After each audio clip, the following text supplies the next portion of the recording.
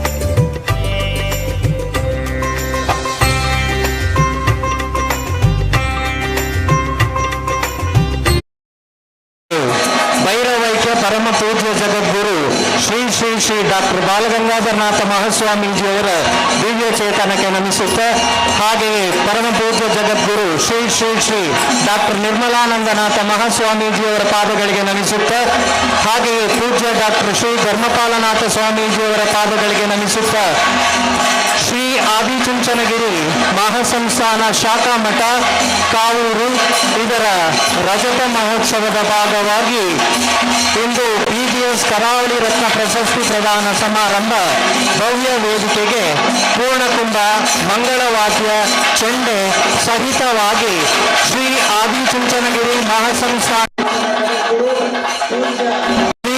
Shri doctor Nirmalanandanatha Mahaswamiji ಅವರೊಂದಿಗೆ ಒಡಿಯೂರಿನ ಗುರುದೇವದತ್ತ ಸಂಸ್ಥಾನದ ಪರಮ ಪೂಜ್ಯ ಶ್ರೀ ಶ್ರೀ ಶ್ರೀ ಗುರುದೇವಾನಂದನಾಥ ಸ್ವಾಮೀಜಿಯವರು, ಮಂಗಳೂರು ಶಾಖಾ ಮಠದ ಪೂಜ್ಯ ಡಾಕ್ಟರ್ ಶ್ರೀ ಧರ್ಮಪಾಲನಾಥ ಸ್ವಾಮೀಜಿಯವರು, ಶೃಂಗೇರಿ ಶಾಖಾ ಮಠದ ಗುಣನಾಥ ಸ್ವಾಮೀಜಿಯವರು, ಸನ್ಮಾನ್ಯ ಡಾಕ್ಟರ್ ವೈ ಭರತ್ ಶೆಟ್ಟಿಯವರು, ಶ್ರೀಯುತ ಪಿ ಪ್ರಕಾಶ್ ಸಿಇಒ ಹೊಸದುರ್ಗ, ಶ್ರೀಯುತ ಸಂಜೀವ ಮಠಂದೂರು ಶಾಸಕರು, ಮಾಜಿ ಶಾಸಕರು ಪುತ್ತೂರು, ಸುಮಂಗಳ ಸದಸ್ಯರು ಮಾನಪ, ಮನೋಜ್ ಮೇಯರ್ ಮಂಗಳೂರು, ಹಾಗೆ ಎಲ್ಲ ಗಣ್ಯರ ಸಹಿತರಾಗಿ ಈ ಭವ್ಯ ವೇದಿಕೆಗೆ ಆಹ್ವಾನಿಸಿಕೊಳ್ತಾ ಅವರನ್ನು ವೇದಿಕೆಗೆ ಬರಮಾಡಿಕೊಳ್ತಾ ಇದ್ದೇನೆ.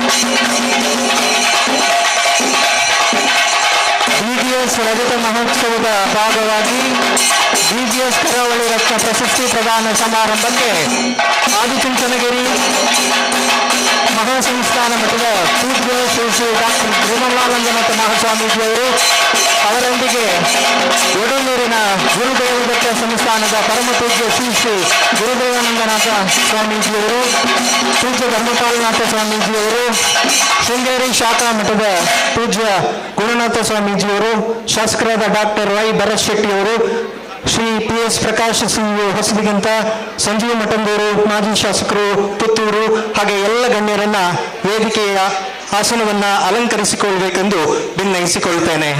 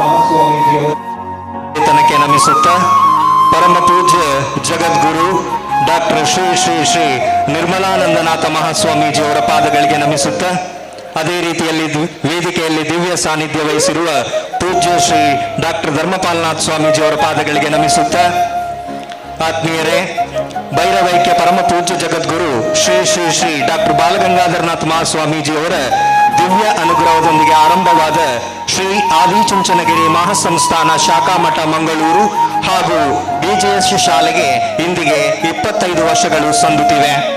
ಇದರ ಅಂಗವಾಗಿ ರಜತ ಮಹೋತ್ಸವವನ್ನು ಆಚರಿಸುವ ನೆಲೆಯಿಂದ ಇಂದು ದಕ್ಷಿಣ ಕನ್ನಡ ಜಿಲ್ಲೆಯಲ್ಲಿ ವಿವಿಧ ಕ್ಷೇತ್ರದಲ್ಲಿ ಸಾಧನೆ ಮಾಡಿದ ಸಾಧಕರಿಗೆ BJS ಕರಾವಳಿ ರತ್ನ ಪ್ರಶಸ್ತಿ ಸಮಾರಂಭವನ್ನ ಇಂದು ನಾವು ಆಗುಗೊಂಡಿದ್ದೇವೆ. ಈ ಸಮಾರಂಭವನ್ನ ನಾವು ವೇದಘೋಷಗಳ ಮೂಲಕ ಆರಂಭಿಸೋಣ. ವೇದಘೋಷ ಮಠದ ವಿದ್ಯಾರ್ಥಿಯಿಂದ. ಓಂ ಶ್ರೀ ಗುರುಭ್ಯೋ ನಮಃ. ಹರಿ ಓಂ. ಓಂ ನಮೋ ಗಣೇಭ್ಯೋ ಗಣಪತಿಭ್ಯಶ್ಚ ವೋ ನಮಃ. ಓಂ ನಮಃ ಸಭಾಭ್ಯಃ ಸಭಾಪತಿಭ್ಯಶ್ಚ ವೋ ನಮಃ. ಸಪ್ರತ ಸಭಾ ಮೇ ಗೋಪಾಯ ಯೇ ಚ ಸಭ್ಯಾ ಸಭಾಸತಃ ತಾನಿಂದ್ರಿಜಾವತಃ ಕುರು ಸರ್ವಮಾಯುರುಪಾಸತಾಂ. ಓಂ ಸಂಸಮಿಧ್ಯುವಸೆ ವೃಷನ್ನಗ್ನೇ ವಿಶ್ವಾ ನಿರ್ಯಾ ಇಲಸ್ಪದೆ ಸಮಿಧ್ಯಸೆ ಸನೋ ವಸೂನ್ಯಾಭರ ಸಂಗಚ್ಛದ್ವಂ ಸಂವದದ್ವಂ ಸಂವೋ ಮನಾಂಸಿ ಜಾನತಾಂ. ದೇವಾ ಭಾಗಂ ಯಥಾ ಪೂರ್ವೇ ಸಂಜಾನಾನಾಮುಪಾಸತೆ. ಸಮಾನೋ ಮಂತ್ರಃ ಸಮಿದಿಃ ಸಮಾನೇ ಸಮಾನಂ ಮನಸ್ಸಃ ಚಿತ್ತಮೇಷಾಂ. ಸಮಾನಂ ಮಂತ್ರಮಭಿಮಂತ್ರ ಏವ ಸಮಾನೇನ ವೋ ಹವಿಷಾ ಜುಹೋಮಿ. ಸಮಾನೈವ ಆಕೋದಿಃ ಸಮಾನಾ ಹೃದಯಾನಿ ವಃ. ಸಮಾನಮಸ್ತು ವೋ ಮನೋ ಯಥಾ ವಸ್ತು ಸಹಾಸತೆ. ಓಂ ಶಾಂತಾ ಪೃಥಿವೀ ಶಿವಮಂತರಿಕ್ಷಂ ದ್ಯುರ್ಣೋ ದೇವ್ಯಭಯಂ ನೋ ಅಸ್ತು. ಶಿವಾದಿಶ ಪ್ರದಿಶ ಉದ್ಧಿಶೋ ನ ಆಪೋ ವಿದ್ಯುದಃ ಪರಿಪಾಂತ ಸರ್ವದಃ ಶಾಂತಿ ಶಾಂತಿ ಶಾಂತಿ. ಹರಿ ಓಂ. ವೇದಘೋಷವನ್ನ ಮಾಡಿರುವ ವಿದ್ಯಾರ್ಥಿಗೆ ವಂದನೆಗಳು. ಇದೀಗ ಈ ಸಮಾರಂಭವನ್ನ ಪ್ರಾರ್ಥನೆಯೊಂದಿಗೆ ಪ್ರಾರಂಭಿಸೋಣ. ಪ್ರಾರ್ಥನೆ ನಮ್ಮ ವಿದ್ಯಾರ್ಥಿಗಳಿಂದ.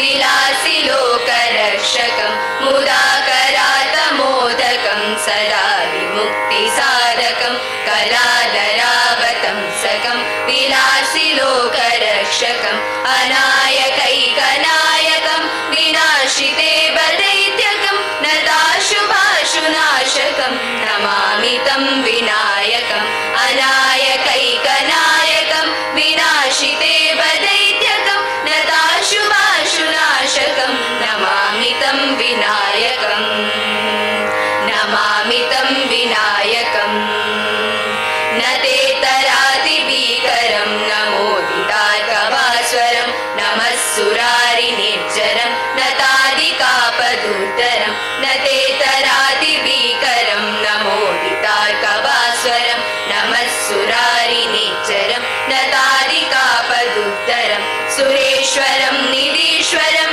गजेश्वरं गणेश्वरं महेश्वरं समाश्रये परात्परं निरन्तरम् परात्परं निरन्तरं परात्परं निरन्तरम्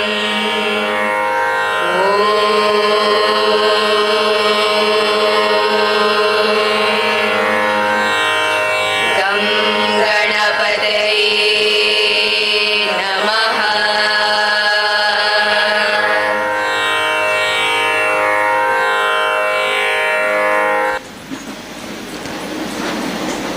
ಕಾರ್ಯಕ್ರಮದ ಪ್ರಾರ್ಥನೆ ಮೂಲಕ ಪ್ರಾರ್ಥಿಸಿದಂಥ ವಿದ್ಯಾರ್ಥಿಗಳಿಗೆ ಅಭಿನಂದನೆಗಳು. ಇದೀಗ ಕರಾವಳಿ ರತ್ನ ಪ್ರಶಸ್ತಿ ಪ್ರದಾನ ಸಮಾರಂಭಕ್ಕೆ ಆಗಮಿಸಿದ ಸರ್ವರನ್ನ ಪ್ರೀತಿಪೂರ್ವಕವಾಗಿ ವೇದಿಕೆಗೆ ಸ್ವಾಗತಿಸಲಿದ್ದಾರೆ ಸನ್ಮಾನ್ಯ ಶ್ರೀ ಸಂಜೀವ ಮಠಂದೂರು, ಮಾಜಿ ಶಾಸಕರು, ಪುತ್ತೂರು ಇವರಿಂದ.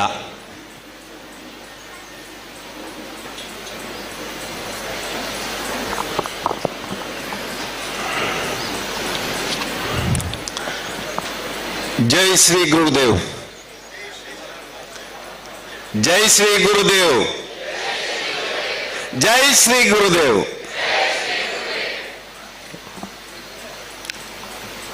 ವೇದಿಕೆಯಲ್ಲಿ ವಿರಾಜಮಾನರಾಗಿರುವಂಥ ಎಲ್ಲ ಗುರುವರ್ಯರೇ, ಅತಿಥಿವರ್ಯರೇ, ಸನ್ಮಾನಿತ ಹಿರಿಯರೇ, ಶ್ರದ್ಧೆಯ ತಾಯಂದಿರೇ, ಸಜ್ಜನ ಬಂಧುಗಳೇ, 25 ವರ್ಷದ ಹಿಂದೆ ಚುಂಚನಗಿರಿಯ ಆ ಒಂದು ಶಿಶು ಮಂಗಳೂರಿಗೆ ಬಂದು ಇವತ್ತು ಪ್ರೌಢಾವಸ್ಥೆಗೆ ಬಂದಂಥ ಈ ಒಂದು ಸಂದರ್ಭದಲ್ಲಿ ಯಾರ್ಯಾರು ಅದಕ್ಕೆ ಕಾರಣಕರ್ತರಾಗಿದ್ದಾರೋ ಅಂಥವರನ್ನು ಗುರುತಿಸಿ ಗೌರವಿಸಿ ಕೃತಜ್ಞತಾ ಮನೋಭಾವನೆಯಿಂದ ಆ ಒಂದು ಶಿಶು ಮುಂದಿನ 50 ವರ್ಷಕ್ಕೆ ದಾಟುವಂತ ಸಂದರ್ಭದಲ್ಲಿ ನಿಮ್ಮೆಲ್ಲರ ಪ್ರೀತಿ, ವಿಶ್ವಾಸ, ಸಹಕಾರ ಇರಲಿ ಎನ್ನುವಂತ ಮನೋಭಾವನೆಯಿಂದ ಇವತ್ತು ರಜತ ಮಹೋತ್ಸವದ ಈ ಕಾರ್ಯಕ್ರಮದ ನಿಮಿತ್ತ ನಡೆಯುವಂತ BGS ಕರಾವಳಿ ರತ್ನ ಪ್ರಶಸ್ತಿ ಪ್ರದಾನ ಸಮಾರಂಭ ಒಂದು ಶಿಕ್ಷಣ ಸಂಸ್ಥೆ, ಒಂದು ಆಧ್ಯಾತ್ಮಿಕ ಕೇಂದ್ರ, ಒಂದು ಮಠ, ಒಂದು ಪರಂಪರೆಯನ್ನು ಹಾಕಿಕೊಂಡು ಕರಾವಳಿ ಭಾಗದ ಸಾಧಕರು ಮತ್ತೊಮ್ಮೆ ನಾಡಿಗೆ ಪರಿಚಯ ಆಗಬೇಕು, ಅವರ ಮುಖಾಂತರ ಇನ್ನಷ್ಟು ಸಾಧಕರು ಈ ಊರಲ್ಲಿ ನೆಲೆಯಾಗಬೇಕೆನ್ನುವಂಥ ದೃಷ್ಟಿಯಿಂದ ಪರಮ ಪೂಜ್ಯ ಶ್ರೀ ಶ್ರೀ ಡಾಕ್ಟರ್ ಧರ್ಮಪಾಲಂತ ಸ್ವಾಮೀಜಿಯವರ ಆ ಒಂದು ದೂರದೃಷ್ಟಿಯ ಕಾರ್ಯಕ್ರಮ ಇವತ್ತು ಸಂಪನ್ನಗೊಂಡಿದೆ. ಇಂಥ ಒಂದು ಕಾರ್ಯಕ್ರಮ ಇವತ್ತೊಂದು ಶಿಕ್ಷಣ ಸಂಸ್ಥೆ ಆಧ್ಯಾತ್ಮಿಕ ಗುರುವಿನೊಟ್ಟಿಗೆ ಶೈಕ್ಷಣಿಕ ಗುರುವನ್ನು ಪರಿಚಯಿಸಿದಂಥ ಈ ಒಂದು ಆದಿಚುಂಚನಗಿರಿಯ ವಿದ್ಯಾ ಸಂಸ್ಥೆ ಇವತ್ತು ಜಗತ್ತಿನ ಅತಿ ದೊಡ್ಡ ಒಂದು ಆಧ್ಯಾತ್ಮಿಕ ಕೇಂದ್ರದ ಒಟ್ಟಿಗೆ ಸುಮಾರು 1,70,000 ವಿದ್ಯಾರ್ಥಿಗಳನ್ನು ಒಳಗೊಂಡಂತ ಸುಮಾರು 500 ವಿದ್ಯಾಸಂಸ್ಥೆಗಳನ್ನು ಒಳಗೊಂಡಂತ ಒಂದು ದೊಡ್ಡ ಇವತ್ತು ಶೈಕ್ಷಣಿಕ ಕ್ಷೇತ್ರ ಕೇಂದ್ರ. ಇಂಥ ಕೇಂದ್ರವನ್ನು ಬೆಳಗಿಸಿದಂಥವರು ಪರಮ ಪೂಜ್ಯ ನಮ್ಮ ಸ್ವಾಮೀಜಿಯವರಂಥ ಬಾಲಗಂಗಾಧರನಾಥ ಸ್ವಾಮೀಜಿಯವರು. ಆ ಬಾಲಗಂಗಾಧರ ಸ್ವಾಮೀಜಿಯವರ ದಿವ್ಯಾತ್ಮಕ್ಕೆ ನಾನು ನಮನಗಳನ್ನು ಸಲ್ಲಿಸ್ತಾ ಇವತ್ತು ಚುಂಚನಗಿರಿಯ ಆ ಒಂದು ಅಗ್ನಿಪೀಠವನ್ನು ಬಾಣೆತ್ತಕ್ಕೆ ಏರಿಸಿ ಇವತ್ತು ಆಧ್ಯಾತ್ಮಿಕದ ಒಟ್ಟಿಗೆ ಸಾಂಸ್ಕೃತಿಕವಾಗಿ, ಶೈಕ್ಷಣಿಕವಾಗಿ, ಪರಿಸರ ಸ್ನೇಹಿಯಾಗಿ ಇವತ್ತು ಜಗತ್ತಿಗೆ ಬೆಳಗಿಸಿ ಇವತ್ತು ಅವರು ಒಂದು ನಮಗೆಲ್ಲ ಆದರ್ಶಪ್ರಾಯರಾಗಿದ್ದಾರೆ. ಅವರ ಆದರ್ಶ, ಅವರ ಮೃದು ಸರಳ ಸಜ್ಜನಿಕೆ ಇವತ್ತು ಆ ಕ್ಷೇತ್ರವನ್ನು ಅಷ್ಟು ಎತ್ತರಕ್ಕೆ ಕೊಂಡೋಗುವ ಜೊತೆಯಲ್ಲಿ ಅವರಷ್ಟೇ ಸಮರ್ಥರ ಅಂತ, ಗುರು ಗುಣ ಸಂಭೂತರ ಅಂತ ಇನ್ನೊಬ್ಬ ಸ್ವಾಮೀಜಿಯವರನ್ನು ಆ 72ನೇ ಪೀಠಾಧ್ಯಕ್ಷರನ್ನಾಗಿ ನೇಮಿಸುವ ಮುಖಾಂತರ ಇವತ್ತು ಅವರು ನಮ್ಮ ಕಾರ್ಯಕ್ರಮದಲ್ಲಿ ಈ ಒಂದು ನಮಗೆಲ್ಲ ಆಶೀರ್ವಚನ ಮಾಡಲಿರುವಂತ ಪರಮ ಪೂಜ್ಯ ಶ್ರೀ ಶ್ರೀ ನಿರ್ಮಲಾನಂದ ಸ್ವಾಮೀಜಿಯವರು. ಇವತ್ತು ಅವರ ಕಿರು ಪರಿಚಯವನ್ನು ಮಾಡಬೇಕಾದ್ದು ನನ್ನ ಕರ್ತವ್ಯ ಅಂತ ಹೇಳಿ ಒಂದೆರಡು ಮಾತಲ್ಲಿ ಅವರ ಕಿರು ಪರಿಚಯವನ್ನು ಮಾಡಲಿಕ್ಕೆ ನಾನು ಬಯಸ್ತಾ ಇದ್ದೇನೆ. ಪೂಜ್ಯರು ಬಹುಶಃ ನಾನು ಕಂಡುಕೊಂಡಾಗೆ ಒಬ್ಬರು ವಿಜ್ಞಾನಿ, ಮೈಸೂರಿನ ನ್ಯಾಷನಲ್ ಇನ್ಸ್ಟಿಟ್ಯೂಟ್ ಆಫ್ ಇಂಜಿನಿಯರಿಂಗ್ನಲ್ಲಿ BE ಪದವಿಯನ್ನು ಮುಗಿಸಿದ ಮೇಲೆ ಚೆನ್ನೈಯ IITಯಲ್ಲಿ ಸ್ಟ್ರಕ್ಚರಲ್ ಇಂಜಿನಿಯರ್ ಆಗಿ MTech ಪದವಿಯನ್ನು ಪಡೆದು ಪೂನಾದ central water and power research ಸ್ಟೇಷನ್ನಲ್ಲಿ ಒಬ್ಬರು ಸೈಂಟಿಸ್ಟ್ ಆಗಿ ಕೆಲಸ ಮಾಡ್ತಾ ಬಹುಶಃ ಒಬ್ಬ ವಿಜ್ಞಾನಿ ಇವತ್ತು ಒಂದು ಮಠಕ್ಕೆ ಬಂದು ಮಠದಲ್ಲಿ ಒಬ್ಬ ತತ್ವಜ್ಞಾನಿಯಾಗಿ, ಒಬ್ಬ ಇವತ್ತು ಪೀಠಕ್ಕೆ ಒಬ್ಬ ಅಧಿಪತಿಯಾಗಿ ಬರಬೇಕಾದ್ರೆ ಅವರ ಆ ಒಂದು ಬಹುಶಃ ಆಧ್ಯಾತ್ಮಿಕ ಜೀವನದ ಒಟ್ಟಿಗೆ ಆ ಸಾಮಾಜಿಕ ಪರಿವರ್ತನೆಯ ಆ ಒಂದು ವಿಚಾರವನ್ನು ಮನಗಂಡು ಅವರು ಬಹುಶಃ ನಾನು ಕಂಡುಕೊಂಡ ಹಾಗೆ ರಾಮನಗರದ ಅಂಧ ಮಕ್ಕಳ ಶಾಲೆಯಲ್ಲಿ ಅಧ್ಯಾಪಕರಾಗಿ ಸೇರ್ಕೊಳ್ತಾರೆ. ಬಹುಶಃ ಅವರಲ್ಲಿರುವಂಥ ಗುಣವನ್ನು, ಅವರಲ್ಲಿರುವಂಥ ಆ ಒಂದು ಆಧ್ಯಾತ್ಮಿಕ ವಿಚಾರವನ್ನು ಮನಗಂಡು ಪೂಜ್ಯ ಸ್ವಾಮೀಜಿಯವರು 1994ರಲ್ಲಿ ಅವರನ್ನು ಆ ಒಂದು ಶ್ರೀಮಠಕ್ಕೆ ಕರೆಸಿ ಅಲ್ಲಿ ಲೌಕಿಕ ಜೀವನಕ್ಕೆ ಅವರನ್ನು ಕಾಲಿಡುವಂಥ ಕೆಲಸವನ್ನು ಮಾಡ್ತಾರೆ. ಆಮೇಲೆ 1913ರಲ್ಲಿ ಆಮೇಲೆ ಅವರು ಬಹುಶಃ ಅಲ್ಲೇ ಇರುವಂಥ ಚಿಕ್ಕಬಳ್ಳಾಪುರ ಶಾಖಾ ಮಠದ ಮುಖ್ಯಸ್ಥರಾಗಿ 2013ರಲ್ಲಿ ಶ್ರೀ ಕ್ಷೇತ್ರ ಆದಿಚುಂಚನಗಿರಿಯ 72ನೇ ಪೀಠಾಧ್ಯಕ್ಷರಾಗಿ ಇವತ್ತು ನಮ್ಮ ಕಣ್ಣ ಮುಂದೆ ಇದ್ದಾರೆ. ಇವತ್ತು ನಮಗೆ ಆಶೀರ್ವಚನ ಮಾಡಲಿದ್ದಾರೆ.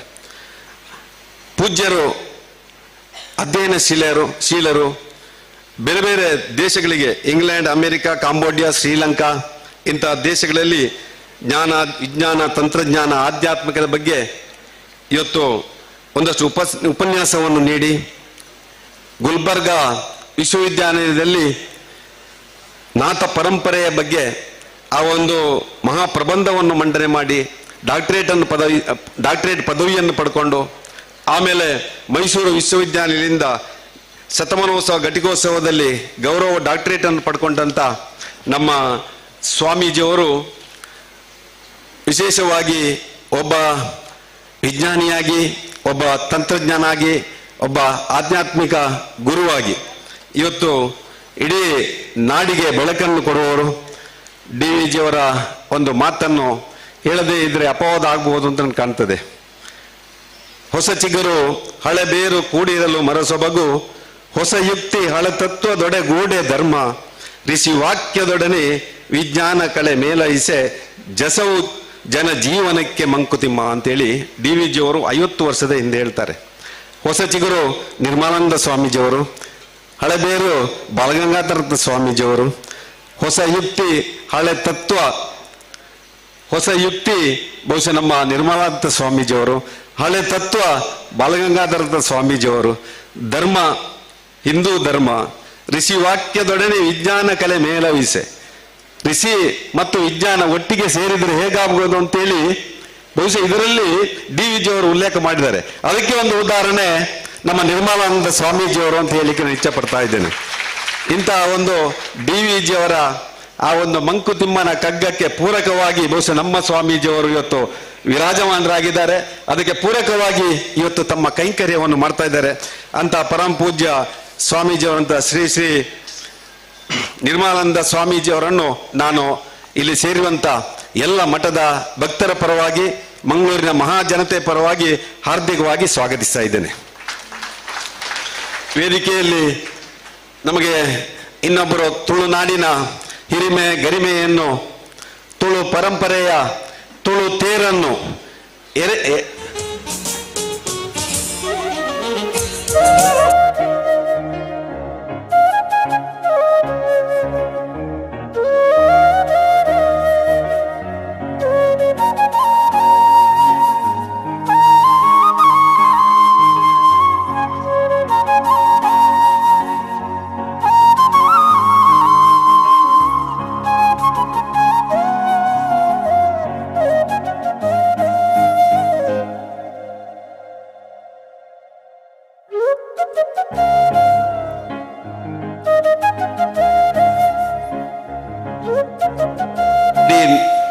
ಜಗತ್ತಿನ ಉದ್ದಗಲಕ್ಕೂ ಪಸರಿಸಿದಂಥ ಒಬ್ಬ ತುಳುನಾಡಿನ ಸಂತರು.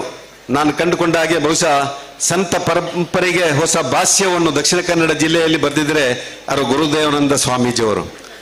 ತುಳು ತೇರು, ಅದೇ ರೀತಿಯಲ್ಲಿ ತುಳು ಸಂಸ್ಕೃತಿಯ ಬಗ್ಗೆ ತನ್ನದೇ ಆದಂಥ ಕಾರ್ಯಕ್ರಮವನ್ನು ಹಮ್ಮಿಕೊಳ್ಳುವ ಮುಖಾಂತರ ತುಳುನಾಡಿನಲ್ಲಿ ಮತ್ತೊಮ್ಮೆ ತುಳು ಪರಂಪರೆ, ತುಳು ಭಾಷೆಗೆ ಇವರು ತನ್ನದೇ ಆದ ಕೊಡುಗೆಯನ್ನು ಕೊಡುವ ಮುಖಾಂತರ ದಕ್ಷಿಣದ ಗಾಣಾಪುರ ಎಂದೇ ಹೆಸರುವಾಸಿಯಾದಂಥ ಈ ಒಂದು ಒಡಿಯೂರನ್ನು, ಒಂದು ಹಳ್ಳಿಯನ್ನು ಇವತ್ತು ಜಗತ್ತಿಗೆ ಒಡಿಯೂರು ಅಂತೇಳಿ ಪರಿಚಯಿಸಿದಂಥ ಕೀರ್ತಿ ಇದ್ರೆ ಅದು ಒಡಿಯೂರು ಶ್ರೀ ಗುರುದೇವಾನಂದ ಸ್ವಾಮೀಜಿಯವರಿಗೆ.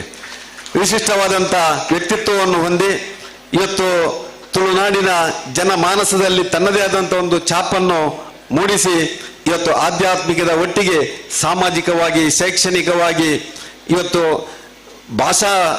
ಭಾಷೆಗೆ ಪೂರಕವಾಗಿ 10 ಕಾರ್ಯಕ್ರಮಗಳನ್ನು ಹಾಕೊಂಡಂತ ಪೂಜ್ಯರು ನಮ್ಮ ಜೊತೆ ಇದ್ದಾರೆ. ಅವರನ್ನು ಇಲ್ಲಿ ಸೇರುವಂತ ಎಲ್ಲ ಭಕ್ತ ಮಹಾಶಯರ ಪರವಾಗಿ, ಎಲ್ಲ ಮಹನೀಯರ ಪರವಾಗಿ ನಾನು ಹಾರ್ದಿಕವಾಗಿ ಸ್ವಾಗತಿಸ್ತಾ ಇದ್ದೇನೆ.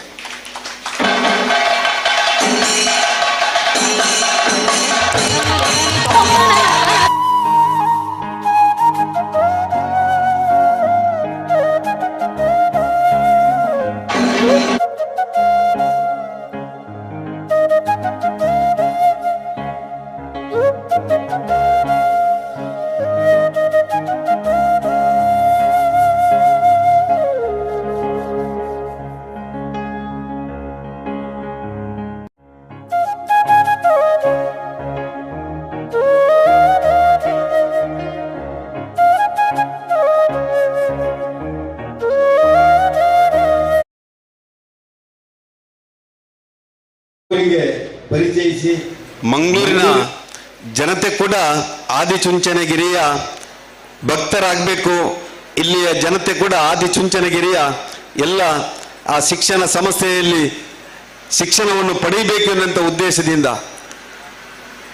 ಮಹಾಸ್ವಾಮಿಗಳ ಆಶಯದಂತೆ ಮಂಗಳೂರಿನಲ್ಲಿ ಈ ಪೀಠದ ನಮ್ಮ ಪೀಠಾಧ್ಯಕ್ಷರಾಗಿ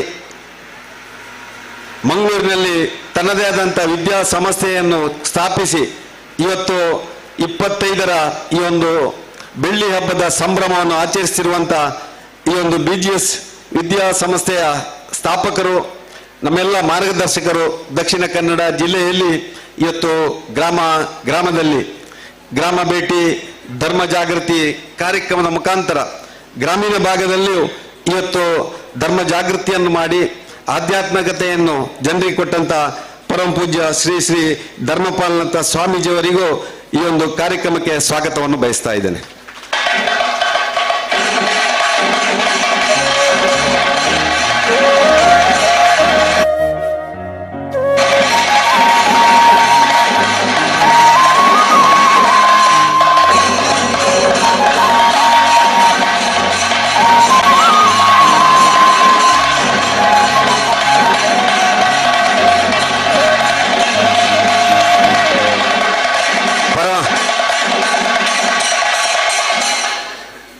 ಪರಮ ಪೂಜ್ಯ ಶ್ರೀ ಶ್ರೀ ಗುರುನಾಥ ಸ್ವಾಮೀಜಿಯವರು ಶೃಂಗೇರಿ ಶಾಖಾ ಮಠದ ಮುಖ್ಯಸ್ಥರು. ಶೃಂಗೇರಿಯಲ್ಲಿ ಇವತ್ತು ಆದಿಚುಂಚನಗಿರಿಯ ಆ ಒಂದು ಶಾಖಾ ಮಠದಲ್ಲಿ ಬಹಳಷ್ಟು ವ್ಯವಸ್ಥೆಗಳನ್ನು ಜೋಡಿಸಿಕೊಂಡು ಇವತ್ತು ಅಲ್ಲಿ ಬರುವಂಥ ಎಲ್ಲ ಭಕ್ತಾದಿಗಳಿಗೆ ಆ ಶಾರದಾ ಮಾತೆಯ ದರ್ಶನ ಮಾಡಲಿಕ್ಕೂ ಇವತ್ತು ತನ್ನದೇ ಆದಂಥ ವ್ಯವಸ್ಥೆಗಳನ್ನು ಹೊಂದಿಕೊಂಡು ವಿದ್ಯಾಸಂಸ್ಥೆಯನ್ನು ಕಟ್ಟಿ ಬೆಳಗಿಸಿದಂಥ ಶ್ರೀ ಶ್ರೀ ಗುರುನಾಥ ಸ್ವಾಮೀಜಿಯವರಿಗೂ ತಮ್ಮೆಲ್ಲರ ಪರವಾಗಿ ಹಾರ್ದಿಕವಾದ ಸ್ವಾಗತವನ್ನು ಬಯಸ್ತಾ ಇದ್ದೀನಿ.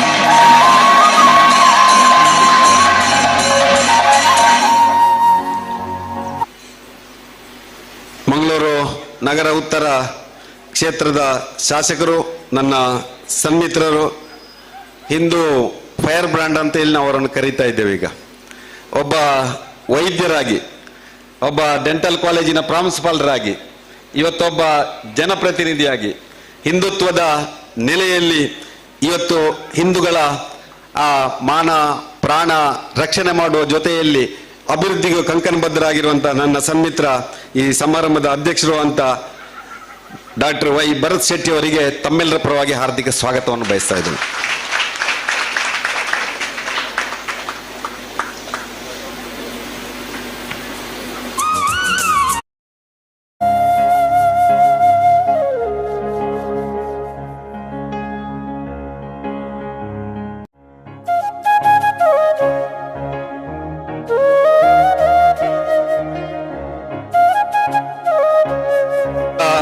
ಹಿರಿಯರು, ರಾಷ್ಟ್ರೀಯ ಸ್ವಯಂ ಸೇವಕ ಸಂಘದ ಮಾರ್ಗದರ್ಶಕರಂತ ನಮ್ಮ ಹೊಸ ದಿಗಂತ ಸಿಒ ಬಹುಶಃ ಈ ಒಂದು ವಿದ್ಯಾ ಸಂಸ್ಥೆಯ ಒಟ್ಟಿಗೆ ನಿಕಟ ಸಂಪರ್ಕವನ್ನಿಟ್ಟುಕೊಂಡು ನಮ್ಮ ಕರಾವಳಿ ಭಾಗದಲ್ಲಿ ಹಿಂದುತ್ವಕ್ಕೆ ತಮ್ಮ ಪೂರ್ತಿ ಜೀವನವನ್ನು ಕೊಡ್ತಿರುವಂಥ ಸನ್ಮಾನ್ಯ PS ಪ್ರಕಾಶ್ ಅವರಿಗೂ ತಮ್ಮ ಪರವಾಗಿ ಎಲ್ಲ ನಮ್ಮ ಬಂಧುಗಳ ಪರವಾಗಿ ಹಾರ್ದಿಕ ಸ್ವಾಗತವನ್ನು ಬಯಸ್ತಾ ಇದ್ದೇನೆ.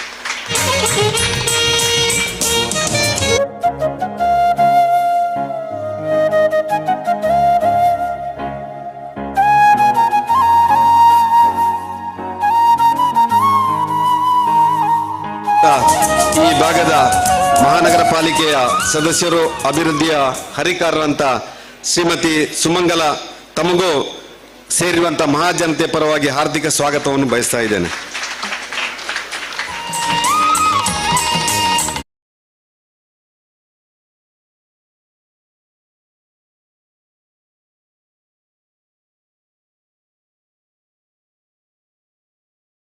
ಅನನ್ಯವಾದಂತ ಸೇವೆ ಸಮಾಜ ಗುರುತಿಸಿದೆ. ನೀವೊಬ್ಬರು ಸಾಧಕರಾಗಿ ಇವತ್ತು ಸಮಾಜಕ್ಕೆ ಮಾರ್ಗದರ್ಶಕರಾಗಿ ಇವತ್ತು ತಮ್ಮ ಆ ಸೇವೆಯ ಜೊತೆಯಲ್ಲಿ ಸಮಾಜಮುಖಿಯಾಗಿ ತಮ್ಮನ್ನು ತಾವು ತೊಡಗಿಸಿಕೊಂಡಂತ ಆ ಎಲ್ಲ ಹಿರಿಯ ಕಿರಿಯ ಸಾಧಕರಿಗೆ ಈ ಒಂದು ನಮ್ಮ ರಜತ ಮಹೋತ್ಸವದ BGS ಕರಾವಳಿ ರತ್ನ ಪ್ರಶಸ್ತಿ ಪ್ರದಾನ ಸಮಾರಂಭಕ್ಕೆ ತಮಗೆಲ್ಲರಿಗೂ ಮತ್ತೊಮ್ಮೆ ಸ್ವಾಗತವನ್ನು ಬಯಸ್ತಾ, ಈ ಕಾರ್ಯಕ್ರಮದಲ್ಲಿ ಉಪಸ್ಥಿತಿರುವಂಥ ನಮ್ಮೆಲ್ಲ ಹಿರಿಯರು, ಬಹುಶಃ ನಾನು ಕಂಡುಕೊಂಡಾಗೆ ದಕ್ಷಿಣ ಕನ್ನಡ ಜಿಲ್ಲೆಯ ಎಲ್ಲ ತಾಲೂಕಿನಿಂದ ಬಹಳಷ್ಟು ಹಿರಿಯರು ಬಂದಿದ್ದೀರಾ, ತಾಯಂದಿರು ಬಂದಿದ್ದೀರಾ, ಸಂಘ ಸಂಸ್ಥೆಯ ಪದಾಧಿಕಾರಿಗಳು ತಾವೆಲ್ಲ ಬಂದಿದ್ದೀರಾ.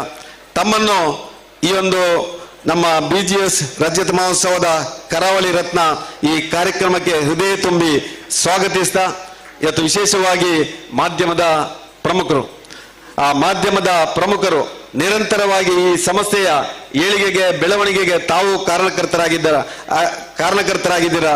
ತಮ್ಮನ್ನು ಈ ಒಂದು ಕಾರ್ಯಕ್ರಮದ ನಿಮಿತ್ತ ಹಾರ್ದಿಕವಾಗಿ ಸ್ವಾಗತಿಸ್ತಾ, ಈ ವಿದ್ಯಾಸಂಸ್ಥೆಯ ಬೆನ್ನೆಲುಬಾದಂತ ನನ್ನೆಲ್ಲ ವಿದ್ಯಾರ್ಥಿನಿಯರನ್ನು ಹೃದಯ ತುಂಬಿ ಸ್ವಾಗತಿಸ್ತಾ, ಈ ಕಾರ್ಯಕ್ರಮಕ್ಕೆ ಮತ್ತೊಮ್ಮೆ ಬಂದಿರುವಂತ ಎಲ್ಲರಿಗೂ ಸ್ವಾಗತವನ್ನು ಬಯಸಿ ನಾನು ಮಾತನ್ನು ನಿಲ್ಲಿಸ್ತಾ ಇದ್ದೇನೆ.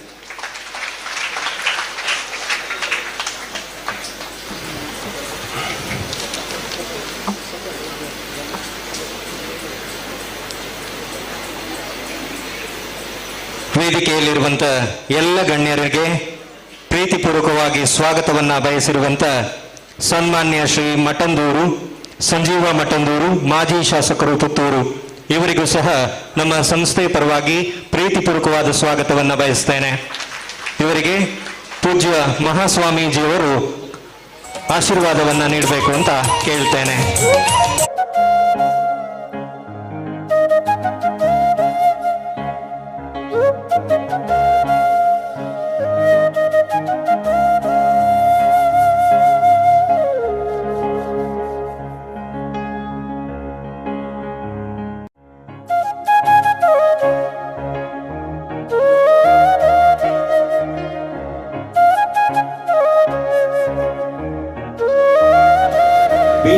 ರತ್ನ ಪ್ರಶಸ್ತಿ ಪ್ರದಾನ ಸಮಾರಂಭದ ಕುರಿತಾದ ಚೌಕಟ್ಟಿನ ಬಗ್ಗೆ ಮಾತನಾಡಲಿಕ್ಕಿದ್ದಾರೆ.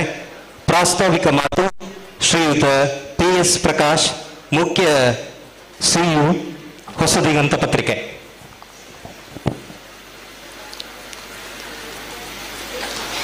ಪರಮ ಪೂಜ್ಯ ಶ್ರೀ ಶ್ರೀ ಶ್ರೀ ಬಾಲಗಂಗಾಧರನಾಥ ಸ್ವಾಮೀಜಿಯವರ ಮಹಾಚೇತನಕ್ಕೆ ನಮಸ್ಕಾರ ಮಾಡ್ತಾ, ವೇದಿಕೆಯಲ್ಲಿ ವಿರಾಜಮಾನರಾಗಿರುವ ಇಂದಿನ ಪೀಠಾಧ್ಯಕ್ಷರಾದ ಶ್ರೀ ಶ್ರೀ ಶ್ರೀ ನಿರ್ಮಲಾನಂದನಾಥ ಸ್ವಾಮೀಜಿಯವರಿಗೆ ಶಿರಬಾಗಿ ವಂದಿಸ್ತಾ, ನಮ್ಮದೇ ಜಿಲ್ಲೆಯ ಒಡಿಯೂರು ಕ್ಷೇತ್ರದಿಂದ ಆಗಮಿಸಿರುವಂತಹ ಪೂಜ್ಯ ಶ್ರೀ ಶ್ರೀ ಗುರುದೇವಾನಂದ ಸ್ವಾಮೀಜಿಯವರಿಗೆ ಶಿರಬಾಗಿ ನಮಸ್ಕರಿಸ್ತಾ, ಪಕ್ಕದ ಜಿಲ್ಲೆಯ ಶೃಂಗೇರಿ ಮಠದಿಂದ ಆಗಮಿಸಿರುವಂತಹ ಪೂಜ್ಯ ಸಂತರಿಗೆ ಭಕ್ತಿಯಿಂದ ಪ್ರಣಾಮಗಳನ್ನು ಸಲ್ಲಿಸ್ತಾ,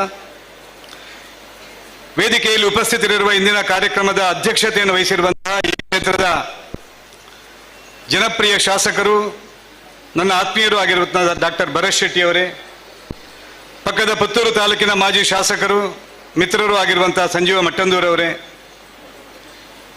ಕಾವೂರಿನ ಈ ವಾರ್ಡಿನ ಕಾರ್ಪೊರೇಟರ್ ಆಗಿರತಕ್ಕಂತಹ ಶ್ರೀಮತಿ ಸುಮಂಗಲ ಅವರೇ, ವೇದಿಕೆಯಲ್ಲಿ ವಿರಾಜಮಾನರಾಗಿರುವಂತಹ ಸಾಧಕ 24 ಜನ ಸಾಧಕರೇ, ವೇದಿಕೆಯ ಮುಂಭಾಗದಲ್ಲಿ ಕುಳಿತಿರುವಂತಹ ಎಲ್ಲ ಶ್ರದ್ಧೆಯ ಹಿರಿಯರೇ, ಮಾತಾ ಭಗಿನಿಯರೇ, ವಿದ್ಯಾರ್ಥಿಗಳೇ, ಒಂದು ಅಪೂರ್ವವಾದಂತಹ ಒಂದು ಸನ್ನಿವೇಶದಲ್ಲಿ ನಾವೆಲ್ಲರೂ ಜೊತೆಯಲ್ಲಿ ಸೇರಿದ್ದೀವಿ.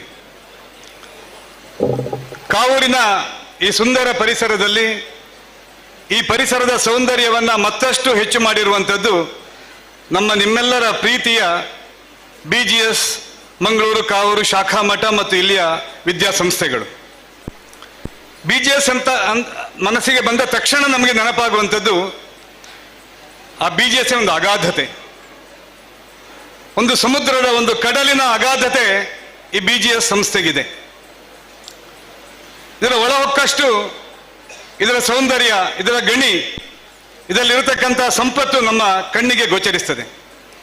ಸಾಮಾನ್ಯವಾಗಿ ಹೇಳ್ತಾರೆ, ಯಾವುದೇ ಒಂದು ವಿದ್ಯಾಸಂಸ್ಥೆ, ಒಂದು ಯೂನಿವರ್ಸಿಟಿ ಪ್ರಾರಂಭ ಆದರೆ ವಿದ್ಯಾರ್ಥಿಗಳಿಗೆ ವಿದ್ಯಾರ್ಜನೆ ಮಾಡುವಂಥದ್ದು ಮಾತ್ರ ಅದರ ಉದ್ದೇಶ ಅಲ್ಲ, ಬದಲಾಗಿ ಆ ಸಂಸ್ಥೆಯಲ್ಲಿ ಕಲಿತು ಸರ್ಟಿಫಿಕೇಟ್ ಅನ್ನು ತಗೊಂಡು ಯಾರು ಹೊರಗೆ ಹೋಗ್ತಾರ ಅವರು ಇಡೀ ದೇಶವನ್ನು ಮುಂದಿನ 2-3 ದಶಕಗಳ ಕಾಲ ಎಲ್ಲ ವಿಭಾಗಗಳನ್ನು ಮುನ್ನಡೆಸುವಂತ ಒಂದು ದೊಡ್ಡ ಜವಾಬ್ದಾರಿ ಆ ಶಿಕ್ಷಣ ಸಂಸ್ಥೆಗಿದೆ ಅಂತ ಹೇಳ್ತಾರೆ.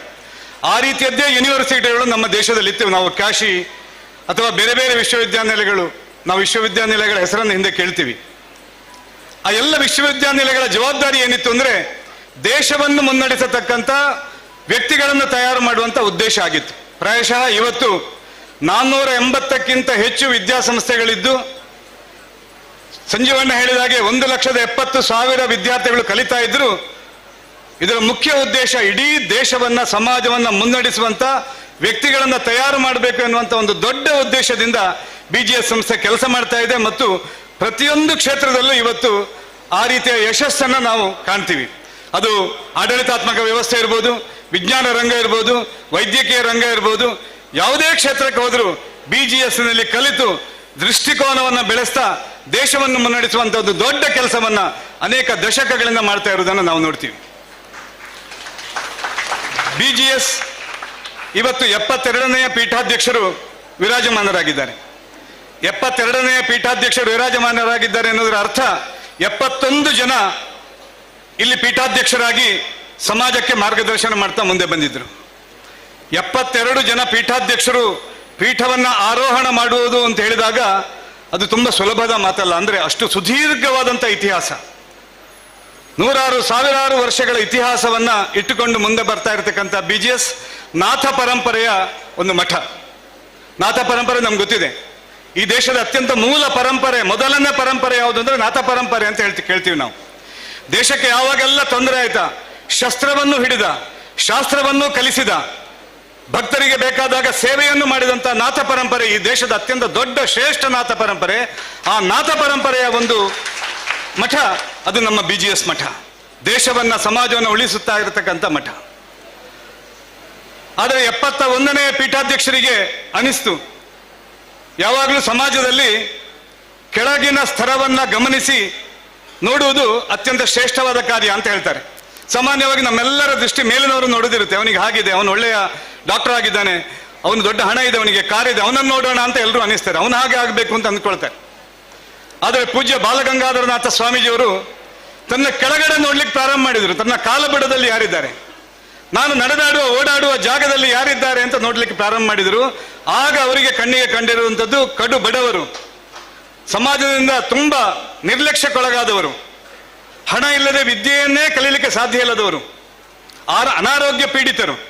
ಈ ಸಮಾಜದಲ್ಲಿರ್ತಕ್ಕಂಥ ರೋಗ ರುಜಿನಗಳು, ಕಷ್ಟ ಕಾರ್ಪಣ್ಯಗಳು, ತೊಂದರೆಗಳನ್ನ ಬಾಲಗಂಗಾಧರನಾಥ ಸ್ವಾಮೀಜಿಯವರು ನೋಡಿದರು. ನೋಡಿದ ಮೇಲೆ ಅವರು ಮಾಡಿರ್ತಕೊಂಡಿರ್ತಕ್ಕಂಥದ್ದು, ನಾನು ಕಥೆ ಮಾತ್ರ ಕೇಳಿದ್ದೆ ಅದನ್ನು. ತನ್ನ ಬಗಲಲ್ಲಿ ಒಂದು ಚೀಲವನ್ನು ಹಾಕೊಂಡು ಮನೆ ಮನೆಗೆ ಭಿಕ್ಷೆಗೆ ತೆರಳಿದರು. ತನ್ನ ಹೊಟ್ಟೆಯನ್ನು ಹೊರೀಲಿಕ್ಕಲ್ಲ, ಸಮಾಜದಿಂದಲೇ ಸಂಗ್ರಹ ಮಾಡಿ ವಿದ್ಯೆ ಕೊಡಬೇಕು, ಆರೋಗ್ಯ ಕೊಡಬೇಕು, ಅವರಿಗೆ ಬೇಕಾಗಿರತಕ್ಕಂಥ ಸೇವೆ ಮಾಡಬೇಕು ಅಂತ ಯೋಚನೆ ಮಾಡಿದರು. ಇವತ್ತು ನಾವು 1,70,000 ಜನ ವಿದ್ಯಾಸಂಸ್ಥೆಯನ್ನು ನೋಡ್ತೀವಿ. ಆದರೆ 40-50 ಜನ ವಿದ್ಯಾರ್ಥಿಗಳನ್ನ ಕರೆದುಕೊಂಡು ಪ್ರಾರಂಭ ಮಾಡಿದ ಆ ದಿನಗಳ ಕಷ್ಟಗಳನ್ನು ನಾವು ನೆನಪು ಮಾಡಿಕೊಂಡ್ರೆ, ಊಟಕ್ಕೆ ಕಷ್ಟ, ಪಾಠಕ್ಕೆ ಕಷ್ಟ, ನಿತ್ಯ ದಿನದ ದಿನಚರಿಗೆ ಕಷ್ಟ ಇದ್ದ ಸಂದರ್ಭದಲ್ಲಿ ಭಿಕ್ಷೆ ಬೇಡ್ತಾ ಸಮಾಜವನ್ನೇ ತನ್ನ ಜೊತೆ ಸೇರಿಸಿಕೊಂಡು ಇವತ್ತು ಯಾವ ಕ್ಷೇತ್ರವನ್ನು ಸ್ವಾಮೀಜಿಯವರು ಮುಟ್ಟಿಲ್ಲ, ಎಲ್ಲ ಕ್ಷೇತ್ರವನ್ನು ಮುಟ್ಟಿದ್ದಾರೆ. ಇವತ್ತಿನ ವಿದ್ಯಾರ್ಥಿಗಳ ಸಮೂಹದಲ್ಲಿ ಎಷ್ಟು ಜನ ಉಚಿತವಾಗಿ ವಿದ್ಯಾಭ್ಯಾಸವನ್ನು ಪಡ್ಕೊಳ್ತಾ ಇದ್ದಾರೆ, ನಾವು ಅಲ್ಲಿ ಒಳಹೊಕ್ಕಿ ನೋಡಿದರೆ ಗೊತ್ತಾಗುತ್ತೆ. ಸಾವಿರಾರು ಜನ ಉಚಿತವಾಗಿ ವಿದ್ಯಾಭ್ಯಾಸ, ಉಚಿತವಾದಂಥ ಆಹಾರ, ಅನೇಕ ಅನಾಥಾಶ್ರಮಗಳು, ಗೋಶಾಲೆಗಳು.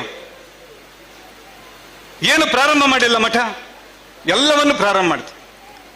ಇವತ್ತು ಪೂಜ್ಯ ನಿರ್ಮಲಾನಂದ ಸ್ವಾಮೀಜಿಯವರು ಪೀಠಾಧ್ಯಕ್ಷರಾಗಿದ್ದಾರೆ ಎನ್ನುವಂಥದ್ದು ನಮ್ಗೆಲ್ರಿಗೂ ಒಂದು ಹೆಮ್ಮೆಯ ವಿಷಯ. ಯಾಕೆ ಅಂದರೆ ಕೇವಲ ಒಬ್ಬರು ವ್ಯಕ್ತಿಯಾಗಿ ಅವರು ಇವತ್ತು ಉಳಿಲಿಲ್ಲ, ಬದಲಾಗಿ ಒಂದು ದೊಡ್ಡ ಶಕ್ತಿಯಾಗಿ ಪೂಜ್ಯ ಬಾಲಗಂಗಾಧರನಾಥ ಸ್ವಾಮೀಜಿಯವರಿಂದಲೇ ಪ್ರೇರಿತರು ಅಂತಲೂ ಹೇಳ್ಬೋದು, ಅಥವಾ ಶಿಕ್ಷಿತರು ಅಂತಲೂ ಹೇಳ್ಬೋದು. ಶಿಕ್ಷಣವನ್ನು ಪಡ್ಕೊಂಡು, ದೃಷ್ಟಿಯನ್ನು ಪಡ್ಕೊಂಡು, ಇಡೀ ಜೀವನವನ್ನ ಕಾವಿಯನ್ನ ತೊಟ್ಟು ಸ್ವಂತವಾಗಿರತಕ್ಕಂಥ ಯಾವುದೇ ಆಸೆ ಆಕಾಂಕ್ಷೆಗಳಿಲ್ಲದೆ ಎಲ್ಲವನ್ನ ಭಸ್ಮ ಮಾಡಿ ಇವತ್ತು ಆ ಪೀಠದಲ್ಲಿ ನಿಮ್ಮೆಲ್ಲರಿಗೋಸ್ಕರ ವಿರಾಜಮಾನರಾಗಿದ್ದಾರೆ. ಸಹಸ್ರಾರು ಲಕ್ಷಾಂತರ ವ್ಯಕ್ತಿಗಳು ಇವತ್ತು ಬೆಳಕಾಗಿದ್ದಾರೆ ಎನ್ನುವಂಥದ್ದು ನಮ್ಮ ಪುಣ್ಯ ವಿಶೇಷ. ಅವರು ವಿಜ್ಞಾನಿ ಆಗ್ತಿದ್ದಾರೆ, ಇವತ್ತು ದೇಶದಲ್ಲಿ ಅತ್ಯುನ್ನತವಾದ ವಿಜ್ಞಾನಿ ಆಗ್ತಾ ಇದ್ರು. ಒಬ್ಬರು ಬರಹಗಾರರಾಗ್ತಾ ಇದ್ದಾರೆ, ಇವತ್ತು ಬರಹಗಾರರಾಗಿ ಅನೇಕ ಅವರಿಗೆ ಪ್ರಶಸ್ತಿಗಳು ಬರ್ಬೋದಾಗಿತ್ತು. ಮಾತುಗಾರರಾಗಿ ಪರಿಚಿತರಾಗ್ತಿದ್ರೆ ಅವರು ದೊಡ್ಡ ವಿದ್ವಾಂಸರಾಗಿ, ಮಾತುಗಾರರಾಗಿ ಇವತ್ತು ಸಮಾಜದಲ್ಲಿ ಹೊರಹೊಮ್ತಾ ಇದ್ರು. ಆದರೆ ಅದೆಲ್ಲವನ್ನು ಸಮಾಜ ಸೇವೆಗೆ ಮುಡುಪಾಗಿಟ್ಟು ತಾವು ಸಂತರಾಗಿ ಇವತ್ತು ಈ ಪೀಠವನ್ನ ವಿರಾಜಮಾನರಾಗಿ ಮುನ್ನಡೆಸ್ತಾ ಇದ್ದಾರೆ ಎನ್ನುವಂಥದ್ದು ಅದೊಂದು ದೊಡ್ಡದಾಗಿರ್ತಕ್ಕಂಥ ಕೆಲಸ. ಅದಕ್ಕಾಗಿ ನಾವೆಲ್ಲರೂ ಕೂಡ ಇವತ್ತು ಅವರಿಗೆ ಶಿರಬಾಗಿ ನಮಿಸಬೇಕಾದಂಥ ಅವಶ್ಯಕತೆ ಇದೆ. ಮಂಗಳೂರಿಗೆ ಬಂತು 1996ನೇ ಇಸವಿಯಲ್ಲಿ. ಮಂಗಳೂರಿಗೆ ಬಂದಾಗಲೂ ಪೂಜ್ಯ ಸ್ವಾಮೀಜಿಯವರ ದೃಷ್ಟಿಕೋನ ನಮಗಿಲ್ಲಿ ವಿಶೇಷವಾದ್ದು. ಅವರು ಯಾವುದೋ ಒಂದು ದೊಡ್ಡ ಕದ್ರಿ ಅಂತ ತುಂಬಾ ಜನನಿಬಿಡವಾದ, ಬೇಕಾದಷ್ಟು ಹಣವಂತರು ವಾಸಿಸುವಂತ ಅನೇಕ ಪ್ರದೇಶಗಳು ಮಂಗಳೂರಿನಲ್ಲಿದೆ, ಅಲ್ಲಿ ಆಯ್ಕೆ ಮಾಡಲಿಲ್ಲ. ಬದಲಾಗಿ ಆವತ್ತು 96ನೇ ಇಸವಿ ಇಲ್ಲಿ ಅನೇಕ ಜನ ಕಾರ್ಯಕರ್ತರು ಕಾವೂರಿನವರಿದ್ದಾರೆ. ಕಾವೂರು ಯಾರಿಗೂ ಬೇಡ. ಅವತ್ತು ಕಾವೂರಿನಲ್ಲಿ ಯಾರು ಮನೆ ಮಾಡ್ತಿರ್ಲಿಲ್ಲ. ಕಾವೂರು ಎಲ್ಲವೂ ಅಭಿವೃದ್ಧಿ ಆಗಿರುವುದು 2000 ಇಸವಿಯ ನಂತರ. ಆದರೆ ಅಭಿವೃದ್ಧಿ ಹೀನವಾಗಿದ್ದ ಸಂದರ್ಭದಲ್ಲಿ ಕಾವೂರಿನಲ್ಲೇ ಒಂದು 5 ಎಕರೆಯನ್ನ ಜಾಗವನ್ನು ಪಡ್ಕೊಂಡು ಇಲ್ಲಿಯೇ ಮಠವನ್ನ, ಇಲ್ಲಿಯೇ ಶಾಲೆಯನ್ನು ಮಾಡ್ತೀನಿ, ಇಲ್ಲಿಯ ಸುತ್ತಮುತ್ತಲ ಜನಗಳಿಗೆ ಬೆಳಕಾಗ್ತೀನಿ ಅಂತ ಯೋಚನೆ ಮಾಡಿದ್ರಲ್ಲ, ಆ ಮೂಲಕ ಅವರು ನಮಗೆ ಕೊಟ್ಟಿರತಕ್ಕಂಥದ್ದು ಪೂಜ್ಯರಾಗಿರ್ತಕ್ಕಂಥ ಧರ್ಮಪಾಲನಾಥ ಸ್ವಾಮೀಜಿಯವರು. ಇವತ್ತು ಎಷ್ಟು ಅಭಿವೃದ್ಧಿ ನಮ್ಮ ಕಣ್ಣ ಮುಂದೆ ಕಾಣ್ತಾ ಇದೆ. ನಮ್ಮ ಕಣ್ಣ ಮುಂದೆಯೇ ಇದು ಬೆಳವಣಿಗೆ ಆಗ್ತಾ ಇರುವಂಥದ್ದು ಕಾಣ್ತಾ ಇದೆ. ಇನ್ನು ಕೆಲವೇ ದಿನಗಳಲ್ಲಿ ಒಂದು ದೊಡ್ಡದಾಗಿರ್ತಕ್ಕಂಥ ಸಭಾಂಗಣ, ಒಂದು ದೊಡ್ಡದಾಗಿರ್ತಕ್ಕಂಥ ಕಟ್ಟಡ ಅದು ಇಲ್ಲಿ ಸಮಾಜಕ್ಕೆ ಸಮರ್ಪಣೆ ಆಗುವುದಿದೆ. ಸಾವಿರಾರು ಜನ ವಿದ್ಯಾರ್ಥಿಗಳು ಕಲಿಯುವಂತಹ ಒಂದು ಶಿಕ್ಷಣ ಕ್ಷೇತ್ರವಾಗಿ 25 ವರ್ಷಗಳಿಂದ ಇಲ್ಲಿ ಕೆಲಸ ಮಾಡ್ತಾ ಇದೆ. ಇನ್ನು ಸಾಕಷ್ಟು ಬೆಳೆಯುವುದಿದೆ, ಬೆಳಿಬೇಕಾಗಿದೆ. ಅಂದ್ರೆ ಒಂದು ಶಿಕ್ಷಣ ಸಂಸ್ಥೆಯನ್ನ ಕಟ್ಟಿ ಬೆಳೆಸುವಂಥದ್ದು ಎಷ್ಟು ಕಷ್ಟ ಅಂತ ಆ ಪೂಜ್ಯ ಸಂತರ ಹತ್ರ ಕೂತು ಮಾತನಾಡಿದರೆ ಗೊತ್ತಾಗುತ್ತೆ. ಆದ್ರೆ 25 ವರ್ಷ ಯಶಸ್ವಿಯಾಗಿ ಈ ಶಿಕ್ಷಣ ಸಂಸ್ಥೆಗಳಲ್ಲಿ ಬೆಳೆದು ಬರ್ತಾ ಇದೆ. ಕೇವಲ ಶಿಕ್ಷಣ ಸಂಸ್ಥೆ ಮಾತ್ರ ಅಲ್ಲ, ಇಲ್ಲಿಯ ಜನರ ಬಳಿಗೆ ತರುವಂತ ಅನೇಕ ಕಾರ್ಯಕ್ರಮಗಳನ್ನ BGS ಮಠ ಹಮ್ಮಿಕೊಂಡಿದೆ.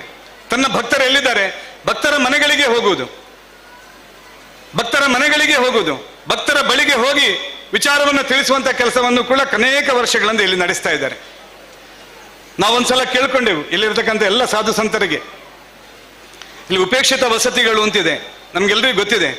ನಿರ್ಲಕ್ಷ್ಯಕ್ಕೊಳಗಾದಂಥವರ ವಸತಿ ಪ್ರದೇಶ, ಯಾರು ಅವರನ್ನು ನೋಡಬಾರ್ದು, ಅಸ್ಪೃಶ್ಯರು ಅಂತ ಕರೆಯುವಂತ ಒಂದು ಸನ್ನಿವೇಶ ಈ ಸಮಾಜದಲ್ಲಿ ನಮ್ಮ ದೌರ್ಭಾಗ್ಯ ನಿರ್ಮಾಣ ಆಗಿದೆ.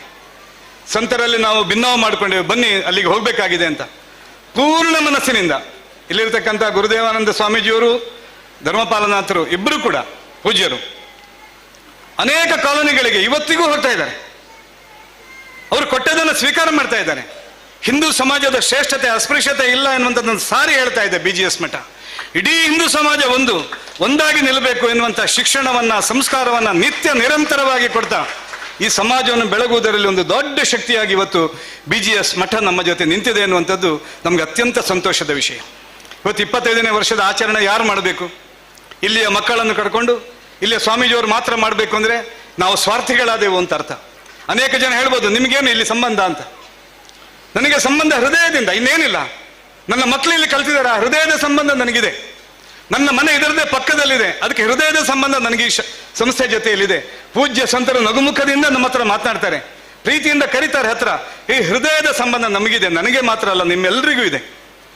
ಇಲ್ಲಿ ಮಾಡತಕ್ಕಂಥ ಪ್ರತಿಯೊಂದು ಕಾರ್ಯಕ್ರಮಗಳಲ್ಲೂ ಎಷ್ಟು ಪ್ರೀತಿಯಿಂದ ನಮ್ಮನ್ನು ಕರೆದು ಮಾತಾಡ್ತಾರೆ. ಅದಕ್ಕಾಗಿ 25ನೇ ವರ್ಷದ ಆಚರಣೆ ಎನ್ನುವಂಥದ್ದು ನಿಮ್ಮೆಲ್ಲರ ಕರ್ತವ್ಯ ಭಾವ ಅಂತ ಹೇಳಿ ನಾವು ಇದನ್ನು ಆಚರಣೆ ಮಾಡ್ತಾ ಇದ್ದೇವೆ. ತುಂಬಾ ಖುಷಿಯಾದ ಸಂಗತಿ ಅಂದ್ರೆ ಇಲ್ಲಿಯ ಕಾರ್ಯಕರ್ತರೊಂದು ದೊಡ್ಡ ತಂಡ ಕರೆದಾಗೆಲ್ಲ ಬಂದರು, ಮೀಟಿಂಗಿಗೆ ತಾಯಂದಿರು ಬಂದರು, ಕುಳಿತುಕೊಂಡ್ರು, ಯೋಚನೆ ಮಾಡಿದ್ರು. ಇವತ್ತು ಅದಕ್ಕೆ ತಕ್ಕ ಹಾಗೆ ಎಲ್ಲರೂ ಜೊತೆಯಾಗಿ ಸೇರಿ ಈ ಕಾರ್ಯಕ್ರಮವನ್ನು ಆಚರಣೆ ಮಾಡ್ತಾ ಇದ್ದಾರೆ ಎನ್ನುವಂಥದ್ದು ಕೂಡ ಎಲ್ಲ ಕಾರ್ಯಕರ್ತರ ಈ ಶ್ರಮವನ್ನ, ಆಸಕ್ತಿಯನ್ನ ಮನಸ್ಸು ಕೊಟ್ಟು ಮಾಡ್ತಾ ಇರೋದನ್ನು ನೋಡಿದಾಗ ನನಗೆ ನಿಜವಾಗಿ ಹೃದಯ ತುಂಬಿ ಬರ್ತಾ ಇದೆ. ಇವತ್ತು ಆದರೆ ಈ ಕಾರ್ಯಕ್ರಮದ ಮುಕ್ತಾಯ ಅಲ್ಲ, ಇದು 25ನೇ ವರ್ಷದ ಕಾರ್ಯಕ್ರಮದ ಪ್ರಾರಂಭ. ಜನವರಿ 1 ಮತ್ತು 2ನೇ ತಾರೀಕಿಗೆ ಈ ಎಲ್ಲ 25 ವರ್ಷದ ಕಾರ್ಯಕ್ರಮಕ್ಕೆ ಕಲಶಪ್ರಾಯವಾಗಿರ್ತಕ್ಕಂಥ ದೊಡ್ಡ ಕಾರ್ಯಕ್ರಮ ಇಲ್ಲಿ ನಡೆಯುವುದಿದೆ. ಭವ್ಯವಾದ ಮೆರವಣಿಗೆ, ದೊಡ್ಡ ರಥ, ಸಂತರನ್ನ ರಥದಲ್ಲಿ ಕರ್ಕೊಂಡು ಹೋಗುವಂಥದ್ದು, ಅಲ್ಲಿ ಪೂಜೆ, ಹವನಗಳು, ಕಾರ್ಯಕ್ರಮಗಳು ಇದೆಲ್ಲವೂ ನಡೆಯುವುದಿದೆ. ಇದರ ಉದ್ಘಾಟನಾ ಕಾರ್ಯಕ್ರಮ ಇವತ್ತು ನಡೆದಿದೆ. ಉದ್ಘಾಟನಾ ಕಾರ್ಯಕ್ರಮಕ್ಕೆ ಯಾರು ಬರಬೇಕು ಅಂತ ನಾವು ಯೋಚನೆ ಮಾಡಿದಾಗ ಎಲ್ಲರ ಮನಸ್ಸಿನಲ್ಲೂ ತಕ್ಷಣ ಬಂದಿರತಕ್ಕಂಥ ಹೆಸರು ಒಡಿಯೂರು ಶ್ರೀಗಳು. ಯಾಕಂದ್ರೆ ನಾವು ಒಡಿಯೂರು ಶ್ರೀಗಳ ಮಾತನ್ನ ಕೇಳ್ತೀವಿ, ಅದು ಹೇಗಿರುತ್ತೆ ಅಂದ್ರೆ ಅದು ಮಾತು ಸಿಹಿಯ ಸಕ್ಕರೆ ಸಿಹಿಯ ಅಂತ ಗೊತ್ತಾಗಲ್ಲ. ಅಷ್ಟು ಸಿಹಿಯಾದ ಮಾತಿನಿಂದ ಅವರು ಜನರನ್ನ ತೀಡುವಂತ ಕೆಲಸವನ್ನ ಮಾಡ್ತಾ ಇದ್ದಾರೆ. ಅವರೇ ಬರಬೇಕು ಅಂತ ಅಂದ್ಕೊಂಡೆವು. ದೂರವಾಣಿಯಲ್ಲಿ ಕರೆ ಮಾಡಿದೆವು, ಅವರಿಗೂ ಎಷ್ಟು ಪ್ರೀತಿ ಇದೆ BGS ಅಲ್ಲಿ ಅಂತ ಗೊತ್ತಾಯ್ತು. ದೂರವಾಣಿಯಲ್ಲೇ ಆಯ್ತು ನಾನು ಬರ್ತೀನಿ ಅಂತ ಹೇಳಿದ್ರು. ಇವತ್ತು ನಮಗೆ 25ನೇ ವರ್ಷದ ಆಚರಣೆಗೆ ತುಂಬಾ ಸಂತೋಷ ಆಗ್ತಾ ಇದೆ. ಜನವರಿ 1 ಮತ್ತು 2ನೇ ತಾರೀಕಿನ ಕಾರ್ಯಕ್ರಮವನ್ನು ವಿಜೃಂಭಣೆಯಿಂದ ಎಲ್ಲರೂ ಮಾಡೋಣ. ಆದ್ರೆ 25ನೇ ವರ್ಷದ ಈ ಉದ್ಘಾಟನಾ ಕಾರ್ಯಕ್ರಮ ಹೇಗೆ ಮಾಡಬೇಕು ಅಂತ ಯೋಚನೆ ಮಾಡಿದಾಗ ನಮ್ಮ ಮನಸ್ಸಿಗೆ ಬಂದಿರುವಂತದ್ದು 25 ಜನ ಸಾಧಕರಿಗೆ ಸನ್ಮಾನ ಮಾಡಬೇಕು. ಬೇರೆ ಬೇರೆ ಕ್ಷೇತ್ರದ ಸಾಧಕರಿಗೆ ಸನ್ಮಾನ ಮಾಡಬೇಕು. ಎಲ್ಲರ ಪರಿಚಯ ನಾನು ಮಾಡೋದಿಲ್ಲ, ಮಾಡಿದ್ರೆ ತುಂಬಾ ಹೊತ್ತು ಬೇಕಾಗತ್ತೆ. ಅದಕ್ಕಾಗಿ ಒಂದು ಪುಸ್ತಕವನ್ನ ಮುದ್ರಣ ಮಾಡಿದ್ದೀವಿ. 25 ಜನರ ಕಿರು ಪರಿಚಯ ಇರುವಂತ ಒಂದು ಪುಸ್ತಕವನ್ನ ಮುದ್ರಣ ಮಾಡಿದ್ದೀವಿ. ಇದೀಗ ಪೂಜ್ಯರಿಂದ ಬಿಡುಗಡೆ ಆಗುತ್ತೆ, ನಮ್ಮೆಲ್ಲರ ಕೈಗೆ ಸಿಗುತ್ತೆ. ಅದನ್ನ ನಾವು ಓದ್ಬೇಕು, ಒಬ್ಬೊಬ್ಬರ ಸಾಧನೆ ಏನು ಅಂತ ಗೊತ್ತಾಗುತ್ತೆ. ಇಲ್ಲಿ ಚಿನ್ನಪ್ಪ ಗೌಡರು ಎದುರು ಕುಳಿತಿದ್ದಾರೆ, ಅವರ ಸಾಧನೆಯನ್ನ ನಾವು ಪುಸ್ತಕದ ಮೂಲಕ ಹೇಳಬೇಕಾಗಿಲ್ಲ, ಜಿಲ್ಲೆಗೆ ಎಲ್ಲರಿಗೂ ಗೊತ್ತು ಅವರ ಸಾಧನೆ ಏನು ಅಂತ. ಸಾವಿರಾರು ವಿದ್ಯಾರ್ಥಿಗಳನ್ನು ತಯಾರು ಮಾಡ್ತಾ, ಸಾಹಿತ್ಯ ಕ್ಷೇತ್ರಕ್ಕೂ ಕೊಡುಗೆಯನ್ನು ಕೊಡ್ತಾ, ಅನೇಕ ಜನರನ್ನ ತೀಡಿದಂತ ಚಿನ್ನಪ್ಪ ಗೌಡರು ಇದ್ದಾರೆ. ಇನ್ನೊಬ್ಬರು ಇದ್ದಾರೆ ಶಿಕ್ಷಣ ಕ್ಷೇತ್ರದಲ್ಲಿ ಕೆಲಸ ಮಾಡುವವರು, ಪ್ರಕಾಶ್ ಕಾಂಚನ್ ಅಂತ. ಒಂದು ಶಾಲೆ ಮುಚ್ಚುವುದಕ್ಕಿತ್ತು, ಸರ್ಕಾರಿ ಶಾಲೆ, 35 ವಿದ್ಯಾರ್ಥಿಗಳು. ಮುಚ್ಚುತ್ತೀವಿ ಅಂತ ಹೇಳಿದ್ರು, ಮುಚ್ಚಬೇಡಿ ನನ್ ಕೊಡಿ ಅಂತ ಹೇಳಿದ್ರು. ಅವರು ಆಸ್ತಿಗೆ ಹೋಗಿ ಅಲ್ಲ, ಆ ಶಾಲೆಯನ್ನು ಅಭಿವೃದ್ಧಿ ಪಡಿಸಿದ್ರು. ಇವತ್ತು ಕೇಳಿ ಬರ್ತಾರ 1500 ಜನ ವಿದ್ಯಾರ್ಥಿಗಳು ಕಲಿತಾ ಇರುವಂತ ಶಾಲೆಯನ್ನು ಮಾಡಿದ್ರು. ಸರಕಾರಿ ಶಾಲೆ, ಬೇರೆ ಶಾಲೆ ಅಲ್ಲ, ಸರಕಾರಿ ಶಾಲೆ. 10 ಜನಕ್ಕೆ ಸರ್ಕಾರ ಸಂಬಳ ಕೊಡುತ್ತೆ, ಅವ್ರು 50 ಜನಕ್ಕೆ ಸಂಬಳ ಕೊಡ್ತಾರೆ. ಅಲ್ಲಿ ಒಂದು ಟ್ರಸ್ಟ್ ಮಾಡಿದ್ರು, ಟ್ರಸ್ಟ್ ಹೆಸರಿಗೆ ದುಡ್ಡೆಲ್ಲ ಅವರದ್ದು. ಅವರನ್ನು ನಾವು ಕರಿಬೇಕು ಅಂತ ಯೋಚನೆ ಮಾಡಿದ್ವಿ, ಕರೆದು. ಪಕ್ಕದಲ್ಲೊಬ್ಬರು ಡಾಕ್ಟರ್ ಇದ್ದಾರೆ, ಎಲ್ಲ ಡಾಕ್ಟರ್ಗಳು 8 ಗಂಟೆ ಆದಾಗ ಮನೆಗೆ ಹೋಗಿ ಬಾಗಿಲು ಹಾಕಿ ಒಂದು ನಾಯಿ ಇದೆ ಎಚ್ಚರಿಕೆ ಅಂತ ಬೋರ್ಡ್ ಹಾಕ್ತಾರೆ. ಆದ್ರೆ ಅವರ ಮನೆಯಲ್ಲಿ ಒಂದು ಬೋರ್ಡ್ ಇದೆ, 24 ಗಂಟೆಯು ಸ್ವಾಗತ ಅಂತ. ನಮ್ಮ ಕಾವೂರು ಪರಿಸರಕ್ಕೆ 24 ಗಂಟೆ ಬರ್ಬೋದ ಅಂತ ಒಬ್ಬ ಡಾಕ್ಟರ್ ಅವರು ಒಬ್ಬೊಬ್ಬರನ್ನು ಪರಿಚಯ ಮಾಡಿದರೆ ಒಂದೊಂದು. ಡಾಕ್ಟರ್ DP ರಮೇಶ್ ಇದ್ದಾರೆ, ಬದುಕಿನಲ್ಲಿ ಕತ್ತಲನ್ನೇ ಕಂಡಂತ ಅನೇಕ ಕ್ಯಾನ್ಸರ್ ಪೀಡಿತ ಜನಗಳು. ಅವರು 3 ತಿಂಗಳು ಆಯುಷ ಅಂತ ಹೇಳಿರತಕ್ಕಂಥವರು ಇವತ್ತು ಮತ್ತೆ ಉದ್ಯೋಗಕ್ಕೋಗಿ ಸಂಪಾದನೆ ಮಾಡುವಂತ ವ್ಯವಸ್ಥೆಯನ್ನು ತಮ್ಮ ಚಿಕಿತ್ಸೆಯನ್ನು ಮಾಡಿಕೊಂಡ DP ರಮೇಶ್ ಅವರಿದ್ದಾರೆ. ತುಂಬಾ ಪರಿಚಯ ಮಾಡಲ್ಲ, ಒಬ್ಬರು ಅಮ್ಮನ ಪರಿಚಯ ಮಾಡ್ತೀನಿ. ಒಬ್ಬರಮ್ಮ ಅವ್ರು ಕೆಲಸ ಬೇಕು ಅಂತ ಹೇಳಿ ಒಂದು ಕೆಲಸಕ್ಕೆ ಸೇರಿದ್ರು. ಕೆಲಸಕ್ಕೆ ಸೇರಿದ್ದು ಚೇತನ ಅಂತ ಹೇಳುವಂತ ಒಂದು ಶಾಲೆ. ಅದು ವಿಶಿಷ್ಟ ಚೇತನರ ಶಾಲೆ. ಕಣ್ಣಿಲ್ಲ, ಕಿವಿ ಇಲ್ಲ, ಮಾತನಾಡ್ಲಿಕ್ಕಾಗಲ್ಲ, ನಡಿಯಲಿಕ್ಕಾಗಲ್ಲ ಅಂತ ಹೇಳುವಂತ ಮಕ್ಕಳ ಶಾಲೆಗೆ ಸೇರಿದ್ರು. ಅಲ್ಲಿ ಸಂಬಳ ಬಂತು, ಮಕ್ಕಳನ್ನು ಬೆಳೆಸಿದರು, ದೊಡ್ಡವರಾದ್ರು ಮಕ್ಕಳು. ಒಂದು ಮಗಳನ್ನ ಮದುವೆ ಮಾಡಿಕೊಟ್ರು, ದೊಡ್ಡ ಚಿನ್ನದ ವ್ಯಾಪಾರಿ ಕಾರ್ಕಳದಲ್ಲಿ. ಇನ್ನೊಬ್ಬ ಮಗ ಕಲಿತು ದೊಡ್ಡ ಉದ್ಯೋಗಕ್ಕೆ ಸೇರಿದ. ವಾರದಲ್ಲಿ 2-3 ದಿನ ಫ್ಲೈಟ್ ಅಲ್ಲೇ ಸಂಚಾರ ಮಾಡುವಂತ ಉದ್ಯೋಗ ಸಿಕ್ತು. ಇಷ್ಟೆಲ್ಲ ಆದಮೇಲೆ ನಾನೊಮ್ಮೆ ಅವ್ರ ಹತ್ರ ಹೋಗಿ ಕೇಳಿದೆ, ಯಾಕೆ ಮತ್ತೆ ಕೆಲಸಕ್ಕೆ ಹೋಗ್ತಾ ಇದ್ದೀರಿ, ಮಕ್ಕಳೆಲ್ಲ ದೊಡ್ಡವರಾದ್ರಲ್ಲ ಅಂತ. ಆಗ ಅವ್ರು ಹೇಳಿದ್ರು, ನಾನೀಗ ಕೆಲಸಕ್ಕೆ ಹೋಗ್ತಾ ಇಲ್ಲ, ಇಷ್ಟು ವರ್ಷ ಕೆಲಸ ಮಾಡಿದರ ಪರಿಣಾಮವಾಗಿ ಆ ಮಕ್ಕಳನ್ನು ಬಿಟ್ಟು ಬರ್ಲಿಕ್ಕೆ ನನಗೆ ಮನಸ್ಸು ಬರ್ತಾ ಇಲ್ಲ, ಅದಕ್ಕಾಗಿ ನಾನಲ್ಲಿ ಹೋಗಿ ಕೆಲಸ ಮಾಡ್ತಾ ಇದ್ದೇನೆ ಅಂತ ಹೇಳಿದ್ರು. ಅಂತವರನ್ನು ಗುರುತಿಸಿದ್ವಿ. 25 ಜನರು ಕೂಡ, ಸಾವಿರಾರು ಗಿಡ ನೆಟ್ಟವರು ಇದ್ದಾರೆ. ಯೋಗದ ಮೂಲಕ, ಹಾಡಿನ ಮೂಲಕ, ಕ್ರೀಡೆಯನ್ನ ದೇಶಕ್ಕೆ ತಕೊಂಡು ಹೋಗಿರತಕ್ಕಂಥ ಯುವಕರಿದ್ದಾರೆ. ಈ ವೇದಿಕೆ 24 ಜನ ಅತ್ಯಂತ ಶ್ರೇಷ್ಠ ಸಾಧನೆ ಮಾಡ್ತಾ ಇರತಕ್ಕಂಥ, ನಮ್ಮ ಜಿಲ್ಲೆಯಲ್ಲಿ ಸಾಧನೆ ಮಾಡ್ತಾ ಇರತಕ್ಕಂಥ ಶ್ರೇಷ್ಠರನ್ನ, ಮಾಧವ ಸುವರ್ಣರಂತರನ್ನ, ಗೋಸೇವೆ ಮಾಡುವಂಥ ಸನ್ಯಾಸಿಗಳನ್ನ ನಾವು ಇವತ್ತಿಲ್ಲಿ ಕರೆದಿದ್ದೀವಿ. ಅವರೆಲ್ಲರಿಗೂ ಕೂಡ ಭಕ್ತಿಪೂರ್ವಕವಾದ ನಮಸ್ಕಾರವನ್ನು ಮಾಡ್ತೀನಿ. ಈ ವೇದಿಕೆಯಲ್ಲಿ ಪೂಜ್ಯ ನಿರ್ಮಲಾನಂದನಾಥ ಸ್ವಾಮೀಜಿಯವರ ಮೂಲಕ ಅವರಿಗೆ ನಾವು ಇವತ್ತು ಸನ್ಮಾನ ಮಾಡುವಂಥದ್ದು ನಮಗೆ ಭಾಗ್ಯ ವಿಶೇಷ. 25ನೇ ವರ್ಷ ನಾವು ನೀವು ಮರಿಲಿಕ್ಕೆ ಸಾಧ್ಯ ಇಲ್ಲದಾಗಿರತಕ್ಕಂಥ 25ನೇ ವರ್ಷದ ಆಚರಣೆಯನ್ನು ಮಾಡ್ತಾ ಇದ್ದೀವಿ. ಒಟ್ಟಾಗಿ ಮಾಡೋಣ. ಈ ಸಮಾರಂಭ ಇದು ಕೇವಲ ಸಮಾರಂಭ ಆಗದಿರಲಿ, ಸಮಾಜದ ಸೇವಾ ಕೈಂಕರ್ಯ ಇನ್ನಷ್ಟು ಮುಂದುವರಿಯಲಿ ಅಂತ ಹೇಳ್ತಾ, ಪೂಜ್ಯ ಸಂತರೆಲ್ಲರಿಗೂ ಶಿರಬಾಗಿ ನಮಸ್ಕರಿಸ್ತಾ, ಸಾಧಕರಿಗೂ ವಂದಿಸ್ತಾ, ನಿಮ್ಮೆಲ್ಲರಿಗೂ ವಂದಿಸ್ತಾ ನನ್ನ ಮಾತನ್ನು ಮುಕ್ತಾಯ ಮಾಡ್ತೇನೆ. ನಾಥ ಪರಂಪರೆಯ ಅಭಿವ್ಯಕ್ತಿಯ ಕ್ರಮದಿಂದ ಶ್ರೀಮಠದ ಕಾರ್ಯ ಸಾಧನೆಯ ನೆಲೆಯಿಂದ ಪ್ರಾಸ್ತಾವಿಕ ಮಾತುಗಳನ್ನಾಡಿದಂಥ PS ಪ್ರಕಾಶ್ ಇವರಿಗೆ ತುಂಬ ಹೃದಯದ ವಂದನೆಗಳು. ದೀಪ ಹಚ್ಚುತ್ತೇವೆ ನಾವು, ಕತ್ತಲೆಯನ್ನ ಗೆದ್ದು ಬಿಡುತ್ತೇವೆಂಬ ಜಿದ್ದಿನಿಂದಲ್ಲ, ಒಮ್ಮೆ ನಿಮ್ಮ ಮುಖ ನಾನು, ನನ್ನ ಮುಖ ನೀನು ನೋಡಬೇಕೆಂಬ ಹಂಬಲದಿಂದ ಎಂಬ GSS ಅವರ ಮಾತಿನಂತೆ ಈ ಸಮಾರಂಭವನ್ನ ದೀಪ ಬೆಳಗುವುದರ ಮೂಲಕ ಉದ್ಘಾಟಿಸಬೇಕೆಂದು ಪೂಜ್ಯ ಮಹಾಸ್ವಾಮೀಜಿಯವರ ಜೊತೆಯಲ್ಲಿ ಎಲ್ಲ ವೇದಿಕೆಯ ಗಣ್ಯರು ನೆರವೇರಿಸಿಕೊಡಬೇಕೆಂದು ಕೇಳಿಕೊಡುತ್ತೇನೆ.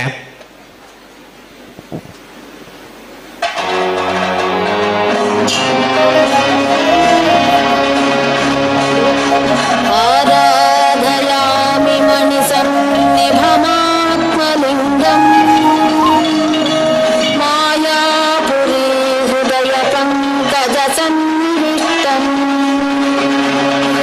ಶ್ರದ್ಧಾನದಿ ವಿಮಲ ಚಿತ್ತಜನಾಭಿಷೇಕೈ ನಿತ್ಯಂ ಸಮಾಧಿ ಕುಸುಮೈರ್ನ ಪುನರ್ಭವಾಯ ನಿತ್ಯಂ ಸಮಾಧಿ ಕುಸುಮೈರ್ನ ಪುನರ್ಭವಾಯ ಜ್ಞಾನಪೂರ್ಣ ಜಗಂಜ್ಯೋತಿ ಮನವೇ ಕರ್ಪೂರಧಾರತಿ ಜ್ಞಾನಪೂರ್ಣ ಜಗಂಜ್ಯೋತಿ ನಿರ್ಮಲವಾದ ಮನವೇ ಕರ್ಪೂರಧಾರತಿ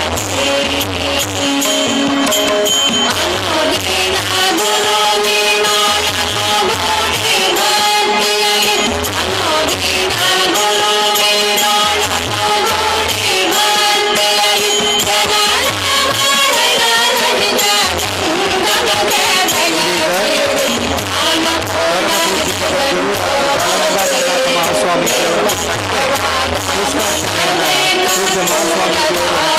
ಗಣ್ಯರು ನೆರವೇರಿಸಲಿದ್ದಾರೆ.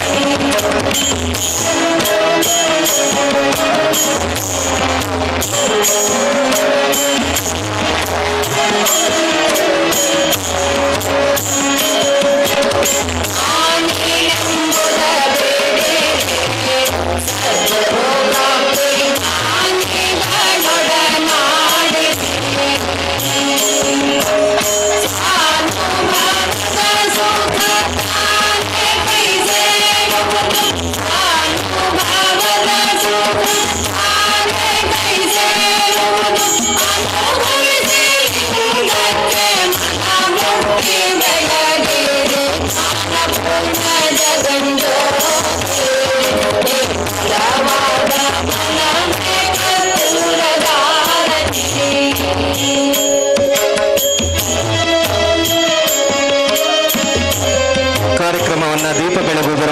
ಉದ್ಘಾಟಿಸಿರುವಂಥ ಮಹಾಸ್ವಾಮೀಜಿಯವರಿಗೆ, ವೇದಿಕೆಯಲ್ಲಿರುವಂಥ ಎಲ್ಲ ಗಣ್ಯರಿಗೂ ಭಕ್ತಿಪೂರ್ವಕವಾದ ನಮನಗಳನ್ನು ಸಲ್ಲಿಸ್ತೇನೆ. ಇದೀಗ ವೇದಿಕೆಯಲ್ಲಿ ಆಶೀರ್ವಚನ ಒಡಿಯೂರು ಗುರುದೇವದತ್ತ ಸಂಸ್ಥಾನದ ಪರಮ ಪೂಜ್ಯ ಶ್ರೀ ಶ್ರೀ ಗುರುದೇವಾನಂದ ಸ್ವಾಮೀಜಿ ಅವರಿಂದ.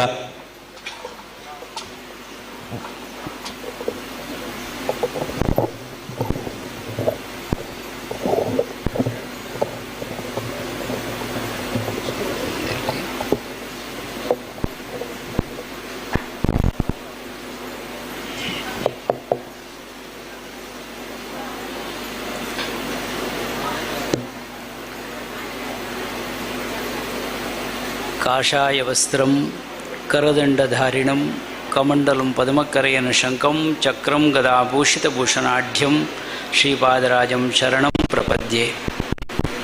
ಆಂಜನೇಯಮತಿಪಾಟಲಾನನಂ ಕಾಂಚನಾದ್ರಿಕಮನೀಯ ವಿಗ್ರಹಂ ಪಾರಿಜಾತತರುಮೂಲವಾಸಿನಂ ಭಾವಯಾಮಿ ಪವಮಾನ ನಂದನಂ.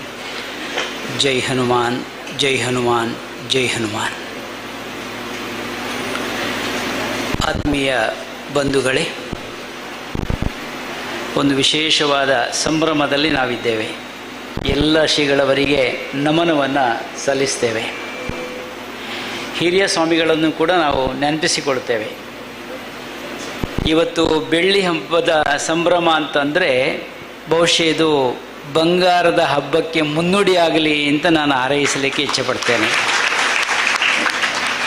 ಮುಂದೇನು ಶತಶತಮಾನದ ಸಂಭ್ರಮವೂ ಆಚರಣೆ ಆಗಲಿ ಅಂತ ಮತ್ತೊಮ್ಮೆ ಹಾರೈಸ್ತೇವೆ. ಇವತ್ತೊಂದು ಶುಭ ದಿನದಲ್ಲಿ ನಾವೆಲ್ಲ ಇದ್ದೇವೆ ಅಂತ. ಬೆಳಕಿನ ಮಾಸ ಅಥವಾ ತಿಂಗಳು ಅಂತ ನಾವು ನೋಡ್ತೇವೆ, ಕಾರ್ತಿಕ ಅಂತ ಹೇಳಿಕೊಂಡು. ಈಗಾಗಲೇ ಕಾರ್ತಿಕ ಸೋಮವಾರ ಕಳೆದಿದೆ ಕೊನೆಯದಾಗಿ. ಮಾರ್ಗಶೀರ್ಷ ಅಂತೇನು ಬರುವಂಥ ಮಾಸ ಇದೆ. ಮಾರ್ಗಶೀರ್ಷ ಅಂದರೆ ನಾವೆಲ್ಲ ಒಂದಷ್ಟು ಬೆಳವಣಿಗೆಗೆ ಸಾಗಬೇಕಾದಂಥ ಸಮಯವನ್ನು ಕೂಡ ಸೂಚಿಸ್ತದೆ. ಇವತ್ತು ಒಂದು ವಿಚಾರವನ್ನು ಮುಂದಿಡಬೇಕು. ಈ ಸಂತ ಮತ್ತು ಸಮಾಜಕ್ಕೆ ಏನು ಸಂಬಂಧ ತೊಮ್ಮೆ ನೋಡ್ಬೋದು. ಈ ಸಂತ ಮತ್ತು ಸಮಾಜ ಅನ್ನುವಾಗ ನಾಣ್ಯದ ಎರಡು ಮುಖಗಳಂತೆ. ಒಂದು ಮುಖ ಸಂತನಾದರೆ ಇನ್ನೊಂದು ಮುಖ ಸಮಾಜ. ಸಮಾಜದ ಋಣ ಸಂತನಿಗೆ ಇದೆ, ಸಂತನ ಋಣ ಸಮಾಜಕ್ಕೂ ಇದೆ ಅಂತ. ಎರಡು ಜೊತೆಯಾಗಿ ಸಾಗಬೇಕು ಅಂತ. ಈ ಸಂತನಿಲ್ಲದಿದ್ದರೆ ಸಮಾಜದಲ್ಲಿ ಹೇಗಾಗ್ಬೋದು ಅಂತ ಒಮ್ಮೆ ನೋಡಿ ನೀವೆಲ್ಲ. ಸಮಾಜಕ್ಕೆ ಸಂತನ ಅನಿವಾರ್ಯತೆ ಇದೆ. ಯಾಕಂತಂದರೆ ಸಮಾಜದ ಸುಧಾರಣೆ ಆಗಬೇಕು. ಒಂದು ಸಚ್ಚಾರಿತ್ರ್ಯ ನಿರ್ಮಾಣ ಆಗಬೇಕಾದ್ರೆ ಸಂತನ ಪಾತ್ರದಲ್ಲಿ ಇರಬೇಕು. ಭಗವಾನ್ ದತ್ತಾತ್ರೇಯರು ಹೇಳ್ತಾರೆ, ಈ ವಿಶ್ವವೇ ಒಂದು ವಿದ್ಯಾಲಯ ಅಂತ. ನಾನು ಇಲ್ಲಿ ನಿತ್ಯ ವಿದ್ಯಾರ್ಥಿ ಅಂತಾರೆ. ಯಾರು ನಿತ್ಯ ವಿದ್ಯಾರ್ಥಿ ಆಗಿರ್ತಾನೋ ಅವನೇ ನಿಜವಾದ ಆದರ್ಶ ಶಿಕ್ಷಕನಾಗುತ್ತಾನೆ. ಈ ಕಾವೂರು ಎನ್ನೋ ಒಂದು ಜಾಗದಲ್ಲಿ ಒಂದು ವಿಶಿಷ್ಟವಾದ ರೀತಿಯಲ್ಲಿ ಒಂದು ಶಿಕ್ಷಣ ಸಂಸ್ಥೆ ಬೆಳೆದು ನಿಂತಿದೆ ಅಂದರೆ ಅಭಿನಂದನೆ ಮಾಡಲೇಬೇಕು. ನಾವೆಲ್ಲ ಖಂಡಿತವಾಗ್ಲೂ ಅಭಿನಂದನೆ ಮಾಡಲೇಬೇಕು. ಇಲ್ಲೇ ವಿದ್ಯಾರ್ಥಿಗಳು ನಮ್ಮ ಕಡೆಗೆ ಬರ್ತಾರೆ, ಮಾತಾಡ್ತಾರೆ, BGS ಅಂತ ಹೇಳಿಕೊಂಡು. ಪಕ್ಕನೇ ಮುಂದೆ ಬರುವಂಥ ಹೆಸರು ಅಂದರೆ BGS ಅಂತೇಳಿ. ಇಲ್ಲಿ ಸಂಸ್ಕಾರಯುತವಾದಂಥ ಶಿಕ್ಷಣ ಲಭ್ಯ ಆಗ್ತದೆ. ಇಂದಿನ ಅಗತ್ಯ ಅದು. ಇಂದಿನ ಅಗತ್ಯ ಉದ್ಯೋಗ ಅಥವಾ ಪದವಿಯೋ ಸೀಮಿತವಾಗಿರುವಂಥ ವಿದ್ಯೆಯೇ ಅಲ್ಲ. ಅದಕ್ಕೆ ಪೂರಕವಾಗಿರುವಂತಹ ಕಠೋಪನಿಷತ್ತು ಅದರ ಬಗ್ಗೆ ಹೇಳ್ತದೆ. ವಿದ್ಯೆಯಲ್ಲಿ ಎರಡು ಭಾಗ, ಒಂದು ಪರಾವಿದ್ಯಾ ಮತ್ತೊಂದು ಅಪರವಿದ್ಯಾ. ನಮಗೆ ಎರಡು ಬೇಕು. ಲೌಕಿಕ ಶಿಕ್ಷಣದ ಜೊತೆಗೆ ಆಧ್ಯಾತ್ಮ ಶಿಕ್ಷಣವೂ ಬೇಕು. ಸಚ್ಚಾರಿತ್ರ್ಯ ನಿರ್ಮಾಣ ಆಗಬೇಕಾದರೆ ನಮ್ಮಲ್ಲಿ ಅಗತ್ಯವಾಗಿರುವಂಥ ನೈತಿಕ ಮೌಲ್ಯವನ್ನು ತುಂಬುವಂತಹ ಆಧ್ಯಾತ್ಮದ ಶಿಕ್ಷಣದ ಅಗತ್ಯತೆ ಇದೆ.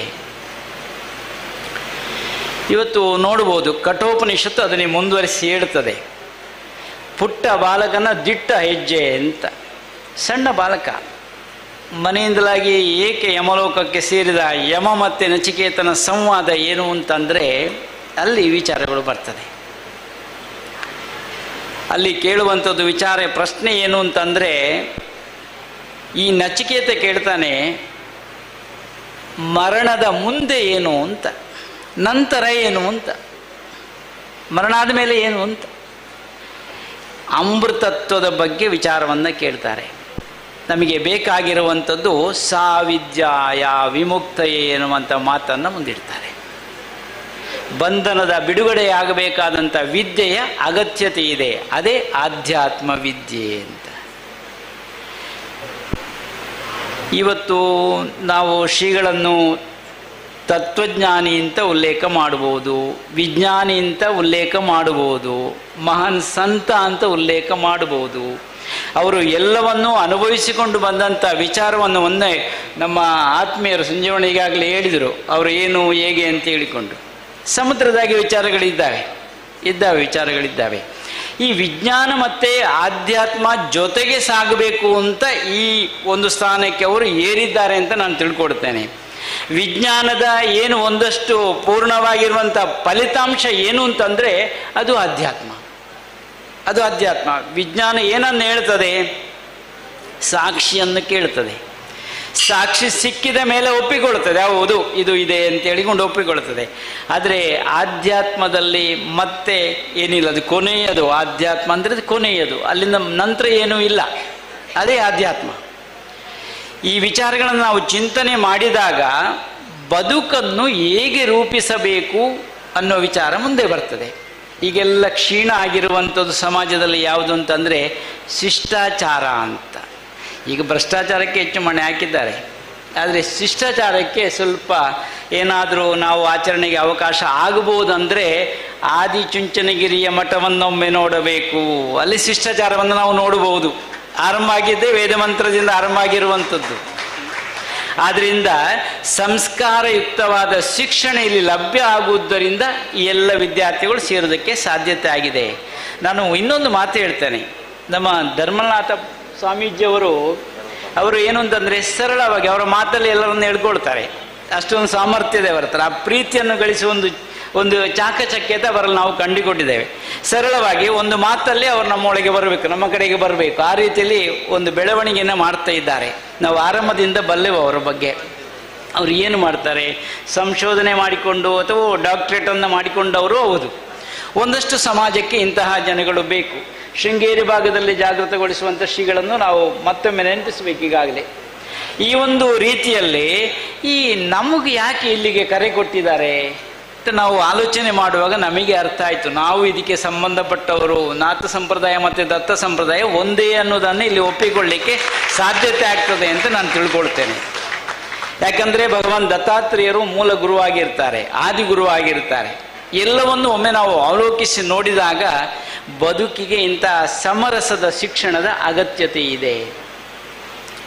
ಇದೆ. ನಾವು ಹಲವಾರು ಕಾಲೋನಿಗಳಲ್ಲಿ ಹೋಗಿರುವಾಗ ನಮಗೆ ಅನುಭವ ಆಗಿದೆ. ಬೇರೆ ಬೇರೆ ರೀತಿಯಲ್ಲಿ ನಾವು ನಮ್ಮ ಸನಾತನ ಹಿಂದೂ ಧರ್ಮವನ್ನು ಹೇಗೆ ಸಂಘಟನೆ ಮಾಡಬಹುದು ಅಂತ ಒಮ್ಮೆ ಆಲೋಚನೆ ಮಾಡಿದರೆ, ನಮ್ಮವರು ಅನ್ನುವಂಥ ಭಾವನೆ ನಮ್ಮಲ್ಲಿ ಮೂಡದಿದ್ದರೆ ಅದು ಸಾಕಾರಗೊಳ್ಳೋದಕ್ಕೆ ಸಾಧ್ಯತೆ ಇಲ್ಲ. ಇವತ್ತು ಎಲ್ಲರೂ ಇಲ್ಲಿ ನಾವು ನೋಡುವಾಗ ಸನಾತನ ಹಿಂದೂ ಧರ್ಮ ಅನ್ನುವಾಗ ಇವರು ಎದ್ದು ನಿಲ್ತಾರೆ. ಒಂದು ಸ್ವಲ್ಪ ಧಕ್ಕೆ ಆದಾಗ ಎದ್ದು ನಿಲ್ತಾರೆ. ಅವರು ಬಿಡುವುದಿಲ್ಲ, ನಾವು ಇದ್ದೇವೆ ಅಂತಾರೆ. ಅಂದರೆ ನಮ್ಮ ಧರ್ಮ ಮೊದಲು ಅಂತ. ಧರ್ಮವನ್ನು ನಾವು ಉಳಿಸಿಕೊಂಡ್ರೆ ಮಾತ್ರ ನಾವು ಬದುಕೋದಕ್ಕೆ ಸಾಧ್ಯತೆ ಇದೆ. ಧರ್ಮವನ್ನು ಎಷ್ಟು ವಿಸ್ತಾರವಾಗಿ ಧಾರಣೆಗೆ ಯೋಗ್ಯವಾಗಿರುವಂಥ ವಿಚಾರ ಇದ್ದರೆ ಅದನ್ನು ಧರ್ಮ ಅಂತ ತಿಳಿಸಿದರು. ನಮ್ಮ ಸ್ವಾಮಿಗಳವರ ಧರ್ಮ ಅನ್ನುವಂಥ ಹೆಸರನ್ನೇ ಇಟ್ಟುಕೊಂಡಿದ್ದಾರೆ ನೋಡಿ. ಧರ್ಮವನ್ನು ಪಾಲನೆ ಮಾಡುವಂಥವರು, ಆದ್ದರಿಂದ ಆನಂದವನ್ನು ಪಡೆದವರು, ಅದಕ್ಕೆ ನಾಥರು ಅಂತೇಳಿ. ನಾವು ಒಳ್ಳೆ ವಿಚಾರಗಳನ್ನು ಹಂಚಿಕೊಳ್ಳಿಕ್ಕೆ ಸಮಯ ಇದೆ. ಆದರೆ ಇವತ್ತು ಬೆಳ್ಳಿ ಹಬ್ಬದ ಸಂಭ್ರಮದ ಒಂದು ಆರಂಭದಲ್ಲಿ ನಾವಿದ್ದೇವೆ. ನಿರಂತರವಾಗಿ ಇದು ಬೆಳ್ಳಿ ಹಬ್ಬ ಆರಂಭ, ಇದು ಏನು ಬೆಳವಣಿಗೆ ಅನ್ನೋದನ್ನು ತೋರಿಸಿಕೊಡುವಂಥ ಒಂದು ಸಂಗತಿಯಿಂದ ನಾನು ತಿಳ್ಕೊಳ್ತೇನೆ. ಹಬ್ಬ ಅಂದರೆ ಅದೇ. ಮುಂದೆಗೆ ಏನು, ಹಿಂದೆ ಏನು ನಡೆದಿದೆ ನೋಡಿಕೊಳ್ಳಿಕ್ಕೆ ನಮಗೊಂದು ಅವಕಾಶ ಅಂತ. ಈ ಸಮಯದಲ್ಲಿ ನಾವೆಲ್ಲ ಸೇರಿಕೊಂಡು ಈಗಾಗಲೇ ನಮಗೆ ಸಂತಸ ಆಗಿರುವಂಥದ್ದು ಕರಾವಳಿಯ ರತ್ನಗಳನ್ನೆಲ್ಲ ಪೋಣಿಸಿ ಒಂದು ಹಾರ ಮಾಡಿದ್ದಾರಲ್ವ, ಇದಕ್ಕೊಂದು ಯೋಚನೆ ಇವರಲ್ಲಿ ಇದೆ ಅಂತ ನಾನು ತಿಳ್ಕೊಳ್ತೇನೆ. ಇದು ಬರೀ 25 ಅಲ್ವಾ, ಇನ್ನೂ ಹೆಚ್ಚಿರ್ಬೋದು. ಆದರೆ ನಮ್ಮ ಅನುಕೂಲಕ್ಕೆ ಇನ್ನಷ್ಟು 20 ಇವತ್ತಿಗೆ ಸಂಖ್ಯೆಗೆ ಸರಿಯಾಗಿ 24, 25 ಅಂತ ನಾವು ತಿಳ್ಕೊಳ್ಳುವ. ಯಾಕೆ ಜೋಡಣೆ ಮಾಡಿದ್ದಾರೆ?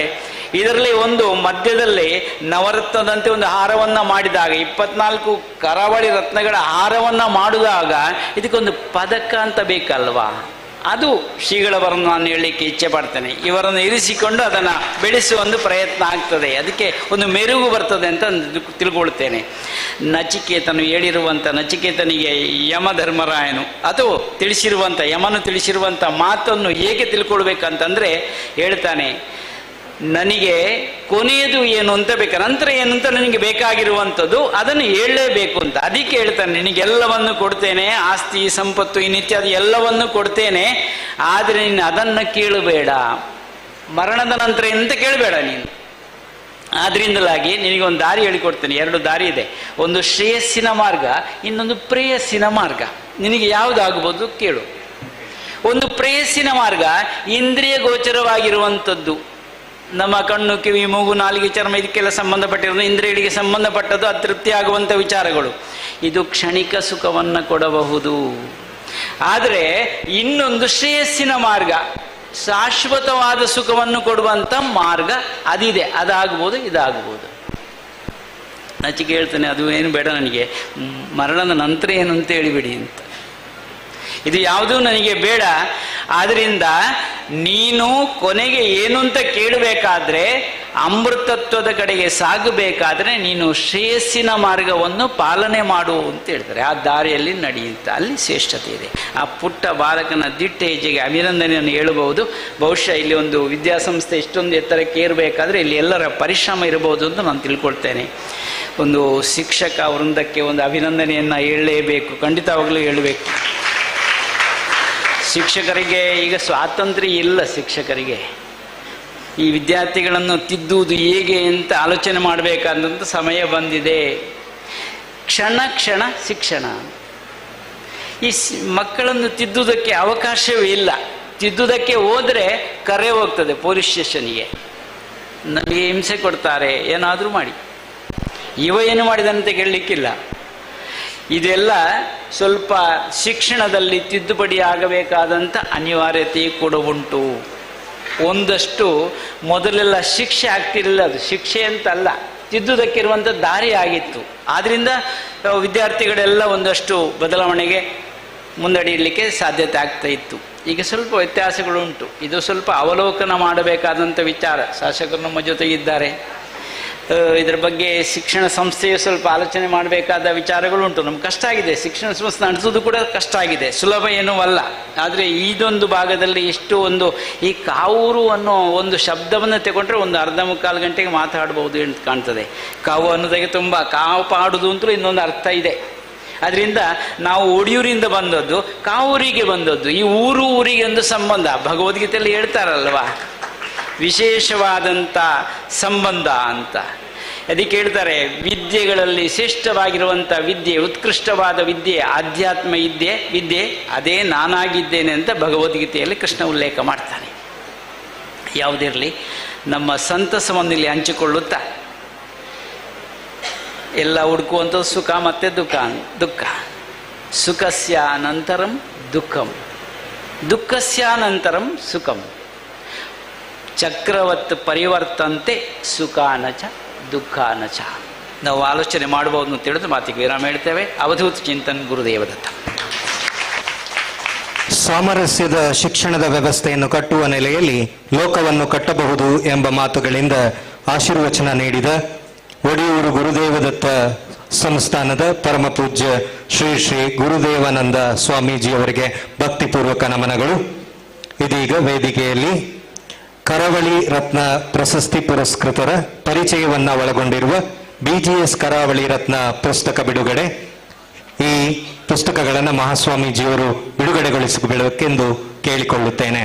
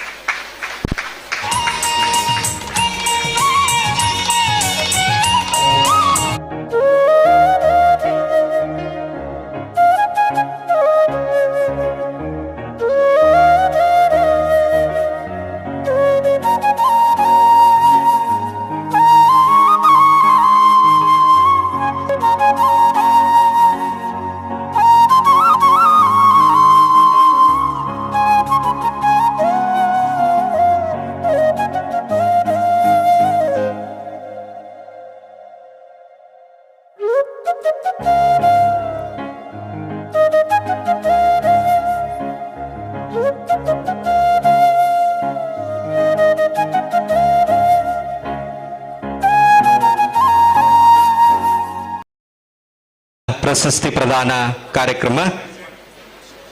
ಈ ಕಾರ್ಯಕ್ರಮವನ್ನ ಕೀರ್ತಿರಾಜ್ ನಡೆಸ್ಕೊಡ್ಬೇಕು ಅಂತ ಕೇಳ್ತೇನೆ.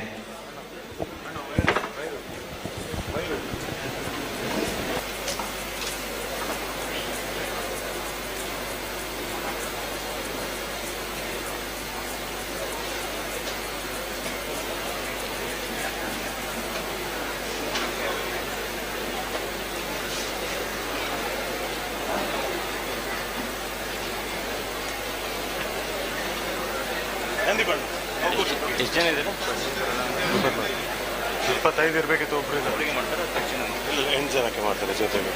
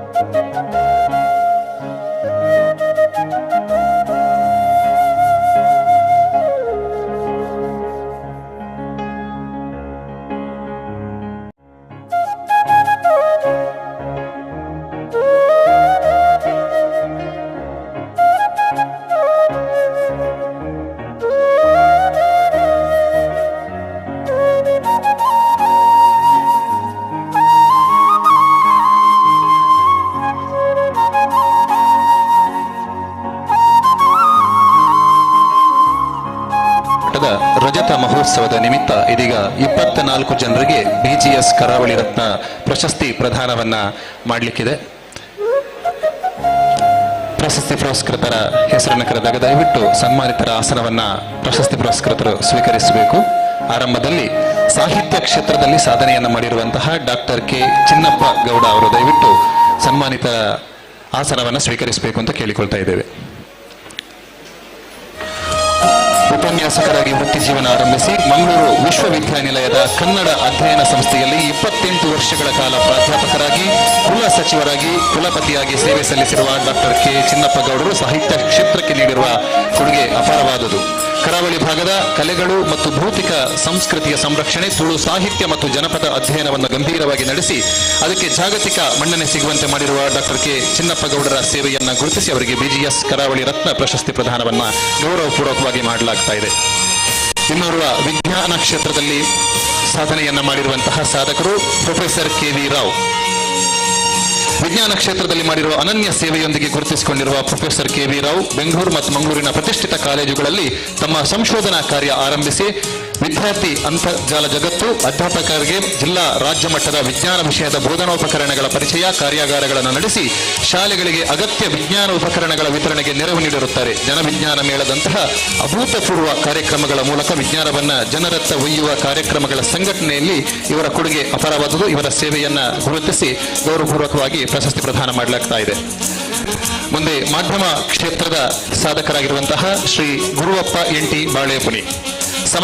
ಸಮಾಜದ ಎಲೆಮರೆಯ ಕಾಯಿ ಅಂತಿರುವ ಸಾಧಕರನ್ನು ಗುರುತಿಸಿ ಅವರನ್ನು ಸಮಾಜಕ್ಕೆ ಪರಿಚಯಿಸುವ ಮತ್ತು ಅವರ ಸಾಧನೆಗೆ ಬೆಂಬಲ ಲಭಿಸುವಂತೆ ಮಾಡಿ ಪ್ರೋತ್ಸಾಹಿಸುವ ಒಬ್ಬ ಅಪರೂಪದ ಪತ್ರಕರ್ತ ಶ್ರೀ ಗುರುವಪ್ಪ NT ಬಾಳೇಪುನಿ. ಹೊಸ ದಿಗಂತ ಪತ್ರಿಕೆಯ ವಿಶೇಷ ವರದಿಗಾರರಾಗಿರುವ ಶ್ರೀಯುತರು ಸಮಾಜದ ತಳಸ್ತರದ ಸಾಧಕರನ್ನು ಗುರುತಿಸಿ ಪರಿಚಯಿಸುವುದು ಇವರ ಹೆಗ್ಗಳಿಕೆ.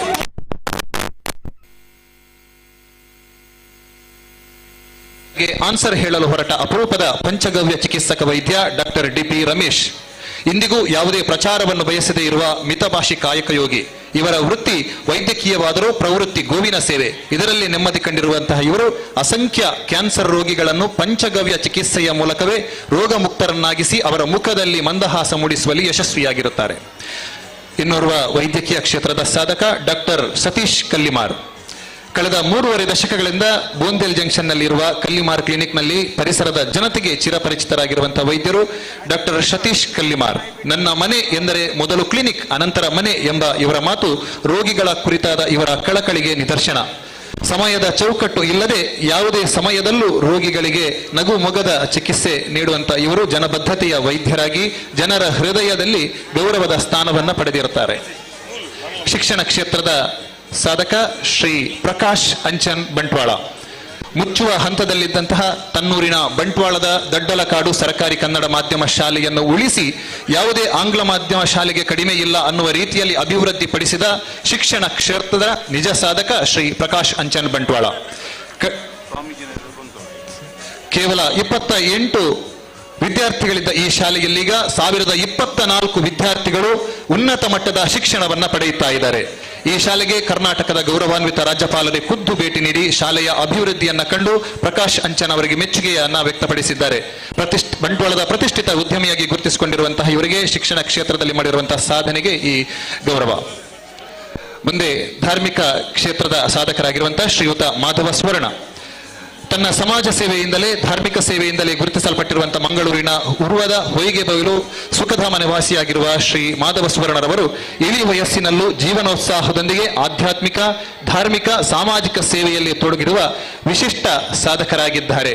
ಹೊಸದಿಲ್ಲಿಯಲ್ಲಿ ನಡೆದ 38ನೇ ರಾಷ್ಟ್ರೀಯ ಈಜು ಸ್ಪರ್ಧೆಯಲ್ಲಿ ರಾಜ್ಯ ತಂಡದ ಮ್ಯಾನೇಜರ್ ಆಗಿ ಬೆಸ್ಟ್ ಡಿಸಿಪ್ಲಿನ್ಡ್ ಕಂಟಿಂಜೆಂಟ್ ಎನ್ನುವಂತಹ ಪ್ರಮಾಣ ಪತ್ರವನ್ನು ಹೊಸದಿಲ್ಲಿಯ ರಾಷ್ಟ್ರಪತಿ ಭವನ ಶಾಲೆಯಿಂದ ಪಡೆದಿರುವಂತಹ ರಾಜ್ಯದ ಏಕೈಕ ಅಧ್ಯಾಪಕ ಎನ್ನುವ ಹೆಗ್ಗಳಿಕೆಗೆ ಪಾತ್ರರಾಗಿದ್ದಾರೆ. ಈಗಲೂ ಕೂಡ ಧಾರ್ಮಿಕ ಆಧ್ಯಾತ್ಮಿಕ ಪ್ರವಚನ ಧಾರ್ಮಿಕ ಸಂಸ್ಕಾರಗಳ ತರಬೇತಿ ನೀಡುತ್ತಾ ಬಂದಿರುವಂತಹ ಇವರ ಧಾರ್ಮಿಕ ಕ್ಷೇತ್ರದ ಸಾಧನೆಗಾಗಿ ಈ ಗೌರವ. ಭಕ್ತಿಭೂಷಣ್ ದಾಸ್ ರಾಷ್ಟ್ರೀಯ ಸ್ವಯಂ ಸೇವಕ ಸಂಘದ ಪ್ರೇರಣೆಯನ್ನು ಪಡೆದು ಬಳಿಕ ಇಸ್ಕಾನ್ ಸಂಸ್ಥೆಗೆ ಸೇರಿ ಭಾರತ ಪರ್ಯಟನೆಯ ಪಾದಯಾತ್ರೆಯಲ್ಲಿ ಪಾಲ್ಗೊಂಡು ಧರ್ಮ ಪ್ರಚಾರಕರಾಗಿ ಸೇವೆ ಸಲ್ಲಿಸ್ತಾ ಇರುವ ಶ್ರೀ ಭಕ್ತಿಭೂಷಣ್ ದಾಸ್ ಅವರು ಭಾಗವತ ಭಗವದ್ಗೀತೆಗಳ ಪ್ರವಚನಗಳ ಮೂಲಕ ಜನರಿಗೆ ತಲುಪಿದವರು. ಜೊತೆಗೆ ಗೋ ಉತ್ಪನ್ನಗಳ ತಯಾರಿ ಹಾಗೂ ನಾಡಿ ಚಿಕಿತ್ಸೆಯನ್ನ ಕಲಿತು ನಾಡಿ ಚಿಕಿತ್ಸೆಯನ್ನು ನೀಡುವುದರ ಜೊತೆಗೆ ದೇಶ ವಿದೇಶದಲ್ಲಿರುವ ಆಸಕ್ತಿಯುಳ್ಳ 3,000 ಜನರಿಗೆ ನಾಡಿ ಚಿಕಿತ್ಸೆಯನ್ನು ಉಚಿತವಾಗಿ ಕಲಿಸಿದ್ದಾರೆ. ಪ್ರಸ್ತುತ ರಾಧಾ ಗೋಸುರಭಿ ಗೋಮಂದಿರದಲ್ಲಿ 100ಕ್ಕೂ ಅಧಿಕ ಮಲೆನಾಡು ಗಿಡ್ಡ ತಳಿಯ ಗೋವುಗಳನ್ನು ಸಂರಕ್ಷಿಸಿ ಪ್ರತಿ ಮನೆಯಲ್ಲೂ ಗೋ ಸಂರಕ್ಷಣೆಯ ಜಾಗೃತಿ ಮತ್ತು ಪ್ರೇರೇಪಣೆಯನ್ನ ನೀಡುತ್ತಾ ಇದ್ದಾರೆ.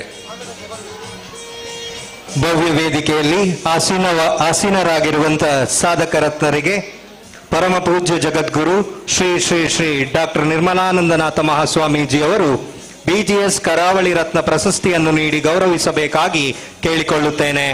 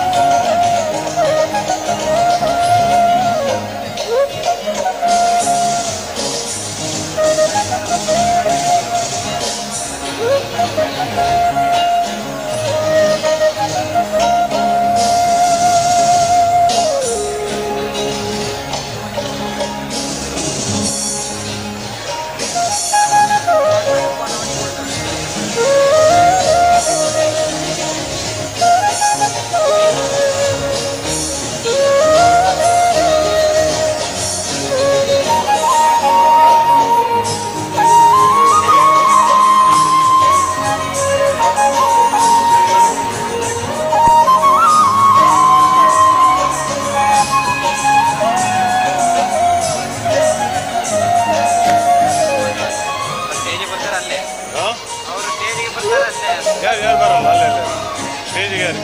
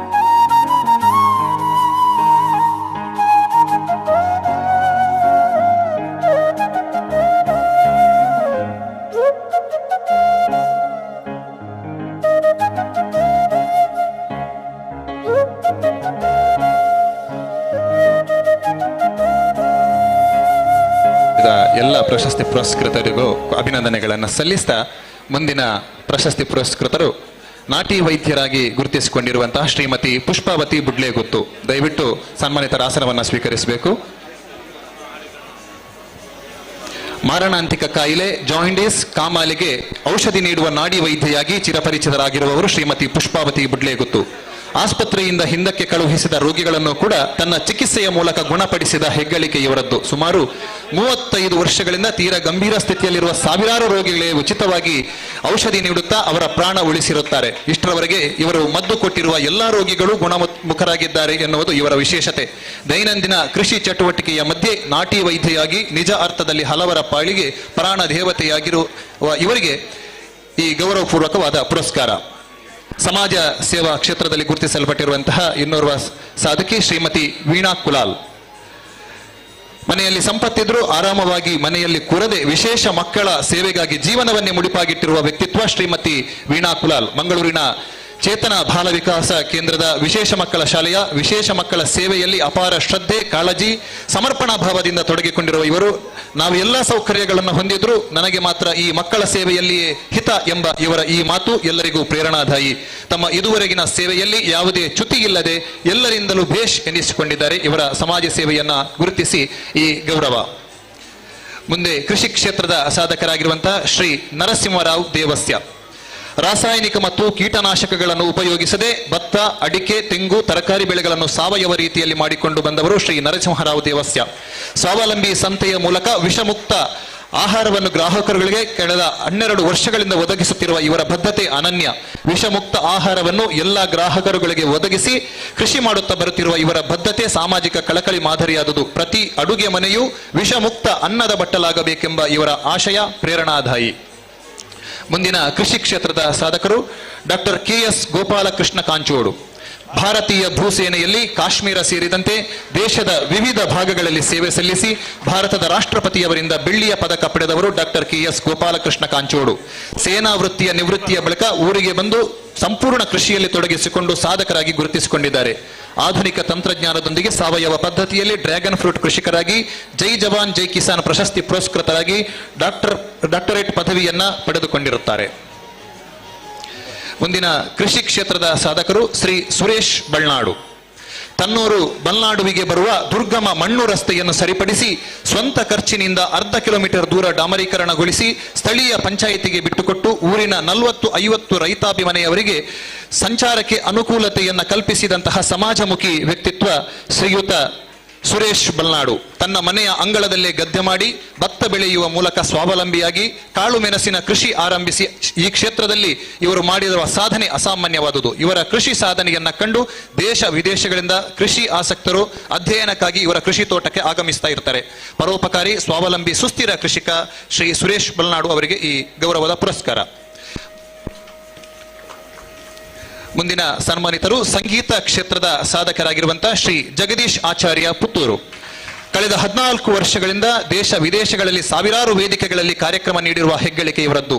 ಹಿಂದೂಸ್ತಾನಿ ಮತ್ತು ಕರ್ನಾಟಕ ಸಂಗೀತದಲ್ಲಿ ತರಬೇತಿಯನ್ನ ಪಡೆದು ಹಲವಾರು ಧ್ವನಿ ಸುರುಳಿಗಳಿಗೆ ಸಂಗೀತ ಸಂಯೋಜನೆ ಮಾಡಿದ್ದು ಭಕ್ತಿಗೀತೆ, ಭಾವಗೀತೆ, ಜಾನಪದ ಹಾಗೂ ಸಿನಿಮಾ ಹಾಡುಗಳನ್ನು ಹಾಡಿ ಜನಮನ ಗೆದ್ದವರು. ಇವರು ಗಾಯನ ಕ್ಷೇತ್ರದ ಸಾಧನೆಗಾಗಿ 3 ಬಾರಿ ಚಿನ್ನದ ಪದಕವನ್ನು ಪಡೆದಿರುತ್ತಾರೆ. ತನ್ನ ಸ್ವಂತ ತಂಡದ ಮೂಲಕ ಕಾರ್ಯಕ್ರಮ ನೀಡುತ್ತಿರುವಂತಹ ಇವರು ಪ್ರಧಾನಿ ನರೇಂದ್ರ ಮೋದಿ ಅವರು ಕರ್ನಾಟಕಕ್ಕೆ ಭೇಟಿ ನೀಡಿರುವ ಸಂದರ್ಭದಲ್ಲಿ 5 ಬಾರಿ ವೇದಿಕೆಗಳಲ್ಲಿ ತನ್ನ ಸ್ವರ ಮಾಧುರ್ಯದ ಮೂಲಕ ಎಲ್ಲರ ಮನಸ್ಸನ್ನ ಗೆದ್ದಿರುವಂತದ್ದು ಇವರ ಸಾಧನೆ. ನೃತ್ಯ ಕಲೆಯ ಕ್ಷೇತ್ರದ ಮೂಲಕ ಸಾಧನೆಯನ್ನು ಮಾಡಿರುವಂತಹ ಮತ್ತೋರ್ವ ಸಾಧಕಿ ಶ್ರೀಮತಿ ಮಂಜುಳಾ ಸುಬ್ರಹ್ಮಣ್ಯ. ಸಾಂಪ್ರದಾಯಿಕ ನಾಟ್ಯ ಹಾಗೂ ಆಧುನಿಕ ಸಂವೇದನೆಯ ರಂಗಭೂಮಿ ಕ್ಷೇತ್ರಗಳೆರಡರಲ್ಲೂ ಅನುಸಂಧಾನಗೈದ ಕೆಲವು ಪ್ರಮುಖ ಕಲಾವಿದರಲ್ಲಿ ಮಂಜುಳಾ ಸುಬ್ರಹ್ಮಣ್ಯ ಒಬ್ಬರು. ತನ್ನ 13ನೇ ವಯಸ್ಸಿನಲ್ಲೇ ನೃತ್ಯ ಕಲಿಕೆಯಲ್ಲಿ ತೊಡಗಿಸಿಕೊಂಡ ಇವರು ಹಲವಾರು ಪ್ರತಿಷ್ಠಿತ ವೇದಿಕೆಗಳಲ್ಲಿ ನೃತ್ಯ ಪ್ರದರ್ಶನವನ್ನು ನೀಡಿರುತ್ತಾರೆ. ಕೇರಳದ ಸಮರ ಕಲೆ ಕಳರಿ ಪಯಟ್ಟುವನ್ನು ಕೂಡ ಕಲಿತಿರುವಂತದ್ದು ಇವರ ಸಾಧನೆ. ಈ ಕಾರಣಕ್ಕಾಗಿ ಕೇಂದ್ರ ಸರ್ಕಾರದ ಸಂಸ್ಕೃತಿ ಸಚಿವಾಲಯದಿಂದ ಜೂನಿಯರ್ ಫೆಲೋಶಿಪ್ ಗೌರವಕ್ಕೆ ಪಾತ್ರರಾಗಿದ್ದಾರೆ. ದೇಶದ ಹಲವು ರಾಜ್ಯಗಳಲ್ಲಿ ಭಾರತ್ ಕಿ ಸಂತಾನ್ ನೃತ್ಯ ರೂಪಕದಲ್ಲೂ ಅಭಿನಯಿಸುವ ಮೂಲಕ ಕರಾವಳಿಯ ಒಬ್ಬ ವಿಶಿಷ್ಟ ಕಲಾ ಸಾಧಕಿಯಾಗಿ ಗುರುತಿಸಿಕೊಂಡಿರುತ್ತಾರೆ. ಮುಂದಿನ ಸನ್ಮಾನಿತರು ಯಕ್ಷಗಾನ ಕ್ಷೇತ್ರದ ಸಾಧಕರು ಶ್ರೀ ಶಿವರಾಮ್ ಪಣಂಬೂರು. 2ನೇ ತರಗತಿಯಲ್ಲಿ ನಾಟಕ ರಂಗ ಪ್ರವೇಶ ಮಾಡಿರುವಂತಹ ಇವರು ವೆಂಕಟರಮಣ ಐತಾಳ್ ಶಿಷ್ಯರಾಗಿ ಪ್ರಥಮ ಯಕ್ಷಗಾನ ರಂಗ ಪ್ರವೇಶದಲ್ಲಿ ಬಬ್ರುವಾಹನ ಪಾತ್ರಕ್ಕೆ ಉತ್ತಮ ನಟ ಪ್ರಶಸ್ತಿಯನ್ನು ಪಡೆದು ಸೈ ಎನಿಸಿಕೊಂಡವರು.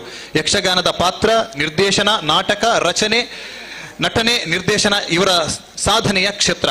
ಕಿರುತೆರೆಯಲ್ಲೂ ಕೂಡ ನಿರ್ದೇಶನ ಅನುಭವ ಇರುವಂತಹ ಇವರು ಜನಪದೀಯ ಹಾಗೂ ಪೌರಾಣಿಕ ಗೀತ ರಚನೆಯ ಅನುಭವ, ಧ್ವನಿ ಸುರುಳಿಗಾನ, ಹೀಗೆ ಇವರ ಸಾಧನೆ ವಿಸ್ತಾರವಾಗುತ್ತದೆ. ಯಕ್ಷಗಾನ ಕ್ಷೇತ್ರದಲ್ಲಿ ಮಾಡಿದ ಇವರ ಸಾಧನೆಗೆ ಅನೇಕ ಪ್ರಶಸ್ತಿಗಳನ್ನು ಪಡೆದುಕೊಂಡಿರುವ ಶ್ರೀಯುತರನ್ನು ಈ ವೇದಿಕೆಯಲ್ಲಿ ಗೌರವಪೂರ್ವಕವಾಗಿ ಗೌರವಿಸಲಾಗ್ತಾ ಇದೆ. ವಿಶಿಷ್ಟ ಸಾಧನೆಯನ್ನು ಮಾಡಿದಂತ ಈ ಸಾಧಕರಿಗೆ ಪರಮ ಪೂಜ್ಯ ಜಗದ್ಗುರು ಶ್ರೀ ಶ್ರೀ ಶ್ರೀ ಡಾಕ್ಟರ್ ನಿರ್ಮಲಾನಂದನಾಥ ಮಹಾಸ್ವಾಮೀಜಿ ಅವರು BGS ಕರಾವಳಿ ರತ್ನ ಪ್ರಶಸ್ತಿ ನೀಡಿ ಗೌರವಿಸಬೇಕೆಂದು ಕೇಳಿಕೊಳ್ಳುತ್ತೇನೆ.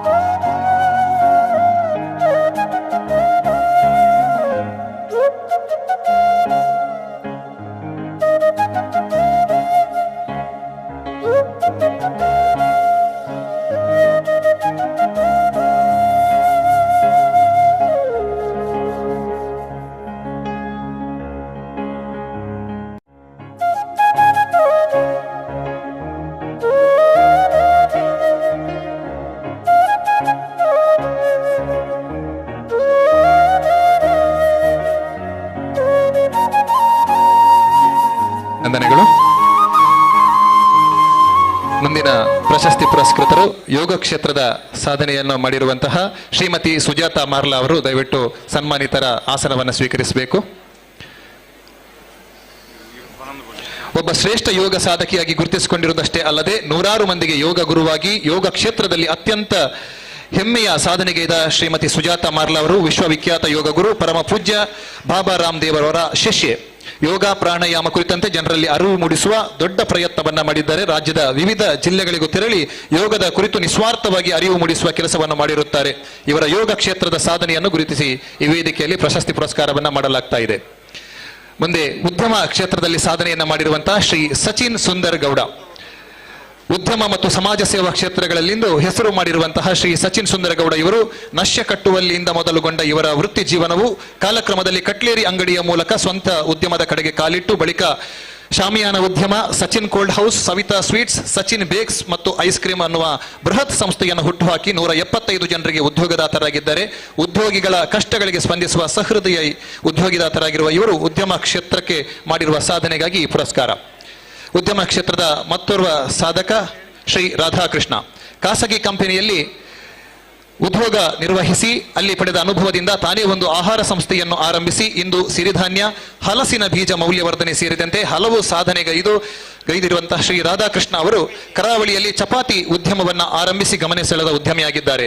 ಅಲ್ಲದೆ ಅಣಬೆಯ ಬೇರೆ ಬೇರೆ ಉತ್ಪನ್ನಗಳನ್ನು ತಯಾರಿಸಿ ಮಾರುಕಟ್ಟೆಗೆ ಪರಿಚಯಿಸಿರುತ್ತಾರೆ ಮತ್ತು ಆ ಕುರಿತು ತರಬೇತಿಯನ್ನು ಕೂಡ ನೀಡುತ್ತಿದ್ದಾರೆ. ಮುಂದಿನ ಉದ್ಯಮ ಕ್ಷೇತ್ರದ ಇನ್ನೋರ್ವ ಸಾಧಕರು ಶ್ರೀ ಕೇಶವ್ ಅಮೈ ಪುತ್ತೂರು. ಕಣ್ಣಿನ ಸಮಸ್ಯೆಯಿಂದ ವಿದ್ಯಾಭ್ಯಾಸವನ್ನು ಅರ್ಧದಲ್ಲಿಯೇ ಮೊಟಕುಗೊಳಿಸಿ ಜೀವನೋಪಾಯಕ್ಕಾಗಿ ಸ್ವಂತ ಉದ್ಯಮವನ್ನು ಆರಂಭಿಸಿರುವ ಶ್ರೀ ಕೇಶವ ಅಮೈ ಅವರು SRK ಲ್ಯಾಡರ್ಸ್ ಎಂಬ ಏಣಿ ಕಂಪನಿಯನ್ನು ಆರಂಭಿಸಿದರು. ಹೊಸ ಪರಿಕರಗಳು, ರೈತ ಸ್ನೇಹಿ ಕೃಷಿ ಪರಿಕರಣಗಳ ಮೂಲಕ ಪ್ರಸಿದ್ಧಿ ಪಡೆದಿರುವ ಈ ಸಂಸ್ಥೆಯಲ್ಲಿ 60ಕ್ಕೂ ಹೆಚ್ಚು ಜನರಿಗೆ ಉದ್ಯೋಗ ನೀಡುತ್ತಾ ಬಂದಿದ್ದಾರೆ. ಉದ್ಯಮದ ಜೊತೆಗೆ ಸಾಮಾಜಿಕ, ಶೈಕ್ಷಣಿಕ, ಧಾರ್ಮಿಕ ಹಾಗೂ ಆರೋಗ್ಯ ಕ್ಷೇತ್ರಕ್ಕೆ ತನ್ನದೇ ಆದ ಕೊಡುಗೆ ನೀಡುತ್ತಾ ಬಂದಿರುವ ಶ್ರೀಯುತರನ್ನು ಗೌರವಪೂರ್ವಕವಾಗಿ ಅಭಿನಂದಿಸಲಾಗ್ತಾ ಇದೆ. ಉದ್ಯಮ ಕ್ಷೇತ್ರದ ಇನ್ನೋರ್ವ ಸಾಧಕ ಶ್ರೀ ಕುಸುಮಾಧರ, 20 ವರ್ಷಗಳ ಕಾಲ ಬಹುರಾಷ್ಟ್ರೀಯ ಕಂಪನಿಗಳಲ್ಲಿ ಸೇವೆ ಸಲ್ಲಿಸಿರುವ ಶ್ರೀ ಕುಸುಮಾಧರ್ ಇವರು ಗ್ರಾಮೀಣ ಕೃಷಿಕರ ನೆರವಿಗೆ ಸ್ಪಂದಿಸಿ ತಮ್ಮದೇ ಆದ ರೀತಿಯಲ್ಲಿ ಅವರಿಗಾಗಿ ಕೆಲಸ ಮಾಡುತ್ತಿರುವ ಸಾಧಕರಿವರು. 2013ರಲ್ಲಿ ಡ್ರೈ ಫ್ರೂಟ್ಸ್ ಮತ್ತು ಚಾಕೊಲೇಟ್ ಉದ್ಯಮವನ್ನು ಆರಂಭಿಸುವುದರ ಮೂಲಕ ಪತ್ನಿಯ ಜೊತೆ ಸ್ವ ಉದ್ಯಮದಲ್ಲಿ ತೊಡಗಿಸಿಕೊಂಡಿದ್ದಾರೆ. ಕೋವಿಡ್ ಸಮಯದಲ್ಲಿ ದಕ್ಷಿಣ ಕನ್ನಡ ತೆಂಗು ರೈತರ ಉತ್ಪಾದಕರ ಸಂಸ್ಥೆಯನ್ನು ಸ್ಥಾಪಿಸಿ ಜನರಿಗೆ ಉದ್ಯೋಗ ಅವಕಾಶ ಕಲ್ಪಿಸುವುದರ ಜೊತೆಗೆ ಮಹಿಳೆಯರಿಗೆ ಕಲ್ಪ ವಿಕಾಸ ಯೋಜನೆಯಲ್ಲಿ ಬದುಕು ಕಟ್ಟಿಕೊಳ್ಳಲು ಸಹಾಯ ಮಾಡಿಕೊಳ್ಳುತ್ತಿದ್ದಾರೆ. ಕ್ರೀಡಾ ಕ್ಷೇತ್ರದಲ್ಲಿ ಸಾಧನೆ ಮಾಡಿರುವಂತಹ ಸಾಧಕ ಶ್ರೀ ಅಭಿಷೇಕ್ ಎನ್ ಶೆಟ್ಟಿ, ಕೇವಲ 16ನೇ ವಯಸ್ಸಿನಲ್ಲಿ ರಾಷ್ಟ್ರೀಯ ಕ್ರೀಡಾ ದಾಖಲೆ ಬರೆದು ಏಕಲವ್ಯ ಪ್ರಶಸ್ತಿ ವಿಜೇತರಾಗಿ ಅಂತಾರಾಷ್ಟ್ರೀಯ ಕ್ರೀಡಾಪಟುವಾಗಿ 2014ರಿಂದ 19ರ ನಡುವೆ ಸತತ 6 ಬಾರಿ ಮುಕ್ತ ರಾಷ್ಟ್ರೀಯ ಅಥ್ಲೆಟಿಕ್ಸ್ ಚಾಂಪಿಯನ್ ಆಗಿ ಮಿಂಚಿದ ಕಡಬ ತಾಲೂಕಿನ ಹಳ್ಳಿಯ ಹೆಮ್ಮೆಯ ಸಾಧಕ ಅಭಿಷೇಕ್ ಎನ್ ಶೆಟ್ಟಿ. ಕ್ರೀಡೆಯಲ್ಲಿ ರಾಷ್ಟ್ರ ಮತ್ತು ಅಂತಾರಾಷ್ಟ್ರೀಯ ಮಟ್ಟದಲ್ಲಿ ಸಾಧಕರಾಗಿರುವ ಇವರಿಗೆ ಅನೇಕ ಕ್ರೀಡಾ ಪ್ರಶಸ್ತಿಗಳು ಲಭಿಸಿವೆ. ಪ್ರಸ್ತುತ ಇವರು ಕರ್ನಾಟಕ ಪೊಲೀಸ್ ಇಲಾಖೆಯಲ್ಲಿ ಸಬ್ ಇನ್ಸ್ಪೆಕ್ಟರ್ ಆಗಿ ಬೆಂಗಳೂರಿನಲ್ಲಿ ಕರ್ತವ್ಯ ನಿರ್ವಹಿಸ್ತಾ ಇದ್ದಾರೆ. ಇವರಿಗೆ ಗೌರವಪೂರ್ವಕವಾದಂತಹ ಅಭಿನಂದನೆ. ಮುಂದೆ ಪರಿಸರ ಕ್ಷೇತ್ರದ ಸಾಧಕ ಶ್ರೀ ಮಾಧವ ಉಳ್ಳಾಲ್, ಇವರೊಬ್ಬ ಅಪೂರ್ವ ಪರಿಸರ ಪ್ರೇಮಿ.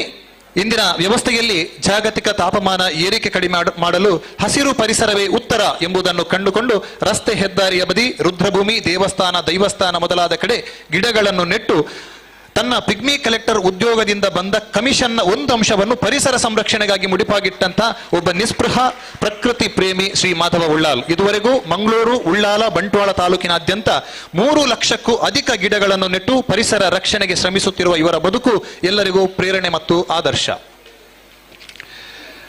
ಮುಂದೆ ಚಿತ್ರಕಲೆ ಕ್ಷೇತ್ರದ ಸಾಧಕರಾಗಿರುವಂತಹ ಶ್ರೀ ವಿಕ್ರಮ್ ಬಿ ಶೆಟ್ಟಿ, ಒಬ್ಬ ಅಪ್ರತಿಮ ಚಿತ್ರ ಕಲಾವಿದನಾಗಿ ಖ್ಯಾತಿ ಗಳಿಸಿದ ವಿಕ್ರಮ್ ಬಿ ಶೆಟ್ಟಿ ಇಂದು ತಮ್ಮ ಪ್ರತಿಭಾಪೂರ್ಣ ಚಟುವಟಿಕೆಗಳಿಂದ ರಾಷ್ಟ್ರೀಯ ಮಟ್ಟದಲ್ಲಿ ಗುರುತಿಸಿಕೊಂಡಿದ್ದಾರೆ ಎನ್ನುವುದು ಮಂಗಳೂರಿನ ಹೆಮ್ಮೆ. ಇವರು ರಾಜ್ಯ, ಅಂತಾರಾಜ್ಯ, ರಾಷ್ಟ್ರೀಯ ಮಟ್ಟದ ಸ್ಪರ್ಧೆಗಳಲ್ಲಿ ಪ್ರಶಸ್ತಿಗಳನ್ನು ಪಡೆದಿರುವ ಸಾಧಕರು ಮಾತ್ರವಲ್ಲದೆ ಇಂದು ದೇಶಾದ್ಯಂತ ವಿವಿಧ ಚಿತ್ರಕಲೆ ಸಂಬಂಧಿತ ಚಟುವಟಿಕೆಗಳಲ್ಲಿ ಇವರು ಸಕ್ರಿಯರಾಗಿದ್ದರೂ ಮಂಗಳೂರನ್ನೇ ಕೇಂದ್ರವಾಗಿಟ್ಟುಕೊಂಡು ಕೆಲಸ ಮಾಡುತ್ತಿರುವುದು ಇವರ ವಿಶೇಷತೆ. ಮಂಗಳೂರು ಮಹಾನಗರದ ಗೋಡೆಗಳಲ್ಲಿ ಅತ್ಯಂತ ಸುಂದರ ಮತ್ತು ಮನಸೆಳೆಯುವ ಸಾಮಾಜಿಕ ಸಂದೇಶಗಳನ್ನು ಒಳಗೊಂಡಂತಹ ಚಿತ್ರದ ಸೃಷ್ಟಿಕರ್ತರು ಇವರೇ ಆಗಿದ್ದಾರೆ. ಜೊತೆಗೆ ತನ್ನಂತೆ ಅನೇಕ ಪ್ರತಿಭೆಗಳನ್ನು ಹೊರತರುವ ಕೆಲಸವನ್ನು ಮಾಡಿದ್ದಾರೆ ಮತ್ತು ಮಾಡುತ್ತಿದ್ದಾರೆ ಕೂಡ. ಇವರೆಲ್ಲರಿಗೂ ಕೂಡ ಇದೀಗ ಗೌರವಪೂರ್ವಕ ಅಭಿನಂದನೆ. ಶ್ರಮ ಮತ್ತು ಛಲದಿಂದ ವಿಶಿಷ್ಟ ಸಾಧನೆಯನ್ನು ಮಾಡಿರುವಂತಹ ಸಾಧಕರಿಗೆ BGS ಕರಾವಳಿ ರತ್ನ ಪ್ರಶಸ್ತಿಯನ್ನ ನೀಡಬೇಕೆಂದು ಪರಮ ಪೂಜ್ಯ ಜಗದ್ಗುರು ಶ್ರೀ ಶ್ರೀ ಶ್ರೀ ಡಾಕ್ಟರ್ ನಿರ್ಮಲಾನಂದನಾಥ ಮಹಾಸ್ವಾಮೀಜಿಯವರಲ್ಲಿ ಕೇಳಿಕೊಳ್ಳುತ್ತೇವೆ.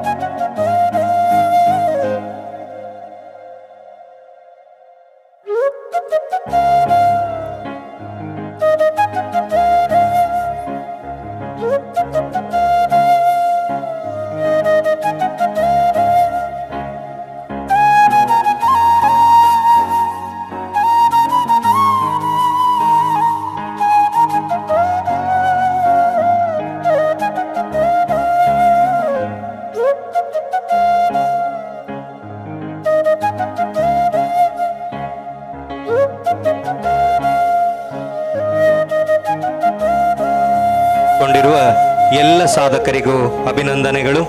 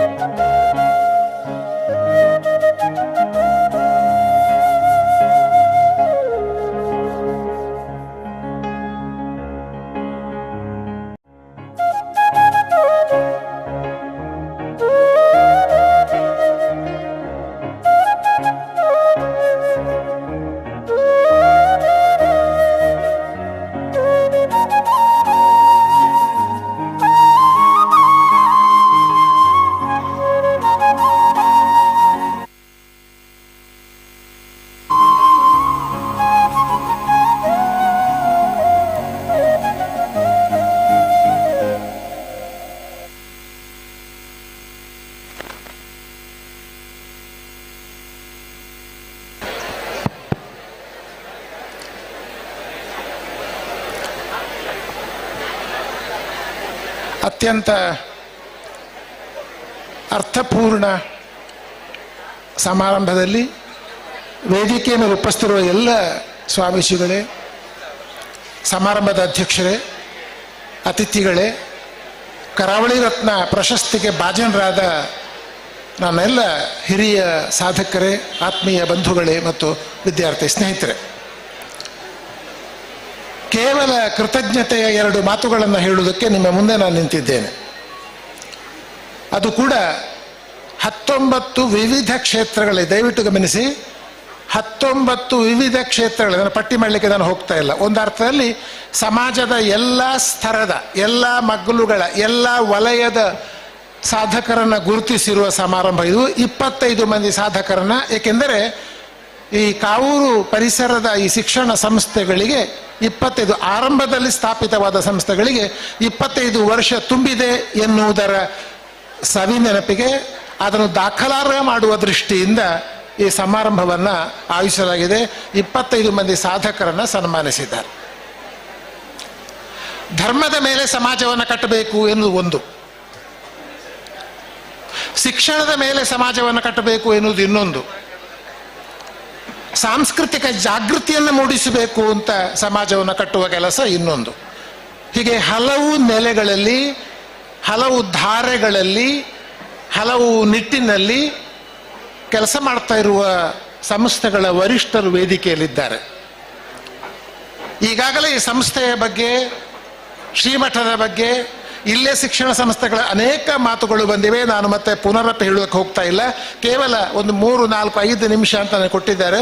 ಕೃತಜ್ಞತೆಯನ್ನು ಹೇಳುವುದಕ್ಕೆ ನಾನು ಇಲ್ಲಿ ನಿಮ್ಮ ಮುಂದೆ ನಿಂತಿದ್ದೇನೆ. 25 ಸಾಧಕರ ಪರವಾಗಿ ನಿಂತದ್ದು ನಾನೀಗ. ನಾನು ಸನ್ಮಾನ್ಯ ಸಂಜೀವ ಮಠಂದೂರ್ ಅವರು ಸ್ವಾಗತಿಸುವಾಗ ಒಂದು ಮಾತು ಹೇಳಿದರು, ಹಿರಿಯ ಕಿರಿಯ ಸಾಧಕರು ಇಲ್ಲಿದ್ದಾರೆ ಅಂತ. ವಯಸ್ಸಿನಲ್ಲಿ ಕೆಲವರು ಕಿರಿಯರಿದ್ದಾರೆ ಇಲ್ಲಿ, ಆದರೆ ಸಾಧನೆಯಲ್ಲಿ ಇಲ್ಲಿರುವವರೆಲ್ಲರೂ ಕೂಡ ಹಿರಿಯರೇ. ಸಾಧನೆಯಲ್ಲಿ ಇಲ್ಲಿರುವ ಎಲ್ಲ 25 ಮಂದಿ ಕೂಡ ಹಿರಿಯರು. ಇದು ಒಂದು ವಿಶೇಷ. ತಮಗೆಲ್ಲ ಗೊತ್ತಿರುವ ಹಾಗೆ ಒಂದು ನಿರ್ದಿಷ್ಟ ಸಮುದಾಯದ ಮಠ ಇವತ್ತು ಶಿಕ್ಷಣ ಸಂಸ್ಥೆ ನಡೆಸ್ತಾ ಇದೆ.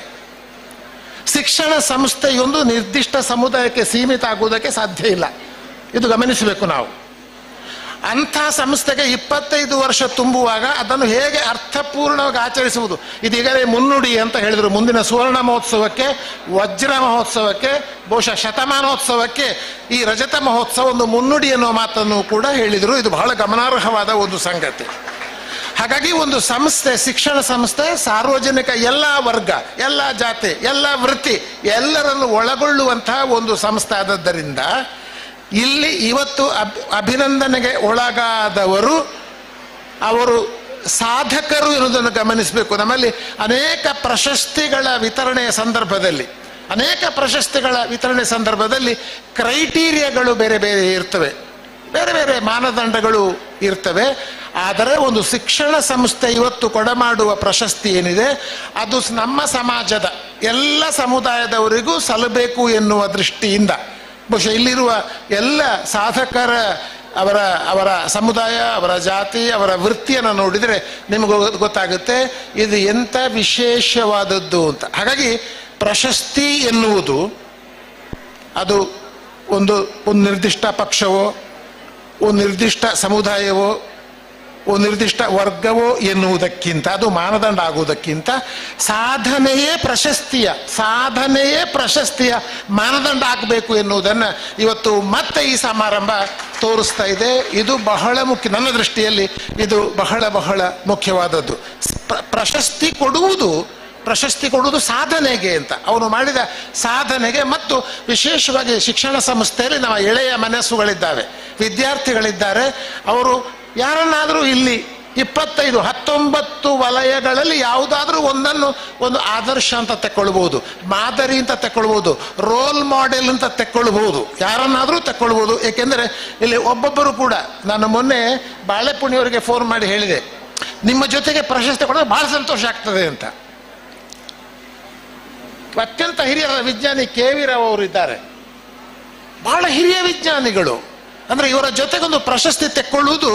ಹಾಗಾಗಿ ಒಂದು ಮಾತಿದೆ, ನಾನು ಇದನ್ನು ಹೇಳಿ ಮಾತನ್ನ ಮುಗಿಸ್ತೇನೆ. ಪ್ರಶಸ್ತಿ ಹೇಗೆ ಬರಬೇಕು ಅಂತ, ಒಂದು ಅರಸಿ ಬರುವುದು, ಅದನ್ನು ಹುಡ್ಕೊಂಡು ಹೋಗುವುದು, ಅರ್ಜಿ ಸಲ್ಲಿಸುವುದು, ಯಾರ್ಯಾರದ್ದೋ ನಾನು ಕೇಳಬೇಕಾದ ಏನೋ ಪ್ರಯತ್ನಗಳನ್ನೆಲ್ಲ ಮಾಡ್ತಾರೆ. ಅವರ ಒಂದು ಅಭ್ಯರ್ಥಿತನ ಗೊತ್ತಾಗಲಿ, ನಾನು ಅದನ್ನು ತಪ್ಪು ಅಂತ ಹೇಳ್ತಾ ಇಲ್ಲ, ಆದರೆ ಅದರ ಪರಿಗಣನೆಗೆ ಕೆಲವು ಇರ್ತವೆ. ಆದರೆ ಪ್ರಶಸ್ತಿ ಅರಸಿ ಹೋಗಬಾರ್ದು, ಪ್ರಶಸ್ತಿ ಹರಸಿ ಬರಬೇಕು. ಹರಸಿ ಬಂದ ಪ್ರಶಸ್ತಿ ಬಹುಶಃ ಇಲ್ಲಿದ್ದ ಎಲ್ಲರಿಗೆ ಸಂತೋಷ ಆಗಿದೆ. ದುಃಖ ಆಗಿದೆ ಯಾರಿಗೆ ಅದು ಪ್ರಶಸ್ತಿ ಬಂದದ್ದಕ್ಕೆ? ಬಹುಶಃ ಇಲ್ಲ, ಎಲ್ಲರಿಗೂ ಸಂತೋಷ ಆಗಿದೆ. ಪ್ರಶಸ್ತಿ ಬಂದಾಗ ಸಂತೋಷ ಪಡೋದ ಎಂಥದ್ದು, ಪ್ರಶಸ್ತಿ ಸಂತೋಷ ಆಗಿರ್ತದೆ. ಯಾಕೆ ಸಂತೋಷ ಆಗಿದೆ ಅಂತ ಅಂದರೆ ಅವ್ರಿಗೆ ಗೊತ್ತಿಲ್ಲ ಪ್ರಶಸ್ತಿ ಬರ್ತದೆ ಅಂತ ಗೊತ್ತಿಲ್ಲ. ಅರ್ಜಿ ಸಲ್ಲಿಸಿದವರಿದ್ದೀರಾ? ಬಹುಶಃ ಮಠಕ್ಕೆ ಅರ್ಜಿ ಬಂದ ಹಾಗಿರ್ಲಿಕ್ಕಿಲ್ಲ. ಆದರೆ ಇಂಥ ಸಾಧಕರ ಬಗ್ಗೆ ಮಠಕ್ಕೆ ಹೇಳಿರ್ತಾರೆ, ನೋಡಿ ಇಂಥವ್ರೊಬ್ಬರನ್ನು ನೀವು ಸನ್ಮಾನಿಸಬಹುದು ಅಂತ ಹೇಳುವಾಗ, ಯಾಕೆಂದ್ರೆ ಅದು ನಮ್ಮದೇ ಜಾತಿ, ನಮ್ಮದೇ ಸಮಾಜ ಆಗಬೇಕಾಗಿಲ್ಲ, ಒಟ್ಟು ದಕ್ಷಿಣ ಕನ್ನಡ ಜಿಲ್ಲೆಯನ್ನು ಪ್ರತಿನಿಧಿಸುವಂಥ ಪ್ರಶಸ್ತಿ ಆಗಬೇಕು. ಆದದ್ರಿಂದ ನಾವೆಲ್ಲ ಗಮನಿಸಿದ್ದೇವೆ, ಇದು ನಾವು ಅರಸಿ ಪಡೆದ ಪ್ರಶಸ್ತಿ ಅಲ್ಲ, ನಮ್ಮೆಲ್ಲರನ್ನು ಹರಸಿ ಬಂದ ಪ್ರಶಸ್ತಿ ಅಂತ ನನ್ನ ಎಲ್ಲ 25 ಮಂದಿಯು ಕೂಡ ಭಾವಿಸಿದ್ದಾರೆ ಅಂತ ನಾನು ಭಾವಿಸಿದ್ದೇನೆ. ಇನ್ನು ಒಂದು ಮಾತು, ನಾನೊಬ್ಬ ಶಿಕ್ಷಕನಾದ ಕಾರಣ, ಇದೊಂದು ಶಿಕ್ಷಣ ಸಂಸ್ಥೆಯಾದ ಕಾರಣ 400ಕ್ಕಿಂತ ಹೆಚ್ಚು ಶಿಕ್ಷಣ ಸಂಸ್ಥೆಗಳನ್ನು ನಡೆಸುವುದರಿಂದ ಒಂದು ಕಾಳಜಿಯನ್ನು ವ್ಯಕ್ತಪಡಿಸಿ ನನ್ನ ಮಾತುಗಳನ್ನು ಮುಗಿಸ್ತೇನೆ ನಾನು. ಏಕೆಂದರೆ ಬಹುಶಃ ಇನ್ನು ಮುಂದಿನ ದಿನಗಳಲ್ಲಿ ಶಿಕ್ಷಣಕ್ಕೆ ಸಂಬಂಧಪಟ್ಟಾಗೆ ದೊಡ್ಡ ಗೋಷ್ಠಿಗಳು ನಡೆಸಬೇಕು ಅಂತ ಹೇಳ್ತಾ ಇದ್ದಾರೆ. ನೋಡಿ, ಸರ್ಕಾರ ಬಹಳ ಹಿಂದೆಯೇ ಶಿಕ್ಷಣದ ವಿಷಯ ಬಂದಾಗ ಇದು ಸರ್ಕಾರದಿಂದ ಮಾತ್ರ ಮಾಡಲಿಕ್ಕೆ ಸಾಧ್ಯ ಇಲ್ಲ, ಇದಕ್ಕೆ ಖಾಸಗಿಯವರ ಸಹಕಾರ ಬೇಕು ಅಂತ ಬಹಳ ಆರಂಭದಲ್ಲೇ ಗಮನಿಸಿದ್ದಾರೆ. ಶಿಕ್ಷಣ ಕ್ಷೇತ್ರಕ್ಕೆ ಮತ್ತೆ ವೈದ್ಯಕೀಯ ಕ್ಷೇತ್ರಕ್ಕೆ ಬಂತು, ಇಲ್ಲ ಅಂತಲ್ಲ. ನನ್ನನ್ನು ವೈಯಕ್ತಿಕವಾಗಿ ಕೇಳಿದರೆ ನಾನು ಇವತ್ತು ನನ್ನ ನಿಲುವು, ನನ್ನ ಪೊಸಿಷನ್ ಯಾವುದು ಅಂತಂದರೆ, ನಮ್ಮ ಸಮಾಜದಲ್ಲಿ, ನಮ್ಮ ಭಾರತ ದೇಶದಲ್ಲಿ, ನಮ್ಮ ಈಗಿರುವ ಸಾಮಾಜಿಕ ಪರಿಸ್ಥಿತಿಯಲ್ಲಿ ಶಿಕ್ಷಣ, ಆರೋಗ್ಯ ಅದನ್ನು ಹೆಚ್ಚಿನ ಜವಾಬ್ದಾರಿ ಸರ್ಕಾರವೇ ತೆಕ್ಕೊಳ್ಳಬೇಕು ಎನ್ನುವುದು ನನ್ನ ವೈಯಕ್ತಿಕ ನಿಲುವು. ಅದಕ್ಕೆ ಖಾಸಗಿಯವರು ಸಾಕಷ್ಟು ಕೈ ಜೋಡಿಸ್ತಾ ಬರ್ತಾ ಇದ್ದಾರೆ. ಹಾಗಾಗಿ ನೋಡಿ, ನಮ್ಮಲ್ಲಿ ಸರ್ಕಾರಿ ಶಾಲೆ, ಖಾಸಗಿ ಶಾಲೆ, ಅನುದಾನಿತ ಶಾಲೆ ಅಂತ ಹೀಗೆಲ್ಲ ಉಂಟು, ನೀವು ಕೇಳಿರ್ಬೋದು. ಸರ್ಕಾರಿ ಶಾಲೆಗಳು ಇಲ್ಲಿ ಆಗುದಿಲ್ಲ, ನಾವು ಅನುದಾನ ಕೊಡ್ತೇವೆ ಅಂತ ಬಂದರು, ಅನುದಾನ ಏಡೆಡ್ ಸ್ಕೂಲ್ಸ್ ಬಂತು. ಸರ್ಕಾರ ಶಾಲೆಗಳು ಬಡದವರು, ಅನುದಾನಿತವೂ ಇಲ್ಲ, ಕೊನೆಗೆ ಖಾಸಗಿಯವರು ಶಿಕ್ಷಣವನ್ನು ತೆಕ್ಕೊಂಡ್ರು. ಖಾಸಗಿಯವರು ಶಿಕ್ಷಣ ತೆಕ್ಕೊಳ್ಳುವಾಗ ಸಹಜವಾಗಿಯೇ ನನ್ನ ಲೆಕ್ಕದಲ್ಲಿ ಸರಿ ಏನು ಬೆಳವಣಿಗೆ ಅಂತಂದರೆ ಅದು ಮಾಧ್ಯಮ ಹೋಗಿ ಅದು ಉದ್ಯಮ ಆಗುತ್ತದೆ, ಅದು ಇಂಡಸ್ಟ್ರಿ ಆಗ್ತದೆ. ನಾವು ಇದನ್ನು ನೋಡ್ತಾ ಇದ್ದೇವೆ. ನಾನು ವಿವರಿಸುವುದಕ್ಕೆ ನಾನು ಹೋಗ್ತಾ ಇಲ್ಲ, ನಾನು ಆಕ್ಷೇಪವನ್ನು ಹೇಳ್ತಾ ಇಲ್ಲ. ನಾವು ಎಚ್ಚರ ವಹಿಸಬೇಕಾದ ಕಾಲಘಟ್ಟದಲ್ಲಿದ್ದೇವೆ ಅಂತ. ಶಿಕ್ಷಣವನ್ನು ಮಾಧ್ಯಮವಾಗಿ ಇಟ್ಟುಕೊಳ್ಳಿ, ಉದ್ಯಮ ಮಾಡಲಿಕ್ಕೆ ಹೋಗಬೇಡಿ ಅಂತ ಹೇಳುವ ನಾನು ಬಹಳ ಸ್ಪಷ್ಟ. ಹಾಗಾಗಿ ನಮ್ಮಲ್ಲಿ ಹಿರಿಯ ಮಠಾಧೀಶರಿದ್ದಾರೆ, 400-450 ಸಂಸ್ಥೆ ನಡೆಸುತ್ತಿದ್ದಾರೆ. ದಯವಿಟ್ಟು ನಮ್ಮ ಸರ್ಕಾರ ಪ್ರಾಥಮಿಕ ಮತ್ತು ಪ್ರೌಢ ಶಿಕ್ಷಣವನ್ನು ಮತ್ತು ವಿಶೇಷವಾಗಿ ಕನ್ನಡವನ್ನು ಉಳಿಸುವ, ಶಾಲೆಗಳನ್ನು ಉಳಿಸುವ, ಪ್ರಾಥಮಿಕ ಮತ್ತು ಹೈಸ್ಕೂಲ್ ಶಾಲೆಗಳನ್ನು ಉಳಿಸುವ ಕೆಲಸವನ್ನು ಒಂದು ಬದ್ಧತೆಯಿಂದ ಮಾಡಬೇಕಾಗಿದೆ. ರಾಜಕೀಯ ಚಿಂತನೆಗಳನ್ನು ಮಾಡಿ ಸಮಾಜವನ್ನು ಕಟ್ಟುವ ಪ್ರತಿನಿಧಿಗಳು ನಮ್ಮ ಜೊತೆಗಿದ್ದಾರೆ. ಒಳ್ಳೆಯ ರಾಜಕೀಯ ಕೆಟ್ಟದ್ದಲ್ಲ, ಒಳ್ಳೆಯ ರಾಜಕೀಯವೇ. ರಾಜಕೀಯ ಒಳ್ಳೆಯದು, ಆದರೆ ನಮ್ಮಲ್ಲಿ ರಾಜಕೀಯ ಅಂತ ಹೇಳಿದ ಕೂಡಲೇ ಅದು ರಾಜಕಾರಣದ ಅರ್ಥಕ್ಕೆ ಹೋಗ್ತದೆ. ರಾಜಕೀಯವಾಗಿ ಯೋಚನೆ ಮಾಡಬೇಕು. ಮೊನ್ನೆ ಶಿಕ್ಷಣ ಮಂತ್ರಿಗಳು ಹೇಳಿದರು ಒಂದೇ ಮಾತು, ನಮ್ಮ ಪ್ರಾಥಮಿಕ ಶಾಲೆಗಳಲ್ಲಿ ಸ್ವಾಮೀಜಿಯವರೇ, ಪ್ರಾಥಮಿಕ ಪ್ರೌಢಶಾಲೆ 40, ಇದು ಶಿಕ್ಷಣ ಸಚಿವರು ಪತ್ರಿಕಾಗೋಷ್ಠಿಯಲ್ಲಿ ಹೇಳಿದ ಮಾತು, 40,000 ಅಧ್ಯಾಪಕರ ಕೊರತೆ ಇದೆಯಂತೆ. ಇದೆ. ಅದಕ್ಕೆ ಅವ್ರು ಏನು ಹೇಳಿದ್ರು, 10,000 ನೇಮಕ ಈಗ ಮಾಡ್ತೇವೆ, 40,000 ಕೊರತೆ ಉಂಟು, 10,000 ಈಗ ಮಾಡ್ತೇವೆ, ಮತ್ತೊಂದು 10,000 ಅತಿಥಿ ಉಪನ್ಯಾಸ ಮೇಷ್ಟ್ರುಗಳನ್ನು ತೆಗೊಳ್ತೇವೆ, ಮತ್ತೆ ಮುಂದೆಯೂ ಕೂಡ ಅಂದರೆ ಮತ್ತೆ ಕೂಡ ನಾವು ನೇಮಕ ಕಲ್ಪಿಸಿಕೊಳ್ಳಿ. ಒಂದು ಪ್ರಾಥಮಿಕ ಮಾಧ್ಯಮಿಕ ಹಂತಗಳಲ್ಲಿ ಇಷ್ಟೊಂದು ಅಧ್ಯಾಪಕರ ಕೊರತೆ ಇರುವ ವಿದ್ಯಾರ್ಥಿಗಳ ಶಿಕ್ಷಣ ಹೇಗಿರಬಹುದು ಅಂತ. ಹಾಗಾಗಿ ಶಿಕ್ಷಕರನ್ನು ಕೊಡಿ, ಖಾಸಗಿಯವರ ಜೊತೆ ಕೈ ಸೇರಿಸಿ ಅನುದಾನಿತಗಳನ್ನು ಮುಂದುವರಿಸಿ ಕನ್ನಡ ಶಾಲೆಗಳನ್ನು ಕನಿಷ್ಠ 75 ವರ್ಷ ಆದ 100 ವರ್ಷ ಅಂತ ಇಟ್ಟುಕೊಳ್ಳುವ, 75 ವರ್ಷ ಆದ ಎಲ್ಲ ಪ್ರಾಥಮಿಕ ಶಾಲೆಗಳಿದೆಯಲ್ಲ ಅದನ್ನು ಬಲಿಷ್ಠ ಮಾಡಿ, ಅಲ್ಲಿಗೆ ಮೇಷ್ಟ್ರುಗಳನ್ನು ಕೊಡಿ. ಏನು ಮಾಡಬೇಡಿ, ಸತ್ಯ ಹೇಳ್ತೇನೆ ನಾನು, ಕನ್ನಡ ಉಳಿಸಬೇಕಾದ್ರೆ ಮಾಡಬಹುದಾದ ಒಂದೇ ಒಂದು ಕೆಲಸ, ಬೇರೆ ಏನು ಮಾಡಬೇಡಿ ನೀವು. ಕನ್ನಡ ಮಾಧ್ಯಮ ತುಳಿದು ಮಾತಾಡುವ ಮನೆಯಲ್ಲಿ, ಅದು ಬೇರೆ ಭಾಷೆಗಳ ಬಗ್ಗೆ ಬರೋ, ನಾನು ಬೇರೆ ಮಾತಾಡ್ತೇನೆ, ಅದು ಹೇಗೆ ಅಂತ. ಕರ್ನಾಟಕದಲ್ಲಿ ಕನ್ನಡವನ್ನು ಉಳಿಸಬೇಕಾದ್ರೆ ಏನು ಮಾಡೋದು ಬೇಡ, ಎಲ್ಲ ಶಾಲೆಗಳಿಗೆ ಕನ್ನಡ ಕಲಿಸುವ. ಏಕೆಂದರೆ ಪ್ರಾಥಮಿಕ ಮತ್ತು ಪ್ರೌಢ ಎಲ್ಲ ಶಿಕ್ಷಕರು ಕನ್ನಡವನ್ನೇ ಕಲಿಸುವುದು ಸಾಕು. ಕನ್ನಡ ಉಳಿಬೇಕಾ, ಕನ್ನಡ ಬೆಳಿಬೇಕಾ, ರಾಜ್ಯೋತ್ಸವ ಯಾವುದು ಮಾಡಿ ಸುಖ ಇಲ್ಲ. ಪ್ರಾಥಮಿಕ ಶಾಲೆಗಳನ್ನು ಗಟ್ಟಿ ಮಾಡಿ, ಮಾಧ್ಯಮಿಕ ಶಾಲೆಗಳನ್ನು ಗಟ್ಟಿ ಮಾಡಿ, ಅದು ಬಿಟ್ಟು ನೀವು ಏನು ಮಾಡಿದರೂ ಕೂಡ ನಮ್ಮ ಕನ್ನಡ ಶಾಲೆಗಳನ್ನು ಉಳಿಸುವುದಕ್ಕೆ ಸಾಧ್ಯ ಇಲ್ಲ. ಇದನ್ನು ಖಾಸಗಿಯವರು ಬಹಳ ಕಾಳಜಿನ ಮಾಡ್ತಾ ಬಂದಿದ್ದಾರೆ, ನಮ್ಮ ಶಾಲೆಗಳನ್ನು ಉಳಿಸಬೇಕು ಅಂತ. ಬಹುಶಃ ನಮ್ಮ ವೇದಿಕೆಯಿಂದ ಇಂಥ ಹಿರಿಯ ಸ್ವಾಮೀಜಿಗಳ ಸಮಕ್ಷಮದಲ್ಲಿ ಅಂಥ ಸಂದೇಶ ಒಂದು ಸಮಾಜಕ್ಕೆ ಹೋಗಲಿ. ಬಹಳ ಸಮಾಜನಿಷ್ಠ ದುಡಿಯುವ ನಮ್ಮ ಪ್ರತಿನಿಧಿಗಳಿದ್ದಾರೆ. ಎಲ್ಲ ಶಾಲೆಗಳು ಕೂಡ ಮಾಧ್ಯಮ, ಏಕೆಂದರೆ ನಮ್ಮಲ್ಲಿ ಪ್ರಾಥಮಿಕ ಮಾಧ್ಯಮಿಕ ಶಾಲೆಗಳನ್ನು ಮಠಗಳು ನಡೆಸುವುದು ನೋಡಬೇಕು ನೀವು. ಅನ್ನ ಕೊಟ್ಟು, ಊಟ ಕೊಟ್ಟು, ವಸತಿ ಕೊಟ್ಟು ನಡೆಸ್ತಾ ಇದ್ದಾರೆ, ನಿಮ್ಗೆ ಗೊತ್ತಿದೆ. ಹಾಗಾಗಿ ಬಹುಶಃ ಒಂದೇ ಕಲ್ಲಿಂದ ಹಲವು ಹಣ್ಣನ್ನು ಉದುರಿಸುವುದಾದರೆ ನಮ್ಮ ಶಿಕ್ಷಣ ವ್ಯವಸ್ಥೆಯನ್ನು ಬಲಪಡಿಸಿ, ಈ ಸಂಸ್ಥೆಗಳು ಆಯಿತು, ಬಹುಶಃ ಒಂದು 25 ವರ್ಷ ಆದರೆ ಸರ್ಕಾರ ಅನುದಾನ ಕೊಡಲಿ, ಖಾಸಗಿ 10-15 ವರ್ಷ ನಡೆಸಲಿ, ಆಮೇಲೆ ಸರ್ಕಾರ ಅನುದಾನ ಕೈ ಚೆಲ್ಲಿ ಕುಳಿತುಕೊಳ್ಳುವ ಪ್ರವೃತ್ತಿ ಇದು ಒಳ್ಳೆಯದಲ್ಲ ಅಂತ ಹೇಳ್ತಾ, ನೋಡಿ 25 ವರ್ಷಗಳು ಈ ಶಾಲೆ ನಡೆಸ್ತಾ ಬಂದರು ಅವರು. ನಿಮ್ಮ ಕಾವೂರು ಪರಿಸರದ ಜನಗಳನ್ನು ನಂಬಿಕೊಂಡು ವಿಶ್ವಾಸಕ್ಕೆ ತೆಕ್ಕೊಂಡು 25 ವರ್ಷ ನಡೆಸ್ತಾ ಬಂದರು. ಈಗ ಸರ್ಕಾರ ಮುಂದೆ ಬರಬೇಕು, ನಾವು ನಿಮ್ಮ ಬೆಳವಣಿಗೆಗೆ ಸಹಕಾರ ಅಂತ. ಸರ್ಕಾರ ಯಾಕಂದರೆ ನಿಮ್ಮ ಸಹಾಯ ಪಡ್ಕೊಂಡೇ ತಾನೇ ಇರುವಂಥದ್ದು.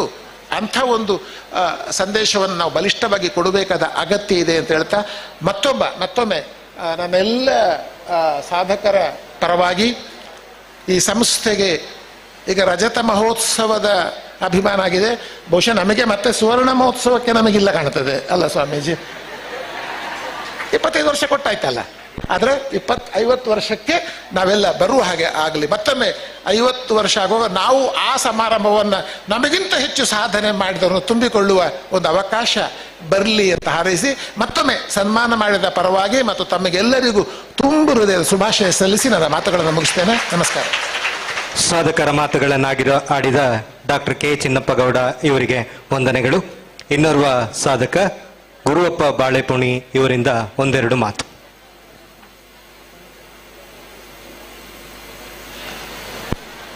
ವೇದಿಕೆಯಲ್ಲಿ ವಿರಾಜಮಾನರಾಗಿರುವಂಥ ಪೂಜ್ಯ ಶ್ರೀವೃಂದರವರಿಗೆ ಸಾಷ್ಟಾಂಗ ನಮಸ್ಕರಿಸುತ್ತಾ, ಎಲ್ಲ ಗೌರವಾನ್ವಿತ ಅತಿಥಿಗಳಿಗೆ ಗೌರವಪೂರ್ವಕವಾದ ವಂದನೆಗಳನ್ನು ಸಲ್ಲಿಸ್ತಾ ಸಾಧಕರಿಗೆ ಅಭಿನಂದನೆಗಳನ್ನು ಹೇಳ್ತಾ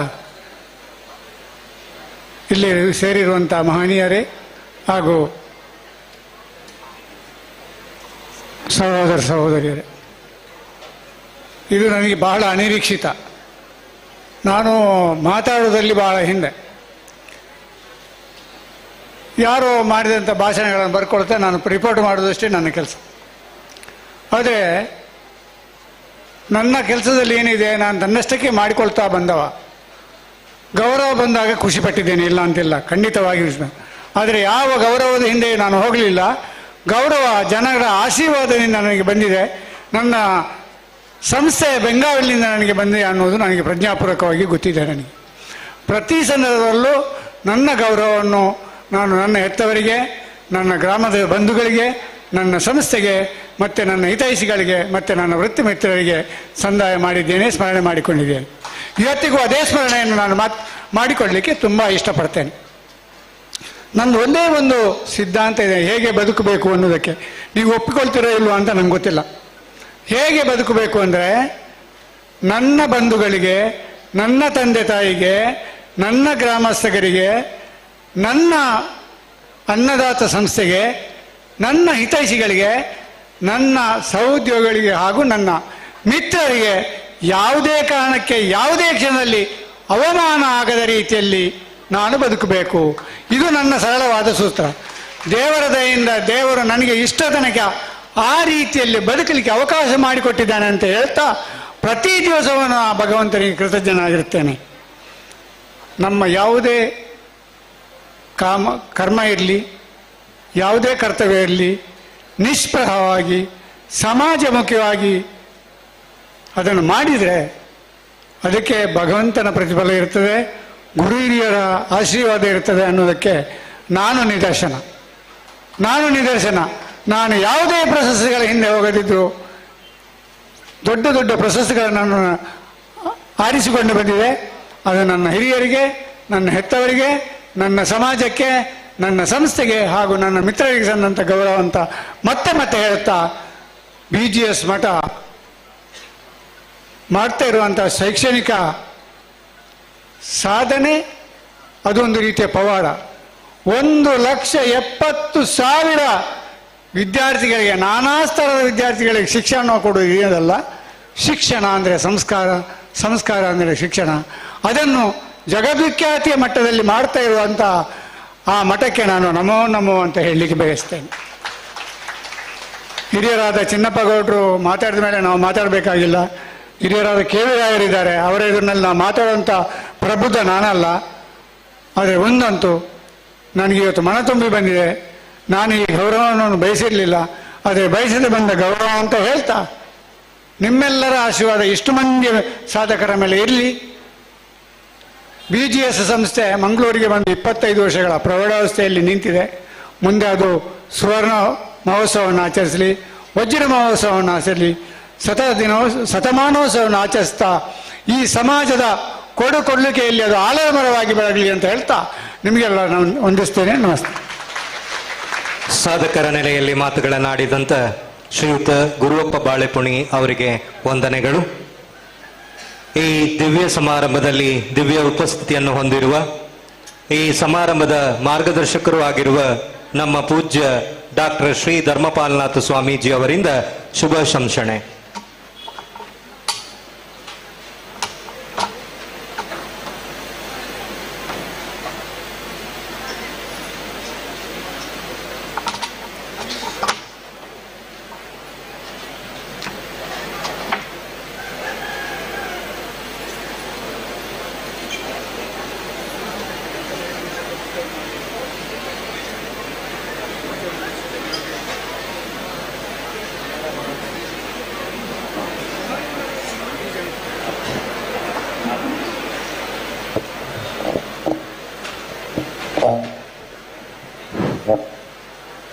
ಜೈ ಶ್ರೀ ಗುರುದೇವ್.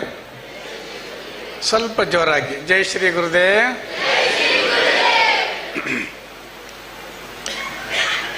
ಚಂಡಿಕಾಂ ಶ್ವೇತವರ್ಣಾಂ ತಾಂ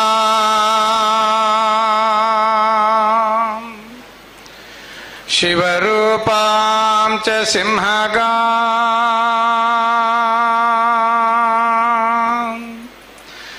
दंष्ट्राजवर्तुलार्तिक्ष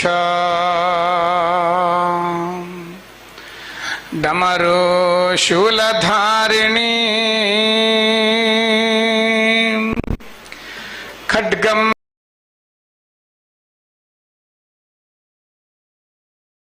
बिभ्रांतिंश्च दक्षा अन्नपात्रा भयान्विता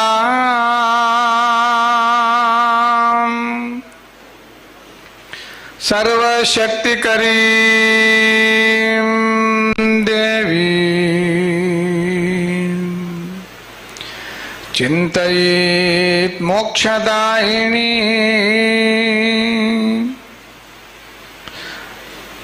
प्रार्थस्मरणीय श्रोत्रिय ब्रह्मनिष्ठ श्रीमत् परमहंस परिव्राजकाचार्य सच्चिदानंद स्वरूपी भैरवैक्य परम पूज्य जगद्गुरु ಶ್ರೀ ಶ್ರೀ ಡಾಕ್ಟರ್ ಬಾಲಗಂಗಾಧರನಾಥ ಮಹಾಸ್ವಾಮೀಜಿಗಳವರ ಮಹಾಚೈತನ್ಯಕ್ಕೆ ನಮಸ್ಕಾರಗಳನ್ನು ಸಲ್ಲಿಸುತ್ತಾ ಶ್ರೀಮನ್ ನಿರಂಜನ ಪ್ರಣವ ಸ್ವರೂಪಿ ಶ್ರೀಮತ್ ಸಿದ್ಧಯೋಗೀಶ್ವರವರ್ಯ ಪ್ರತಿಷ್ಠಿತ ಶ್ರೀಮದ್ ಆದಿಚುಂಚಾದ್ರಿ ಸಿದ್ಧ ಸಿಂಹಾಸನಾಧೀಶ್ವರಾದಂತಹ ಪರಮ ಪೂಜ್ಯ ಜಗದ್ಗುರು ಶ್ರೀ ಶ್ರೀ ಡಾಕ್ಟರ್ ನಿರ್ಮಲಾನಂದನಾಥ ಮಹಾಸ್ವಾಮೀಜಿಗಳವರ ಶ್ರೀಪಾದಗಳಿಗೆ ಶಿರಭಾಗಿ ನಮಸ್ಕಾರಗಳನ್ನು ಸಲ್ಲಿಸುತ್ತಾ ಅಂತೆಯೇ ಪರಮ ಪೂಜ್ಯ ಶ್ರೀ ಶ್ರೀ ಗುರುದೇವಾನಂದನಾಥ ಮಹಾಸ್ವಾಮೀಜಿ ಹಾಗೂ ನಮ್ಮ ಆತ್ಮೀಯರಾಗಿರ್ತಕ್ಕಂಥ ಪರಮ ಪೂಜ್ಯ ಶ್ರೀ ಶ್ರೀ ಗುಣಾನಾಥ ಸ್ವಾಮೀಜಿಯವರೆಗೂ ವಂದಿಸಿಕೊಂಡು ಈ ಪವಿತ್ರ ವೇದಿಕೆ ಮೇಲೆ ಆಸೀನರಾಗಿರ್ತಕ್ಕಂತಹ ಎಲ್ಲ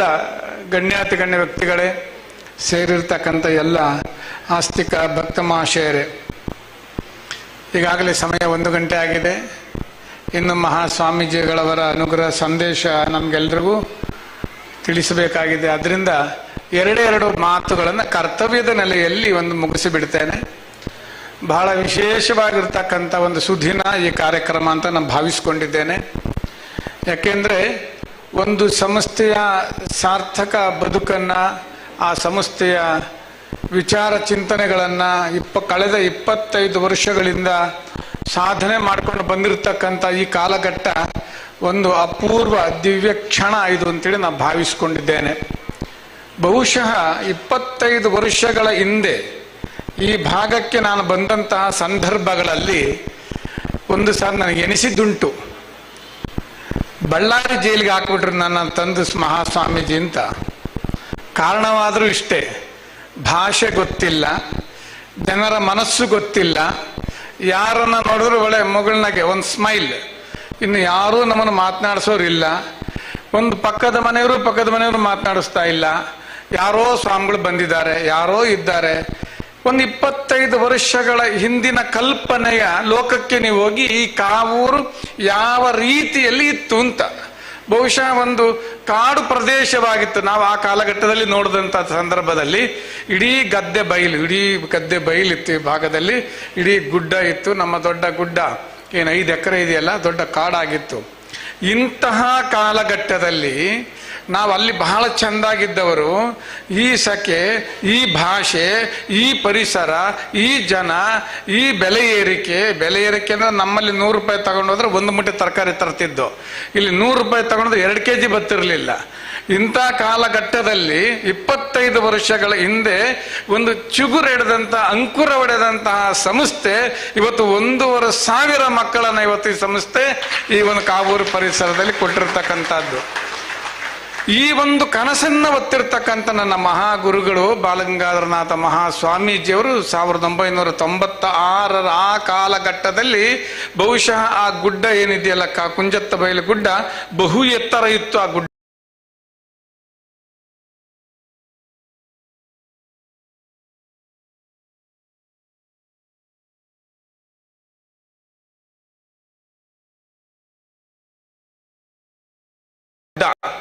ಆ ಗುಡ್ಡದ ಮೇಲ್ಗಡೆ ಪೊದೆಯ ಒಳಗಡೆ ಮೇಲೆ ನಿಂತು ಕಂಡ್ರು ಇಲ್ಲಿ ಏನಾದರೂ ನಾನು ವಿದ್ಯಾಸಂಸ್ಥೆಯನ್ನು ತೆರೆದರೆ ಇಡೀ ಮಕ್ಕಳಿಗೆ ಶಿಕ್ಷಣದ ಜೊತೆಗೆ ಒಳ್ಳೆ ಪರಿಸರ ಪ್ರಜ್ಞೆಯನ್ನು ಬೆಳೆಸಬಹುದು ಈ ಭಾಗದಲ್ಲಿ ಅಂತ ಹೇಳಿಕೊಂಡು ಮಧ್ಯಮ ವರ್ಗದವರಿಗೆ ಶಿಕ್ಷಣವನ್ನು ಕೊಡಬೇಕು ಅಂತ ಹೇಳಿ ಆ ಒಂದು ಕಲ್ಲಗುಡ್ಡದಲ್ಲಿ ಕನಸನ್ನ ಕಂಡಿದ್ರು. ಆ ಕನಸು ಸಾಕಾರಗೊಂಡಿದ್ದು ಪ್ರಥಮತಃ ನಮ್ಮ ಕಾವೂರು ಗುರುದೇವ ಟವರ್ಸಲ್ಲಿ ಕೇವಲ 54 ಮಕ್ಕಳಿನ ಪ್ರಾರಂಭವಾದಂತಹ ಸಂಸ್ಥೆ ಇವತ್ತು ಅನೇಕ ವಿದ್ಯಾಸಂಸ್ಥೆಗಳಾಗಿ ಗರಿಗೆದರಿರ್ತಕ್ಕಂಥದ್ದು. ಬಹುಶಃ ಇದೊಂದು ಮಂಗಳೂರು ಮಾತ್ರ ಇಂತಹ ಒಂದು ಸಂಸ್ಥೆಯನ್ನು ಹೊಂದಿಲ್ಲ. ಅನೇಕ ನಮ್ಮ ಆದಿಚುಂಚನಗಿರಿಯ ಮಠ ಮಹಾಗುರುಗಳು ಹಾಕಿರ್ತಕ್ಕಂಥ ಒಂದು ಬೀಜ ಇವತ್ತು ಇಡೀ ದೇಶಾದ್ಯಂತ ಇಡೀ ಪ್ರಪಂಚದಾದ್ಯಂತ ತನ್ನ ಬಾಹುಳ್ಯದ ವಟವೃಕ್ಷಗಳನ್ನು ಬೆಳೆಸುವಂಥ ರೀತಿಯಲ್ಲಿ ಶಿಕ್ಷಣ ಕ್ರಾಂತಿಯನ್ನೇ ಮಾಡಿಕೊಂಡು ಇವತ್ತು ಇಷ್ಟು ಸಾಧನೆಯನ್ನು ಮಾಡಿರ್ತಕ್ಕಂಥದ್ದು. ಅಂತಹ ಕನಸನ್ನು ಹೊತ್ತುಕೊಂಡು ಈ ಮಂಗಳೂರಿನಲ್ಲಿ ಒಂದು ಸಂಸ್ಥೆಯನ್ನು ಪ್ರಾರಂಭಿಸಿದ್ರು ಸ್ವಾಮೀಜಿ. ಹಾಗಾಗಿ ಇಲ್ಲಿ ಅನೇಕ ವಿದ್ಯಾಸಂಸ್ಥೆಗಳು ಇಲ್ಲಿ ಬಂದಿದ್ದಾವೆ. ಅವರ ಸಂಕಲ್ಪದಂತೆ ಅವರ ದಿವ್ಯಾನುಗ್ರಹದಂತೆ ಇಲ್ಲಿ ಸಂಸ್ಥೆಗಳು ನಡೀತಾ ಇದ್ದಾವೆ. ಅದಕ್ಕೆ 25 ವರ್ಷಗಳು ಸಂದಿರ್ತಕ್ಕಂಥದ್ದು. ಇದೊಂದು ಅರ್ಥಪೂರ್ಣವಾಗಿ ಅರ್ಥಗರ್ಭಿತವಾಗಿ ಜನಮಾನಸದಲ್ಲಿ ಉಳಿಬೇಕು ಇದೊಂದು ಕಾರ್ಯಕ್ರಮ ಅಂತೇಳಿ ಯೋಜನೆಯನ್ನ ಅವಲೋಕಿಸಿದಂತಹ ಒಂದು ಸಂದರ್ಭದಲ್ಲಿ ನಮಗೆ ಒಳದದ್ದು ಒಂದೇ, ಈ ಜಿಲ್ಲೆಯಲ್ಲಿ ಇರ್ತಕ್ಕಂತಹ ಸಾಧನೆಗೈದಿರ್ತಕ್ಕಂತಹ ಎಲೆಮರೆಯ ಕಾಯಾಗಿರ್ತಕ್ಕಂತಹ ಕೆಲವರು, ಎಲೆಮರೆಯ ಮುಂದಿರ್ತಕ್ಕಂಥ ಕೆಲವರನ್ನ ಗುರುತಿಸುವಂತಹ ನಿಟ್ಟಿನಲ್ಲಿ ಯಾವುದೇ ಜಾತಿ ಮತ ಧರ್ಮ ಭೇದ ಇಲ್ಲದೆ ಸರ್ವರನ್ನೂ ಗುರುತಿಸುವಂತಹ ಒಂದು ಕಾರ್ಯಕ್ರಮವನ್ನು ಮಾಡಬೇಕು. ಇದನ್ನು ಅರ್ಥಪೂರ್ಣವಾಗಿ ಮೊದಲನೆಯ ಕಾರ್ಯಕ್ರಮ ಇದಾಗಬೇಕು ಅಂತ ಹೇಳಿ ಒಂದು ಸಂಕಲ್ಪವನ್ನು ಮಾಡಿಕೊಂಡಂತಹ ಸಂದರ್ಭದಲ್ಲಿ ಅನೇಕ ಜನ ಮಠದ ಭಕ್ತರನ್ನ ಕರೆದಂತಹ ಸಂದರ್ಭದಲ್ಲಿ ಅವರೆಲ್ಲರೂ ಸಹ ಬಹಳ ಸಂತೋಷ ಪಟ್ಟಿದ್ದನ್ನು ಮಾಡುವ ಸ್ವಾಮೀಜಿ ಒಳ್ಳೆ ಕಾರ್ಯಕ್ರಮ ಅಂತ ಹೇಳಿ ಇದೊಂದು ಕಾರ್ಯಕ್ರಮವನ್ನು ಮಾಡಿಕೊಂಡ್ರು. ಅನೇಕ ಜನ ಸಾಧನೆ ಮಾಡಿರ್ತಕ್ಕಂಥವ್ರು ಇದ್ದಾರೆ. ಅದು ಎಲ್ಲರೂ ಸಹ ಮಾತನಾಡ್ಲಿಕ್ಕಿತ್ತು, ತುಂಬಾ ಸಮಯದ ಅಭಾವ ಆದ್ರಿಂದ ಹೇಗೆ ಸಾಂಕೇತಿಕವಾಗಿ ಇಬ್ಬರನ್ನ ಸಹ ಮಾತನಾಡಿಸಿದ್ದೇವೆ. ಇನ್ನು ಅವರ ಬಗ್ಗೆ ಒಂದು ಪುಸ್ತಕವನ್ನೂ ಸಹ ಮಾಡಿಕೊಟ್ಟು ಬಿಟ್ಟಿದ್ದೇವೆ. ಅದನ್ನು ಅವಿಸ್ಮರಣೀಯವಾಗಿ ನಿಮ್ಮ ಮಕ್ಕಳು ಮೊಮ್ಮಕ್ಕಳು ಕಾಲಕ್ಕೂ ಅವರ ಒಂದು ಚರಿತ್ರೆಯನ್ನು ಉಳಿಯುವ ನಿಟ್ಟಿನಲ್ಲಿ ಒಂದು ಕೈಪಿಡಿಯನ್ನು ಮಾಡಿದ್ದೇವೆ. ಅದನ್ನೆಲ್ಲ ಇಟ್ಕೊಳ್ಳುವಂತ ಕೆಲಸಗಳನ್ನ ಮಾಡಿ ಅದರ ಜೊತೆಯಲ್ಲಿ ಇವತ್ತು ಮಹಾಸ್ವಾಮೀಜಿಗಳವರು ಬಂದಿದ್ದಾರೆ. ಅವರು ಗುಜರಾತಿಗೆ ಹೋಗಬೇಕು, ಅರ್ಜೆಂಟ್ 5 ಗಂಟೆ ಫ್ಲೈಟ್ ಇದೆ. ಆದರೂ ಸಹ ಸ್ವಾಮೀಜಿಯವರು ನಿಮ್ಮ ಎಲ್ಲರ ಮೇಲೆ ಪ್ರೀತಿಯನ್ನು ಇಟ್ಟುಕೊಂಡು ಈ ಒಂದು ಕಾರ್ಯಕ್ರಮಕ್ಕೆ ಬಂದಿದ್ದಾರೆ. ಈ ಸಂಸ್ಥೆ ಇಷ್ಟು ಬಹು ಎತ್ತರಕ್ಕೆ ಬೆಳೀತಾ ಇದೆ ಅಂದ್ರೆ ಅದಕ್ಕೆ ಕಾರಣೀಭೂತರು ಸ್ವಾಮೀಜಿಯವರು. ಯಾಕೆಂದ್ರೆ ನಮ್ಮ ಗುಡ್ಡ ಪ್ರದೇಶದಲ್ಲಿ ಇವತ್ತು ಸುಮಾರು PU ಮತ್ತು ಡಿಗ್ರಿ ಕಾಲೇಜ್ ಸುಮಾರು ಒಂದು 18 ಕೋಟಿ ರೂಪಾಯಿ ವೆಚ್ಚದಲ್ಲಿ ಅದು ಕಟ್ಟಿರ್ತಕ್ಕಂಥದ್ದು. ಅದು ಹೀಗೆ ಬರಬೇಕು, ಈ ರೀತಿನೇ ಮಾಡಬೇಕು ಅಂತೇಳಿ ಒಂದು ನೀಲಿ ಲಕ್ಷ್ಯಗಳನ್ನು ಹಾಕೊಟ್ಟು ಈ ಸಂಸ್ಥೆಯ ಉತ್ತರೋತ್ತರ ಅಭಿವೃದ್ಧಿಗೆ ಮಹಾಸ್ವಾಮೀಜಿಯವರ ಮಾರ್ಗದರ್ಶನ, ಅದರಂತೆ ಈ ಸಂಸ್ಥೆನೆ ಮುನ್ನಡೆಸ್ಕೊಂಡು ಹೋಗ್ತಾ ಇರ್ತಕ್ಕಂಥದ್ದು. ಅವರು ಬಂದು ನಮಗೆಲ್ಲರಿಗೂ ಒಂದು ಅನುಗ್ರಹ ಸಂದೇಶವನ್ನು ನೀಡ್ತಿರ್ತಕ್ಕಂಥದ್ದು ನಮಗೆ ತುಂಬಾ ಮನಸ್ಸಿಗೆ ಸಂತೋಷವನ್ನು ಉಂಟು ಮಾಡಿದೆ. ಅದರ ಜೊತೆಯಲ್ಲಿ ನಮ್ಮ ಗುರುದೇವಾನಂದ ಸ್ವಾಮೀಜಿಯವರು ನಮಗೆ ಬಹಳ ಆತ್ಮೀಯರು ಮತ್ತು ತುಂಬಾ ಪರಿಚಿತರು. ಅವರ ಮಠಕ್ಕೆಲ್ಲ ನಾವು ಹೋಗಿ ಬಂದಿದ್ದೇವೆ. ಅವರ ಮಾತುಗಳನ್ನು ನೀವೆಲ್ಲರೂ ಕೇಳಿದ್ದೀರಿ. ಕಠೋಪನಿಷತ್ತನ್ನೆಲ್ಲ ವಿಚಾರಧಾರೆಯನ್ನು ಹಿಡ್ಕೊಂಡು ಆ ನಚಿಕೇತ ಮತ್ತು ಯಮಧರ್ಮನಿಗೆ ಆಗಿರತಕ್ಕಂಥ ಸಂವಾದವನ್ನು ಹಿಡ್ಕೊಂಡು ಬಹಳ ಅರ್ಥಗರ್ಭಿತವಾಗಿ ಮಾರ್ಮಿಕವಾಗಿ ಇಂದಿನ ಜನಮಾನಸಕ್ಕೆ ಮನ ಮುಟ್ಟುವಾಗಿ ಹೃದಯ ಮುಟ್ಟುವಾಗಿ ಇಲ್ಲಿ ಕೇಳಿ ಇಲ್ಲಿ ಹೋಗೋದಲ್ಲ, ಒಳಗೆ ಮುಟ್ಟುವಾಗಿ ಇವತ್ತು ಒಳ್ಳೆ ರೀತಿಯಲ್ಲಿ ಅವರು ಮಾತುಗಳನ್ನು ಆಶೀರ್ವಾದವನ್ನು ಮಾಡಿರ್ತಕ್ಕಂಥದ್ದು. ಅದರ ಜೊತೆ ಅನೇಕ ಸಾಧಕರು ನಮ್ಮ ಚಿನ್ನಪ್ಪ ಗೌಡರಾದಿಯಾಗಿ ಬಾಳಪ್ಪನಿಯವರಾದಿ ಎಲ್ಲರೂ ಮಾತನಾಡಿದ್ದಾರೆ. ಹಾಗೆ ತುಂಬಾ ಜನರು ಇನ್ನೂ ಮಾತನಾಡ್ಲಿಕ್ಕಿದ್ದಾರೆ. ಅದರಿಂದ ಸಮಯದ ಅಭಾವ ಆಗಿರೋದ್ರಿಂದ ಯಾವುದಕ್ಕೆ ತೊಂದರೆ ಕೊಟ್ಟರು ಹೊಟ್ಟೆಗೊಂದು ತೊಂದರೆ ಕೊಡಬಾರದಂತ, ಅದರಿಂದ ಕರೆಕ್ಟಾಗಿ ಬೇಗ ಮುಗಿಸಿ ಬಿಡೋದು ಅಂತೇಳಿ ಚಿಂತನೆ ಮಾಡ್ಕೊಂಡಿದ್ದೇನೆ. ಯಾಕೆಂದ್ರೆ ಹೊಟ್ಟೆಯಲ್ಲಿ ತಳಮಳ, ಮೇಲೆ ಬಿಸಿ, ಯಾವುದು ಸಾಕಾಗ್ತಾ ಇಲ್ಲ. ಆಕ್ಚುಲಿ ಇದೊಂದು ಕಾರ್ಯಕ್ರಮವನ್ನ ದೊಡ್ಡ ಗ್ರೌಂಡಲ್ಲಿ ಮಾಡಬೇಕು ಅಂತ ಹೇಳಿ ಒಂದು ಸಂಕಲ್ಪ ಇತ್ತು. ಈ ಮಳೆ ನಿಮಗೆಲ್ಲ ಗೊತ್ತಿದೆ, ಮಳೆ ಬಂದು ಹೋಗಿ ಮಾಡಿ ನಮಗೆ ಭಯ ಹುಟ್ಟಿಸಿತು. ಆ ಕಾರಣದಿಂದಾಗಿ ಕಡೇ ಗಳಿಗೆಯಲ್ಲಿ ಈ ಒಂದು ಹಾಲ್ನಲ್ಲಿ ಇದನ್ನು ಮಾಡಬೇಕಾಗಿ ಬಂದಿತ್ತು. ಹಾಗಾಗಿ ಈ ಬಿಸಿಯ ಕೋಣೆಯಲ್ಲಿ ನೀವೆಲ್ಲ ಇದ್ದೀರಿ, ಯಾರು ಅನ್ಯತಾ ಭಾವಿಸಬೇಡಿ. ಬಿಸಿಯ ಜೊತೆಗೆ ಜ್ಞಾನದ ಬಿಸಿಯನ್ನು ಒಳಗೆ ಹಾಕಿಕೊಂಡು ಹೋದರೆ ಒಳಗಡೆ ದಾಹವನ್ನ ನೀಗಿಸಿಕೊಳ್ಳಬಹುದು ಅಂತೇಳಿ ಒಂದು ಮಾತುಗಳನ್ನು ಆಡ್ತಾ ಇವತ್ತು ತಾವೆಲ್ಲರೂ ಬಂದಿದ್ದೀರಿ, ಬಹಳ ಸಂತೋಷವಾಗಿದೆ. ಈ ಸಂಸ್ಥೆ ಇಷ್ಟು ಬೆಳಿಲಿಕ್ಕೆ ನೀವೆಲ್ಲರೂ ಕಾರಣೀಭೂತರಾಗಿದ್ದೀರಿ. ಮುಂದೆ ನಡೆಯುವಂತಹ ಕಾರ್ಯಕ್ರಮಕ್ಕೆ ನೀವೆಲ್ಲರೂ ಅಧಿಕ ಸಂಖ್ಯೆಯಲ್ಲಿ ಬನ್ನಿ. 1ನೇ ತಾರೀಕು ಮತ್ತು 2ನೇ ತಾರೀಕು ಮಹಾಸ್ವಾಮೀಜಿಯವರ ಸಾನ್ನಿಧ್ಯದಲ್ಲೇನೆ ಈ ಒಂದು ಚಂಡಿಕಾ ಯಾಗ ನಡೀತಾ ಇದೆ. ಆನಂತರ ಆ ಬಿಲ್ಡಿಂಗ್ ಲೋಕಾರ್ಪಣೆ ಆಗ್ತಾ ಇರತಕ್ಕಂಥದ್ದು ಅದು ಬಹಳ ಮುಖ್ಯವಾಗಿ ಒಂದು ಆದಿಚುಂಚನಗಿರಿ ಮಹಾಸಂಸ್ಥಾನ ಮಠದ ಪೀಠಾಧ್ಯಕ್ಷರಾದ ಬಾಲಗಂಗಾಧರನಾಥ ಮಹಾಸ್ವಾಮೀಜಿಗಳವರ 50ನೇ ವರ್ಷದ ವಾರ್ಷಿಕ ಪಟ್ಟಾಭಿಷೇಕ ಏನಿದೆಯಲ್ಲ ಅದರ ಸುವರ್ಣ ಮಹೋತ್ಸವವನ್ನು ಈ ಮಂಗಳೂರಿನಲ್ಲಿ ಆಚರಿಸಬೇಕು. ಅದರ ತತ್ಸಂಬಂಧ ಮಹಾಗುರುಗಳಿಗೆ ಒಂದು ಬೆಳ್ಳಿಯ ತುಲಾಭಾರವನ್ನು ಮಾಡುವಂತಹದ್ದು, ಗುರುವಂದನೆ ಮಾಡುವಂತಹದ್ದು ಎರಡೂ ಕಾರ್ಯಕ್ರಮಗಳನ್ನು ಆ ಒಂದು ಕೆಳಭಾಗದಲ್ಲಿ ನಮ್ಮ ತೋಡ್ಲಗುಡ್ಡ ಕುಂಜತ್ತು ಬೈಲಿನಲ್ಲಿ ಆ ಕಾರ್ಯಕ್ರಮವನ್ನು ಮಾಡ್ತಾ ಇದ್ದೇವೆ. ಆ ಕಾರ್ಯಕ್ರಮಕ್ಕೆ ನೀವೆಲ್ಲರೂ ಸಹ ಭಾಗಿಯಾಗಿ ಶ್ರೀ ಗುರುಗಳ ಕೃಪೆಗೆ ಪಾತ್ರರಾಗಬೇಕಾಗಿ ಆಶಿಸ್ತೇನೆ. ಹರಿಓಂ ಶಕ್ತಿ. 25 ವರ್ಷಗಳಿಂದ ದಕ್ಷಿಣ ಕನ್ನಡ ಜಿಲ್ಲೆಯಲ್ಲಿ ಶ್ರೀಮಠದ ಅಭಿವ್ಯಕ್ತಿಯನ್ನ ಜನಮುಖಿಯಾಗಿಸಿ ಮಹಾಸ್ವಾಮೀಜಿಯವರ ಧಾರ್ಮಿಕ ಪ್ರಜ್ಞೆಯನ್ನ ಎಲ್ಲ ಕಡೆಯಲ್ಲಿ ಬಿತ್ತರಿಸಿದಂತ ಕೀರ್ತಿ ಪೂಜ್ಯ ಧರ್ಮಪಾಲನಾಥ ಸ್ವಾಮೀಜಿಯವರದ್ದು. ಪೂಜ್ಯರ ಶುಭ ಸಂಶಣೆಯ ನುಡಿಗೆ ಗೌರವಪೂರ್ವಕ ನಮನಗಳನ್ನು ಸಲ್ಲಿಸ್ತಾ ಇದೀಗ ಕಾರ್ಯಕ್ರಮದ ಅಧ್ಯಕ್ಷೀಯ ಮಾತು ಸನ್ಮಾನ್ಯ ಡಾಕ್ಟರ್ ವೈ ಭರತ್ ಶೆಟ್ಟಿ ಅವರಿಂದ.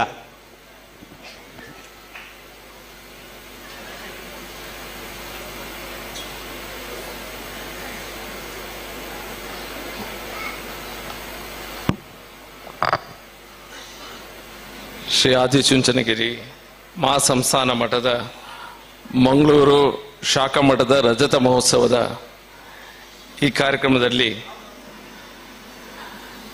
ನಮ್ಮನ್ನೆಲ್ಲ ಉದ್ದೇಶಿಸಿ ಇನ್ನು ಮುಂದೆ ಮಾತಾಡಲಿಕ್ಕಿರುವಂಥ ಮತ್ತು ಅವರ ದಿವ್ಯ ಸಾನ್ನಿಧ್ಯನ ನಮಗೆ ಕೊಟ್ಟಿರುವಂಥ ಪರಮ ಪೂಜ್ಯ ಜಗದ್ಗುರು ಶ್ರೀ ಶ್ರೀ ಶ್ರೀ ಡಾಕ್ಟರ್ ನಿರ್ಮಲಾನಾಥ ಸ್ವಾಮೀಜಿಯವರ ಪಾದಗಳಿಗೆ ನಮಿಸುತ್ತಾ, ನಮಗೆಲ್ಲ ಆಶೀರ್ವಚನವನ್ನು ನೀಡಿದಂಥ ಪರಮ ಪೂಜ್ಯ ಶ್ರೀ ಶ್ರೀ ಗುರುದೇವಾನಂದ ಸ್ವಾಮೀಜಿಯವರ ಪಾದಗಳಿಗೆ ನಮಿಸುತ್ತಾ, ಹಾಗೆ ಈ ಸಂಸ್ಥಾನ ಮಠದ ಶಾಖಾ ಮಠದ ಪೂಜ್ಯ ಶ್ರೀ ಡಾಕ್ಟರ್ ಧರ್ಮಪಾಲನಾಥ ಸ್ವಾಮೀಜಿಯವರ ಪಾದಗಳಿಗೆ ನಮಿಸುತ್ತಾ, ಶೃಂಗೇರಿಯ ಶಾಖಾ ಮಠದ ಸ್ವಾಮೀಜಿಗಳಂತ ಶ್ರೀ ಶ್ರೀ ಗುಣನಾಥ ಸ್ವಾಮೀಜಿಯವರ ಪಾದಗಳಿಗೆ ನಮಿಸುತ್ತಾ, ಈ ಒಂದು ಕಾರ್ಯಕ್ರಮದ ವೇದಿಕೆಯಲ್ಲಿ ಉಪಸ್ಥಿತರಿರುವಂಥ ಮಾಜಿ ಶಾಸಕರು ಮಿತ್ರರು ಅಂತ ಸಂಜೀವ್ ಮಠಂದೂರವರೇ, ಹೊಸ ದಿಗಂತದ CO ಹಿರಿಯರಾದಂಥ ಸನ್ಮಾನ್ಯ PS ಪ್ರಕಾಶ್ ಅವರೇ,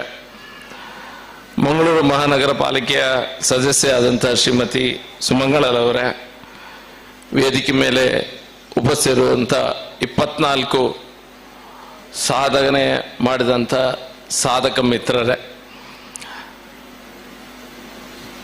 ಅವರು ಬಹುಶಃ ಇವತ್ತು 24 ವರ್ಷವನ್ನು ಮುಗಿಸಿ 25ನೇ ವರ್ಷಕ್ಕೆ ನಾವು ಕಾಲಿಡ್ತಿರುವಂಥ ಸಂದರ್ಭದಲ್ಲಿ 24 ಸಾಧಕರನ್ನ, ಬಹುಶಃ ಈಗ ನಾವು ಅವರಿಗೆ ಸಾಧಕರಂತ ಹೇಳ್ತೇವೆ, ಹಿಂದಿನ ಕಾಲದಲ್ಲಿ ಬಹುಶಃ ಅವರನ್ನೆಲ್ಲ ಋಷಿಗಳಂತ ಕರಿತಾ ಇದ್ರು.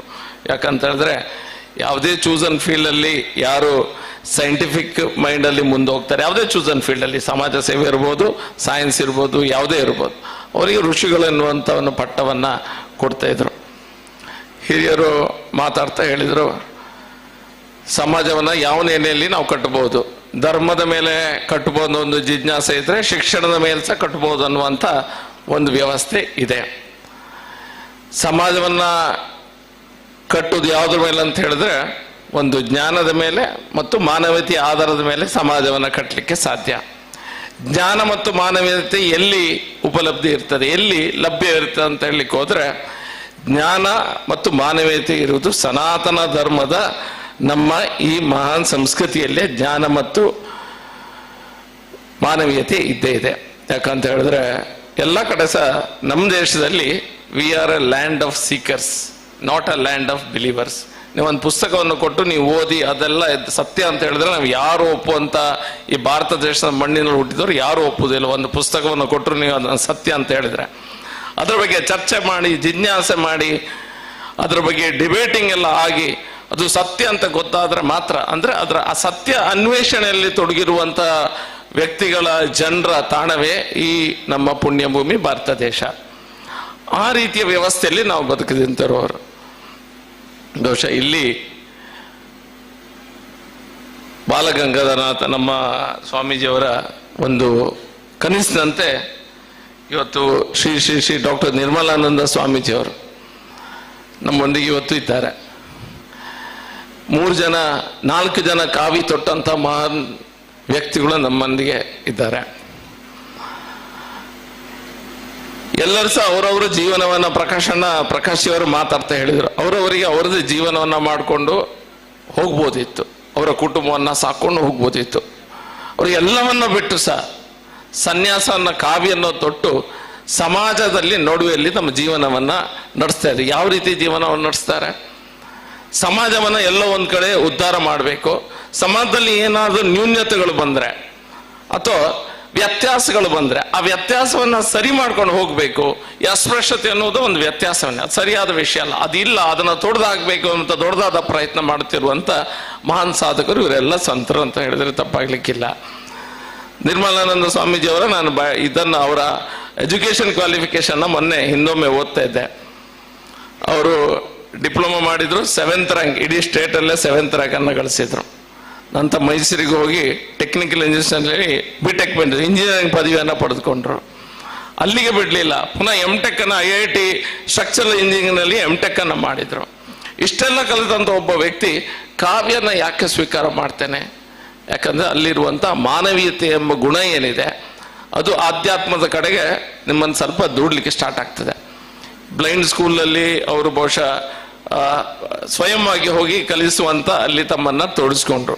ಕುರುಡರ ಶಾಲೆ ಏನಿದೆ ಅಲ್ಲಿಂದ ಸ್ವಲ್ಪ ಅವರು ಮಾನವೀಯತೆ ಬಗ್ಗೆ ಜಾಸ್ತಿ ಗಮನವನ್ನು ಕೊಡ್ತಾ ಈಗ ಇಡೀ ಸಮಾಜದ ಉದ್ಧಾರ ಮಾಡಬೇಕು. ಸನಾತನ ಧರ್ಮದಲ್ಲಿ ಏನಾದ್ರೂ ಕುಂದುಕೊರತೆಗಳು ಬರ್ತಾ ಹೋಗ್ತಾ ಇದ್ರೆ ಅದನ್ನ ಸರಿಪಡಿಸ್ಬೇಕು.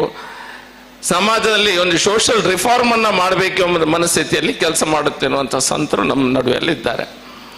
ಅದರ ಒಂದು ಭಾಗ BGS ನ ಈ ಶಾಖಾ ಮಠದಲ್ಲಿರುವಂತಹ ಶಾಲೆ. 25 ವರ್ಷಗಳ ಒಂದು ವ್ಯವಸ್ಥೆಯಲ್ಲಿ ನಾವಿದ್ದೇವೆ. 25 ವರ್ಷಗಳ ಕಾಲ ಬಹುಶಃ ನಮ್ಮ ಡಾಕ್ಟರ್ ಧರ್ಮಪಾಲನಾಥ ಸ್ವಾಮೀಜಿಯವರ ಭುಜಕ್ಕೆ ಭುಜಗೊಟ್ಟು ಕೆಲಸ ಮಾಡಿದಂತ ಒಂದು 10 ಜನ ಆಗ ಕೆಲಸ ಮಾಡಿ ಈಗ ಒಂದು ಇಷ್ಟು ಎತ್ತರಕ್ಕೆ ಈ ಒಂದು ಮಠದ BGS ಸಂಸ್ಥೆ ಕಾವೂರು ಪರಿಸರದಲ್ಲಿ ಬಂದೆ ಅಂತ ಹೇಳಿದ್ರೆ ಮಠಕ್ಕೆ ಮಾತ್ರ ಅಲ್ಲ, ಇಲ್ಲಿ ಪರಿಸರದಲ್ಲಿ ಎಷ್ಟೋ ಜನ ಕಾರ್ಯಕರ್ತರು, 10 ಕಾರ್ಯಕರ್ತರು ಈಗ 1000 ಕಾರ್ಯಕರ್ತರಾಗಿ ಬೆಳೆದಿದ್ದಾರೆ. ಈ ಮಠದ ಹಿಂಬಾಲಕರಾಗಿರ್ಬೋದು, ಭಕ್ತರಾಗಿ ಖಂಡಿತ ಇಲ್ಲಿ ಇದ್ದಾರೆ. ನಮ್ಗೆಲ್ಲರಿಗೂ ಒಂದು ಬಹಳ ಸಂತೋಷದ ವಿಷಯ. ಇದು 25 ವರ್ಷ, 50 ವರ್ಷ ಆಗ್ತದೆ, 100 ವರ್ಷ ಆಗ್ತದೆ, 106 ವರ್ಷ, 1000 ವರ್ಷ ಆಗಿಯೇ ಆಗ್ತದೆ. ಯಾವಾಗ ಆಗ್ತದೆ? ನಾವು ಇನ್ನೂ ಸಹ ನಮ್ಮ ಮಕ್ಕಳನ್ನ ಅಥವಾ ಈ ಮಠದ ಬಗ್ಗೆ, ನಮ್ಮ ಸನಾತನ ಸಂಸ್ಕೃತಿಯ ಬಗ್ಗೆ, ಪರಂಪರೆ ಬಗ್ಗೆ ನಾವು ಸ್ವಲ್ಪ ಒಲವನ್ನು ತೋರಿಸಿದ್ರೆ ಮಾತ್ರ ಅದೆಲ್ಲದು ಸಾಧ್ಯ. ಒಡಿಯೂರು ಸ್ವಾಮೀಜಿಯವರು ಮಾತಾಡ್ತಾ ಹೇಳಿದ್ರು, ಈಗ ಮಕ್ಕಳಿಗೆ ಕಲಿಸುವಾಗ ಬಹಳ ಕಷ್ಟ. ಹಿಂದೆ ನಮ್ಮ ಶಾಲೆಯಲ್ಲಿ ಏನಾದರೂ ನಾವು ತುಂಟಾಟಿಕೆ ಮಾಡಿದ್ರೆ ಮಾಸ್ಟರ್ ತಂದೆಗೆ ಫೋನ್ ಮಾಡಿದ್ರೆ ತಂದೆ ಹೇಳ್ತಾರೆ, ರಡ್ಡು ದೀಲೆ ಆಗಿದೆ ಆಲ ಅಪ್ಪುಜಿ ಅನ್ನುವಂಥ ಮಾತನ್ನು ತಂದೆ ತಾಯಿ ಹೇಳ್ತಾ ಇದ್ರು. ಈಗ ತಂದೆ ತಾಯಿದ್ರು ಸೀದಾ ಪೊಲೀಸ್ ಸ್ಟೇಷನ್ಗೆ ಫೋನ್ ಮಾಡುವಂಥ ವ್ಯವಸ್ಥೆ ಜಾಸ್ತಿ ಇರುವಂತ ಒಂದು ಸಾಧ್ಯತೆ ಇರ್ತದೆ. ಹಾಗಾಗಿ ಮಕ್ಕಳಿಗೆ ಸರಿಯಾದ ಮೌಲ್ಯಾಧಾರಿತ ಎಜುಕೇಶನ್ ಅನ್ನು ಕೊಡ್ಲಿಕ್ಕೆ ಸಹ ಕೆಲವು ಕಡೆ ಕಷ್ಟ ಆಗ್ತದೆ. ಆದರೆ ಇಂಥ ಸಂಸ್ಥೆಯಲ್ಲಿ ಇಂಥ ಸಂತರು ಯಾವ ಒಂದು ಎಜುಕೇಶನ್ ಸಂಸ್ಥೆಯನ್ನ ಸ್ಟಾರ್ಟ್ ಮಾಡ್ತಾರೆ, ಅದರಲ್ಲಿ ಈ ಸೆಕ್ಯುಲರಿಸಮ್ ಅನ್ನುವಂಥ ಪದವನ್ನು ನಮ್ಮ ಮೇಲೆ ಹಾಕ್ತಾ ಇರ್ತಾರೆ. ಕಾವಿ ಹಾಕಿದರೊಟ್ಟಿಗೆ ನಾವು ನಿಂತ್ಕೊಂಡ್ರು ಎಲ್ಲೋ ಒಂದು ಕಡೆ ಬೇರೆ ರೀತಿಯ ಅಭಾಸದ ವ್ಯವಸ್ಥೆಗಳು ನಮ್ಮ ಮುಂದೆ ಹೇಳ್ತಾನೆ ಇರ್ತಾರೆ. ಇದರಲ್ಲಿ ನಾವು ನೋಟ್ ಮಾಡಬೇಕಾದ ವಿಷಯ ಅಂತ ಹೇಳಿದ್ರೆ, ನಮ್ಮ ಹಿಂಬಾಲಕರು ಮಾತ್ರ ಅಲ್ಲ, ಹಿಂದೂ ಸನಾತನ ಧರ್ಮದವರು ಮಾತ್ರ ಅಲ್ಲ, ಇಡೀ ವಿಶ್ವದಲ್ಲಿರುವಂತ ಬೇರೆ ಬೇರೆಗೆ ನಂಬಿಕೆಯಲ್ಲಿರುವಂತ ಎಲ್ಲರಿಗೂ ಸಹ ಒಳ್ಳೇದಾಗ್ಲಿ ಅನ್ನುವಂತ ವಸುದೈವ ಕುಟುಂಬಕಂ ಎನ್ನುವಂತ ಯೋಚನೆ ಉಳ್ಳಂತ ಸನಾತನ ಧರ್ಮ ಸಮಾಜಕ್ಕೆ ಕೊಟ್ಟಂತ ಸಂತರು ಇವರು. ಖಂಡಿತ ಅವ್ರು ಕೊಡುವಂತ ಎಜುಕೇಶನ್ ಸಿಸ್ಟಮ್ ಅಲ್ಲಿ ಇರ್ಬೋದು, ಬೇರೆ ಯಾವುದೇ ವಿಷಯದಲ್ಲಿ ಇರ್ಬೋದು, ಎಲ್ಲರೂ ಇನ್ಕ್ಲೂಸಿವ್ ಆಗಿ ತಗೊಂಡು ಹೋಗ್ತಾರೆ. ನಾವು ಇವತ್ತು ಯಾರೆಲ್ಲ ಸನ್ಮಾನಗೊಂಡಿದ್ದಾರೆ ಅವರನ್ನ ನೋಡಿದರೆ ಗೊತ್ತಾಗ್ತದೆ. ಒಂದು ವ್ಯವಸ್ಥೆಗೆ, ಒಂದು ಸಮಾಜಕ್ಕೆ ಸೀಮಿತವಾಗಿಲ್ಲ, ಎಲ್ಲರನ್ನ ಸಹ ಅದು ಒಳಗೊಂಡು ಎಲ್ಲರಲ್ಲಿ ಸಮಾಜದಲ್ಲಿ ಯಾರೆಲ್ಲ ಸಾಧನೆ ಮಾಡಿದ್ದಾರೆ ಅವರಿಗೆ ಗುರುತಿಸುವಂತ ಪ್ರಯತ್ನವನ್ನ ಮಾಡಿದ್ದಾರೆ. 25ಕ್ಕೆ ಸೀಮಿತಗೊಳಿಸ್ತೇವೆ. ಯಾಕಂತ ಹೇಳಿದ್ರೆ ಅದೊಂದು ಸೂಕ್ಷ್ಮವಾಗಿ 25ನೇ ವರ್ಷಕ್ಕೆ ಕಾಲ ಆಗುತ್ತಿರುವಂತ ಸಂದರ್ಭದಲ್ಲಿ 24 ಜನರನ್ನ ನಾವು ಇವತ್ತು ಗುರುತಿಸಿದ್ದೇವೆ. ಸ್ವಾಮೀಜಿಯವರು ಎಲ್ಲ ಸೇರಿ ಸಾಧಕರು ಮತ್ತು ತುಂಬಾ ಜನ ಇದ್ದಾರೆ. ಬಹುಶಃ 50ನೇ ವರ್ಷ ಆದಾಗ ಇನ್ನು ಹೆಚ್ಚಿನ ಸಾಧಕರನ್ನ ಗುರುತಿಸುವಂಥದ್ದು ಇರ್ಬೋದು, ಹೆಚ್ಚಿನ ಕೆಲಸ ಖಂಡಿತ ಈ ಮಠದಿಂದ ಆಗ್ಲಿಕ್ಕೆ ಸಾಧ್ಯ. ಆದರೆ ಈ ಕಾಲಘಟ್ಟದಲ್ಲಿ ನಾವೆಲ್ಲರೂ ಸಹ ನಮ್ಮ ಸಂತರು, ನಮ್ಮ ಮಠಾಧೀಶರು, ನಮ್ಮ ಸಮಾಜದಲ್ಲಿ ಧರ್ಮವನ್ನ ಹೇಗೆ ಉಳಿಸಿಕೊಳ್ಳುವಂತ ಒಂದು ದೊಡ್ಡದಾದ ಲಾಸ್ಟ್ ಡಿಚ್ ಎಫರ್ಟ್ ಅಂತ ಹೇಳ್ತೇವೆ. ಅಂದ್ರೆ ಎಲ್ಲೋ ಒಂದು ಕಡೆ ನಮಗೆಲ್ಲ ವಿಶ್ವವನ್ನು ನೋಡಿದಾಗ ಹೆದರಿಕೆ ಆಗ್ತದೆ, ಏನೆಲ್ಲ ಆಗ್ತಾ ಇದೆ, ನಮ್ಮ ಸಂಸ್ಕಾರ ಸಂಸ್ಕೃತಿಯನ್ನು ಅಲೆಗೆಳೆಯುವಂತ ಒಂದು ಸಣ್ಣ ತಂಡನೇ ರೆಡಿ ಆಗ್ತದೆ. ನಾವು ಯಾವ ಹಬ್ಬ ಆಚರಿಸಿದ್ರು ಅದು ಸರಿ ಇಲ್ಲ, ನಮ್ಮ ಸಂಸ್ಕೃತಿ ಸರಿ ಇಲ್ಲ, ನಮ್ಮ ಪೂರ್ವಜರು ಸರಿ ಇಲ್ಲ, ನಮ್ಮ ಯಾವುದೇ ಸಂಸ್ಕಾರ ಸಹ ಸರಿ ಇಲ್ಲ ಅನ್ನುವಂಥ ಒಂದು ತಂಡ ರಚನೆ ಆದಂಥ ಸಮಯದಲ್ಲಿ ಇಂಥ ಸಂತರು ಒಂದು ಲಾಸ್ಟ್ ಡಿಚ್ ಎಫರ್ಟ್ ಅಂದ್ರೆ ಲಾಸ್ಟ್ ಕೊನೆಯದಾಗಿ ಹೋರಾಟ ಮಾಡ್ತಾ ಇದ್ದಾರೆ. ಅವರ ಪರವಾಗಿ ನಿಲ್ಲಬೇಕಾದದ್ದು ನಮ್ಮ ಸನಾತನ ಧರ್ಮದ ನಮ್ಮೆಲ್ಲರ ಕರ್ತವ್ಯ ಆಗಿದೆ. ಖಂಡಿತ ನೀವೆಲ್ಲರೂ ಸಹ ಅದನ್ನು ಮಾಡ್ತೀರಿ, ನಾವೆಲ್ಲರೂ ಸಹ ಮಾಡಬೇಕಾಗಿದೆ ಅನ್ನುವಂಥ ಮಾತೊಂದಿಗೆ BGSನ ಸಂಸ್ಥೆಯವರಿಗೆ ಮತ್ತೊಮ್ಮೆ ನಾನು ಧನ್ಯವಾದ. ನನಗೆ ಇಲ್ಲಿ ಪಾಲ್ಗೊಳ್ಳಿಕ್ಕೆ, ನಿಮ್ಮೊಂದಿಗೆ ಕೂತ್ಕೊಳ್ಳಿಕ್ಕೆ, ನಿಮ್ಮೊಂದು ಮಾತುಗಳನ್ನು ಕೇಳಲಿಕ್ಕೆ ಅವಕಾಶ ಮಾಡಿಕೊಟ್ಟಿದ್ದೀರಿ. ಈ ನಮ್ಮ ಸಾಧಕರೊಂದಿಗೆ ಸಹ ಕೂತ್ಕೊಳ್ಳುವಂಥ ಅವಕಾಶ ಮಾಡಿಕೊಟ್ಟಿದ್ದೀರಿ. ನನ್ನ ವೈಯಕ್ತಿಕವಾದ ಧನ್ಯವಾದ ಸಲ್ಲಿಸ್ತಾ ನಾನು ಮಾತನ್ನು ಮುಗಿಸ್ತಾ ಇದ್ದೇನೆ. ಭಾರತ್ ಮಾತಾ ಕಿ ಜೈ. ಅಧ್ಯಕ್ಷೀಯ ಮಾತುಗಳನ್ನಾಡಿರುವಂತ ಮಾನ್ಯ ಡಾಕ್ಟರ್ ವೈ ಭರತ್ ಶೆಟ್ಟಿ, ಶಾಸಕರು, ಮಂಗಳೂರು ಉತ್ತರ ವಲಯ, ಇವರಿಗೆ ತುಂಬು ಹೃದಯದ ವಂದನೆಗಳು. ಇದೀಗ BGS ಕರಾವಳಿ ರತ್ನ ಪ್ರಶಸ್ತಿ ಪ್ರದಾನ ಮಾಡಿ ಇಂದಿನ ಸಮಾರಂಭದ ದಿವ್ಯ ಸಾನ್ನಿಧ್ಯವನ್ನ ವಹಿಸಿರುವ ಪರಮ ಪೂಜ್ಯ ಜಗದ್ಗುರು ಶ್ರೀ ಶ್ರೀ ಶ್ರೀ ಡಾಕ್ಟರ್ ನಿರ್ಮಲಾನಂದನಾಥ ಮಹಾಸ್ವಾಮೀಜಿ ಅವರಿಂದ ಅನುಗ್ರಹ ಸಂದೇಶ.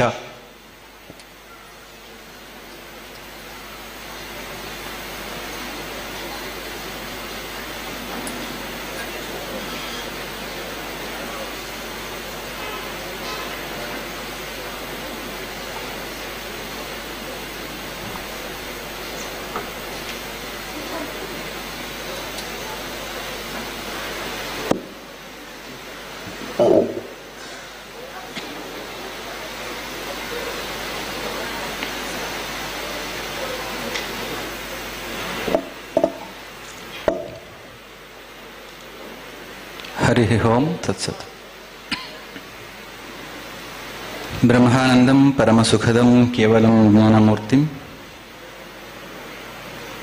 द्वन्द्वातीतं गगनसदृशं तत्त्वमस्यादिलक्ष्यं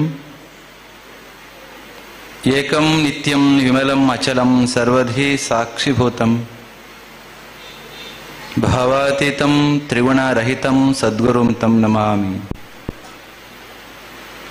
श्री विद्यां जगतां धात्रीं सर्गस्थितिलयेश्वरीं नमामि ललितां नित्या महात्रिपुरसुंदरी. ಸುಕ್ಷೇತ್ರ ಆದಿಚುಂಚನಗಿರಿ ಮಹಾಸಂಸ್ಥಾನ ಮಠದ ಶಿಕ್ಷಣ ಟ್ರಸ್ಟಿನ ಸಂಸ್ಥೆಗಳು ಮತ್ತು ಶ್ರೀಮಠದ ಶಾಖೆ ಪ್ರಾರಂಭವಾಗಿ 25 ಸಂವತ್ಸರಗಳನ್ನು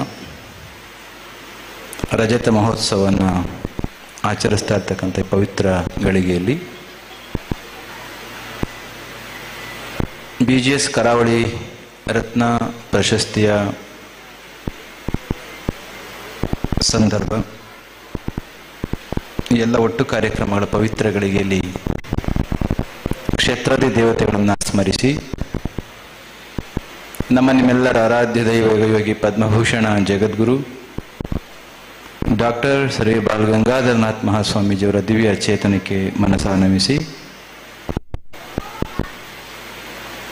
ನಮ್ಮ ಮಂಗಳೂರು ಶಾಖೆಯ ಸ್ವಾಮಿಗಳಾಗಿ 25 ವರ್ಷಗಳ ಹಿಂದೆ ಇಲ್ಲಿಗೆ ಬಂದು ಮಠದ ಸ್ಥಾಪನೆಯೊಂದಿಗೆ ಅವರ ಸ್ಥಾಪನೆಯೂ ಕೂಡ ಇಲ್ಲಿ ಆಗಿ ನಿಮ್ಮೊಂದಿಗೆ ಸೇರಿ ಶ್ರೀಮಠದ ಸುಮಾರು ಅಷ್ಟಾಂಗ ಸೇವೆಗಳನ್ನು ಕೂಡ ಶಾಖೆ ಮುಖಾಂತರ ಮಾಡ್ತಾ ನಿಮ್ಮೊಟ್ಟಿಗೆ ಇರ್ತಕ್ಕಂಥ ನಮ್ಮ ಎಲ್ಲರ ಪ್ರೀತಿಯ ಧರ್ಮಪಾಲನಾಥ ಸ್ವಾಮಿಗಳೇ,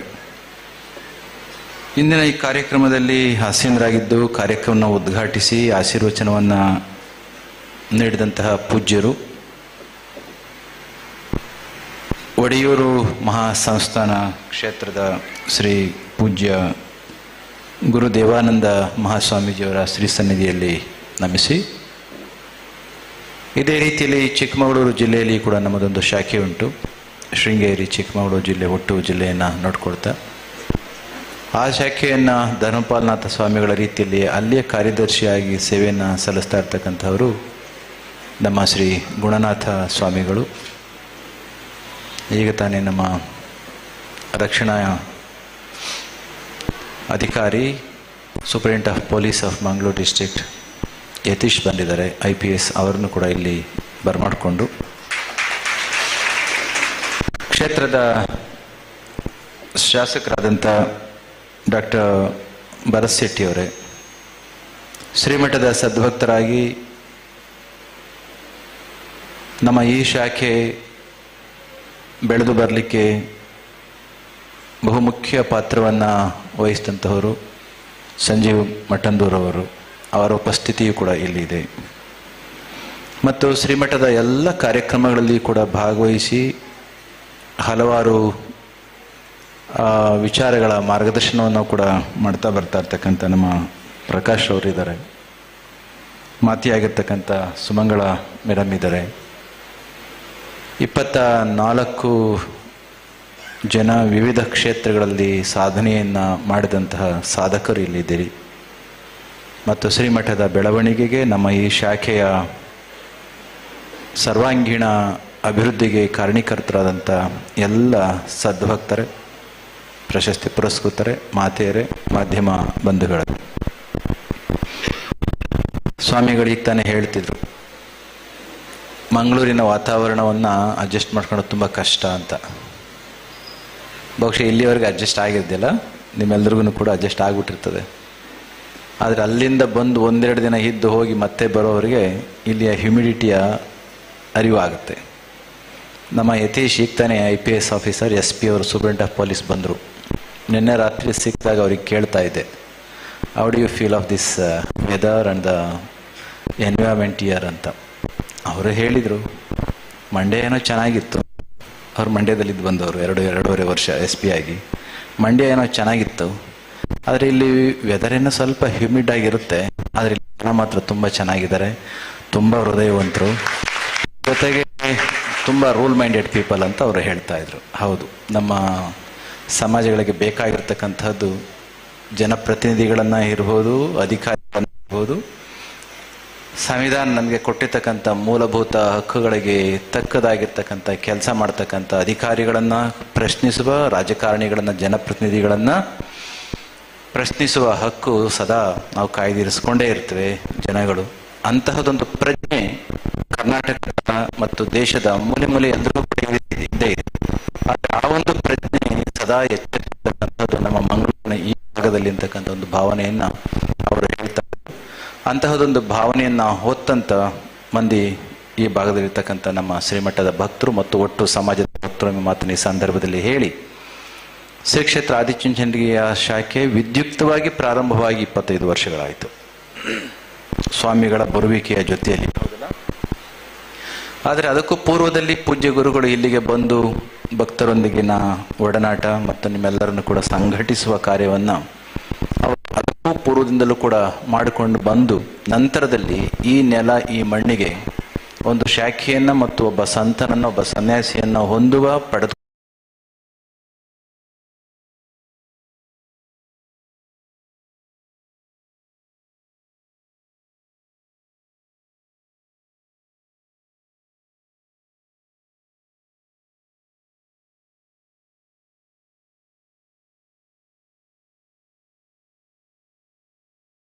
ಕೊಳ್ಳತಕ್ಕಂಥ ಯೋಗ್ಯತೆ ಇದೆ ಅಂತ ತಿಳ್ಕೊಂಡು ಶ್ರೀಮಠದ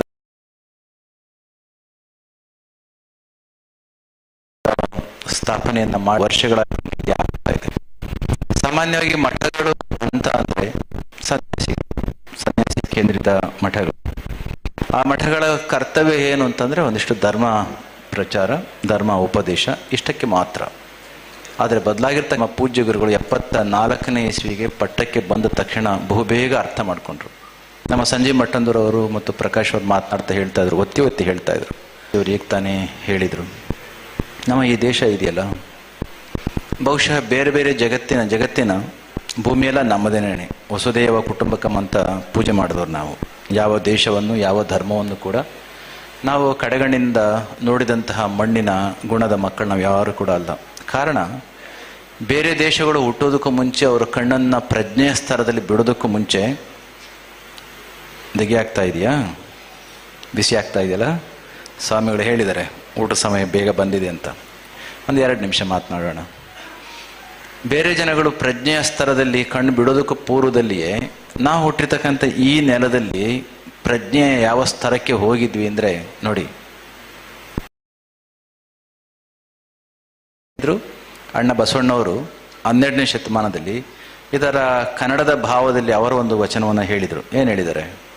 ಇವನಾರವ ಹೇಳಿ, ಇವನಾರವ ಇವನಾರವ ಇವನಾರವ ಎಂದೆನಿಸದಿರಯ್ಯ, ಇವ ನಮ್ಮವ ಇವ ನಮ್ಮವ ಇವ ನಮ್ಮ ಕೂಡಲ ಸಂಗನ ಮನೆಯ ಮಹಾಮನೆಯ ಮಗನೆಂದೆನಿಸಯ್ಯ ಅಂತ ಅವತ್ತು ಹೇಳಿದರು. ಅದನ್ನು 6000 ವರ್ಷದಿಂದ ನಮ್ಮ ಹಿರಿಯರು ಹೇಳಿದರು. ಅಯಂ ನಿಜ ಪರೋವ್ಯಕ್ತಿ ಗಣನಾ ಲಘುಚೇತಸ.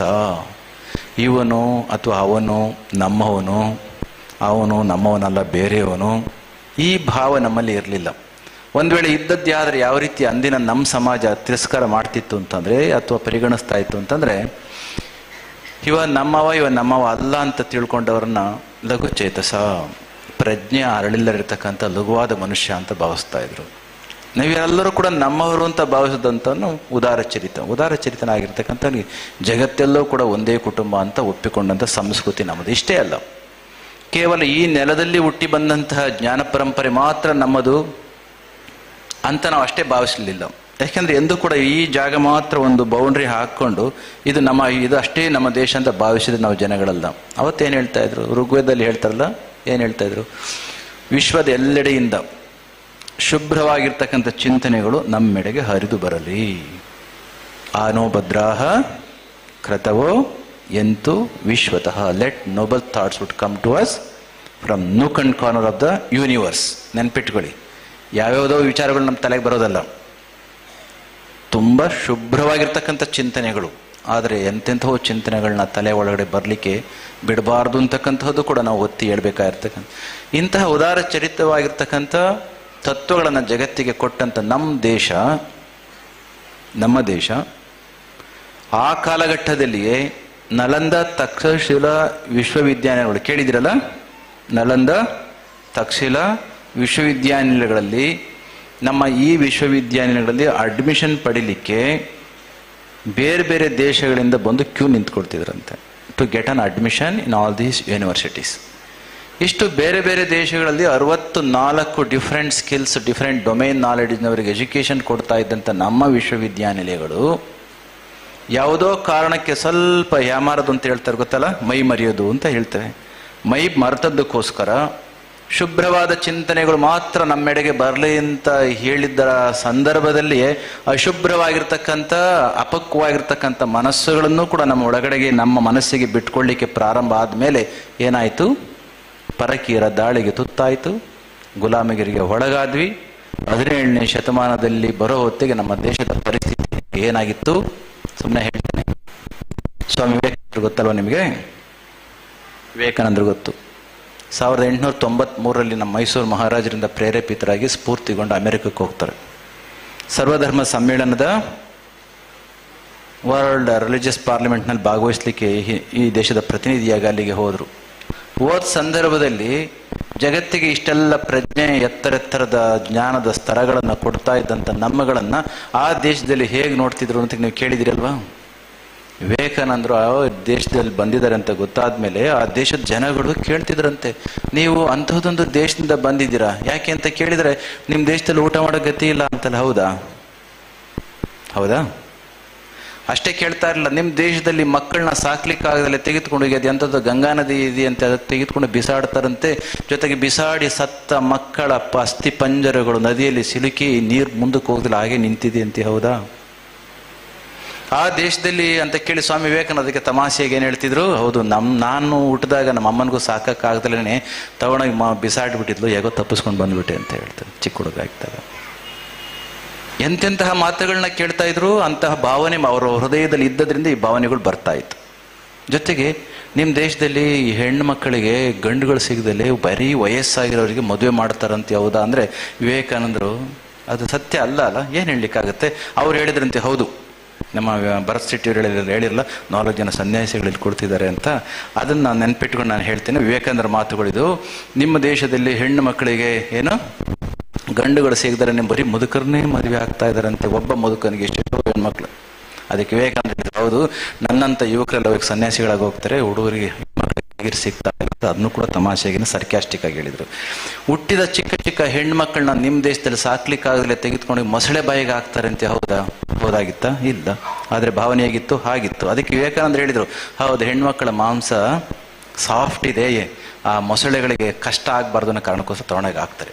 ಯಾಕೆ 3-4 ಮಾತುಗಳನ್ನ ವಿವೇಕಾನಂದರನ್ನು ಉದ್ದೇಶಿಸಿ ಹೇಳ್ತಾ ಇದ್ದೀವಿ ಅಂದರೆ, ಇಂತಹ ಕುತ್ಸಿತ, ಕೆಟ್ಟ, ಡಿಸ್ಟಾರ್ಟೆಡ್ ವಿಚಾರಗಳನ್ನು ಬಿತ್ತಿ ಜಗತ್ತಿನಲ್ಲಿ ನಮ್ಮ ದೇಶದ ಬಗ್ಗೆ ಒಂದು ಕೆಟ್ಟ ಭಾವನೆಯನ್ನು ಮಾಡಿಟ್ಟಿದ್ರು. ಯಾವ ಕಾಲದಿಂದ? ಒಂದು ಕಾಲದಲ್ಲಿ 5-6 ಸಾವಿರ ವರ್ಷಗಳಿಗಿಂತ ಮುಂಚೆಯೇ ಜಗತ್ತಿನ ಜ್ಞಾನ ಪರಂಪರೆಗಿಂತ ಎತ್ತರದ ದೇಶದಲ್ಲಿದ್ದಂಥ ನಮ್ಮ ದೇಶವನ್ನು ಕೇವಲ ನಮ್ಮ ತನವನ್ನು ಕಳ್ಕೊಂಡದಕ್ಕೋಸ್ಕರ ಪರಕೀಯರ ದಾಳಿಗೆ ಒಳಗಾದದ್ರಿಂದ ನಮ್ಮ ತನವನ್ನು ಕಳ್ಕೊಂಡ್ವಿ. ನಮ್ಮ ಬಗೆಗೆ ಇರ್ತಕ್ಕಂಥ ಭಾವನೆಗಳು ಜಗತ್ತಿನೆಲ್ಲೆಡೆ ಈ ರೀತಿ ಪಸರಿಸ್ತಾ ಇತ್ತು. ಅದೇ ಕಾಲಘಟ್ಟದಲ್ಲಿ ಆದ ಇನ್ನೊಂದು ಘಟನೆಯನ್ನು ಹೇಳ್ತೇನೆ. ಇವತ್ತು ಪೇಪರ್ನಲ್ಲಿ ಓದ್ತಾ ಇದೆ, ಹೂ ಇಸ್ ದ ನಂಬರ್ 1 ಶ್ರೀಮಂತ in the world, richest person in the world ನಾವು. ಇವತ್ತು నేనేನು ಪೇಪರಲ್ಲಿ ಓದ್ತಾ ಇದೆ. ಯಾರು ಎಲನ್ ಮಸ್ಕ್ ಅವನು ಯಾವ ಕಂಪನಿಯನ್ನು ಪ್ರತಿನಿಧಿಸ್ತಾ ಇದ್ದಾನೆ ಹೇಳ್ರಪ್ಪ? ನನ್ನ ಮಕ್ಕಳಿಂದ ವಹಿಸ್ತಾ ಇದ್ದೀನಿ ಆನ್ಸರ್ನ. ಟೆಸ್ಲಾ ಸ್ವಾಮಿ ವಿವೇಕಾನಂದ ಅಮೆರಿಕದಲ್ಲಿ ಓಡಾಡ್ತಾ ಇದ್ದ ದಿನಗಳಲ್ಲಿ ಇನ್ನೂ ಬದುಕಿದ್ದ ಮನುಷ್ಯ. ಯಾರು? ಅವನ ಜೊತೆಯಲ್ಲಿ ಒಬ್ಬ ವ್ಯಕ್ತಿ ಇದ್ದ. ಬಹುಶಃ ಅವನ ಹೆಸರು ನಿಮಗೆ ಗೊತ್ತಿರಬೇಕು, ಮಾರ್ಕ್ ಟ್ವೇನ್ ಅಂತ. ಕೇಳಿದ್ದೀರಾ? ಎಷ್ಟು ಜನ ಗೊತ್ತು ಮಾರ್ಕ್ ಟ್ವೇನ್? ಗೊತ್ತಿಲ್ಲ. USA ಗೊತ್ತಲ್ಲ, ಅಮೆರಿಕ ಗೊತ್ತು. ಅಮೆರಿಕ ದೇಶದ even today is called as a father of American literature. ಜೊತೆಗೆ he was a humorist. He use to invest all his things for the innovations. ಇಂತೆಲ್ಲ ದೊಡ್ಡ ವ್ಯಕ್ತಿತ್ವನ ಮತ್ತು ಗ್ರೇಟ್ ಹಿಸ್ಟಾರಿಯನ್. ಈ ಮನುಷ್ಯನಿಗೆ ವಿವೇಕಾನಂದರು ಓಡಾಡ್ತಾ ಇದ್ದ ಆ ದಿನಗಳಲ್ಲಿ ಯಾರೋ ನಿಮ್ಮಂಥವ್ರು ಕೇಳ್ತಾರೆ, what's your opinion about India ಅಂತ. ಇವತ್ತಿನ ಕಾರ್ಯಕ್ರಮಕ್ಕೂ ಇದಕ್ಕೂ ಸಂಬಂಧ ಇಲ್ಲ ಅಂತ ಭಾವಿಸ್ಬಿಡಿ. I will come back to the topic for next 5 minutes. ಏನು ಕೇಳಿದ್ರು? ಭಾರತದ ಬಗೆಗೆ ನಿಮ್ಮ ಭಾವನೆ, ಅಭಿಪ್ರಾಯ ಏನು ಅಂತ ಕೇಳಿದರು. ಯಾರಿಗೆ? ಮಾರ್ಕ್ ಟ್ವೇನ್ಗೆ. ಮಾರ್ಕ್ ಟ್ವೇನ್ಗೆ ಕೇಳಿದರೆ ಅವ ಏನು ಹೇಳಬೇಕಾಗಿತ್ತು? ಏನು ಹೇಳಬೇಕು ಅದೇ ಹೇಳ್ದ. ಅವ ಹೇಳಿದ, India is the snake charmers country ಅಂತ ಹೇಳಿದಂತೆ. ಏನು ಹೇಳಿದ? ಭಾರತ ಅಂತಕ್ಕಂಥದ್ದು ಆವಾಡಿಗರ ದೇಶ ಅಂತ ಹೇಳಿದ ಅವನು. ಏನು ಆವಾಡಿಗರ ದೇಶ ಅಂದರೆ ನಿಮ್ಗೆ ಅರ್ಥ ಆಗುತ್ತಲ್ಲ, ಆವಾಡಿಗರ ದೇಶ ಅಂತ ಹೇಳಿದಂತೆ. ಅದಾದ ನಂತರದಲ್ಲಿ ಆದ ಕಥೆ ಏನು ಗೊತ್ತಾ? ಮಾರ್ಕ್ ಟ್ವೇನ್ ತನ್ನ ಬರಹಗಳಿಂದ, ತನ್ನ ಬೇರೆ ಬೇರೆ ಉದ್ದಿಮೆಗಳಿಂದ ಸಾಕಷ್ಟು ಹಣವನ್ನು ಮಾಡಿದ್ದ. ಅದನ್ನು ತೆಗೆದುಕೊಂಡೋಗಿ ಎಲನ್ ಮಸ್ಕ್ ಪ್ರತಿನಿಧಿಸ್ತಾ ಇರ್ತಕ್ಕಂಥ ಟೆಸ್ಲಾ ಕಂಪನಿಗೆ ಇನ್ವೆಸ್ಟ್ ಮಾಡ್ದ. ಬೇರೆ ಬೇರೆ ಇನ್ನೋವೇಷನ್ಸ್ಗೋಸ್ಕರ ಈ ಕ್ಯಾಪಿಟಲ್ ಇನ್ವೆಸ್ಟ್ಮೆಂಟ್ ಅಂತ ಈಗ ಓಡ್ತಿರಲ್ಲ ಬಂಡವಾಳವನ್ನು, ಆ ರೀತಿ ಬಂಡವಾಳವನ್ನು ಹಾಕಿದ. ಅದೇ ಕಾಲಘಟ್ಟದಲ್ಲಿ ಹೇಳಿದ್ದ ಭಾರತದ ಬಗೆಗೆ ಏನಂತ ಹೇಳಿದ್ದ? ಇಂಡಿಯಾ ಈಸ್ ನಥಿಂಗ್ ಬಟ್ ಏನ್ರ ಮಕ್ಕಳ ಆವಾಡಿಗರ ದೇಶ ಅಂತ ಹೇಳಿದ್ದ. ಇನ್ವೆಸ್ಟ್ ಮಾಡ್ದ, ದುಡ್ಡು ಹೊರಟೋಯ್ತು. ಇನ್ವೆಸ್ಟ್ ಮಾಡಿದ್ದೆಲ್ಲ ಬೆಳಿಬೇಕು ಅಂತೇನಿಲ್ಲಲ್ಲ, ಜೊತೆಗೆ ಸಾಲ ಬೇರೆ ಮಾಡಿದ್ದ. ಅವನ ಹೆಂಡತಿ ಹತ್ರ ಮನೆ ಹತ್ರ ಬಂದು ದಿನಾ ಕೇಳೋರು ಸಾಲೋಗ್ರು, ಸಾಲ ಕೊಟ್ಟವರು. ಕೊನೆಗೆ ಆ ಅಮ್ಮ ಡಿಸೋನ್ ಮಾಡಿದ್ಲು, ಸಾಲ ಕೊಟ್ಟದ್ದು ನನ್ನ ಗಂಡನಿಗೆ ಹೊರತು ನನಗಲ್ಲ, ನೀವೇನೇ ಕೇಳ್ಕೊಂಡೋಗಿದ್ರು ಅವನ ಹತ್ರ ಕೇಳ್ಕೊಳ್ಳಿ ಅಂತ ಆಕೆ ಹೇಳಿದ್ಲು. ಸರಿ, ಕೊನೆಗೆ ಯಾರೋ ಒಬ್ಬ ಸ್ನೇಹಿತ ಬಂದು ಯಾರಿಗೆ? ಮಾರ್ಕ್ ಟ್ವೇನ್ಗೆ ಆ ಋಣದಿಂದ ಬಿಡುಗಡೆ ಮಾಡಿ, ಸಾಲದಿಂದ ಬಿಡುಗಡೆ ಮಾಡಿ ಹಣವನ್ನು ಕೊಟ್ಟ. ಕೊನೆಗೆ ಮುಕ್ತನಾದ.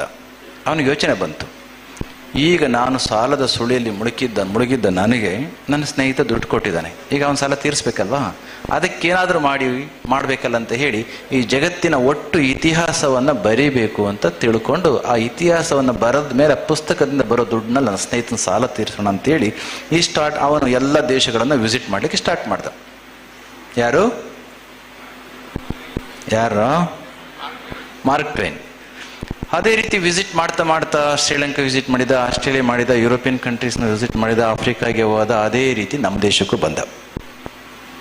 ನಮ್ಮ ದೇಶಕ್ಕೆ ಬಂದು ಆಶ್ರಮಗಳನ್ನ ವಿಸಿಟ್ ಮಾಡಿದ, ಹಳ್ಳಿಗಳ ಹತ್ರ ಹೋದ, ನದಿಗಳ ಹತ್ರ ಹೋದ, ಪಟ್ಟಣಗಳಿಗೆ ಹೋದ, ನಮ್ಮ ದೇಶದ ಗಲ್ಲಿ ಗಲ್ಲಿಯನ್ನು ಕೂಡ ಸುತ್ತಿದ.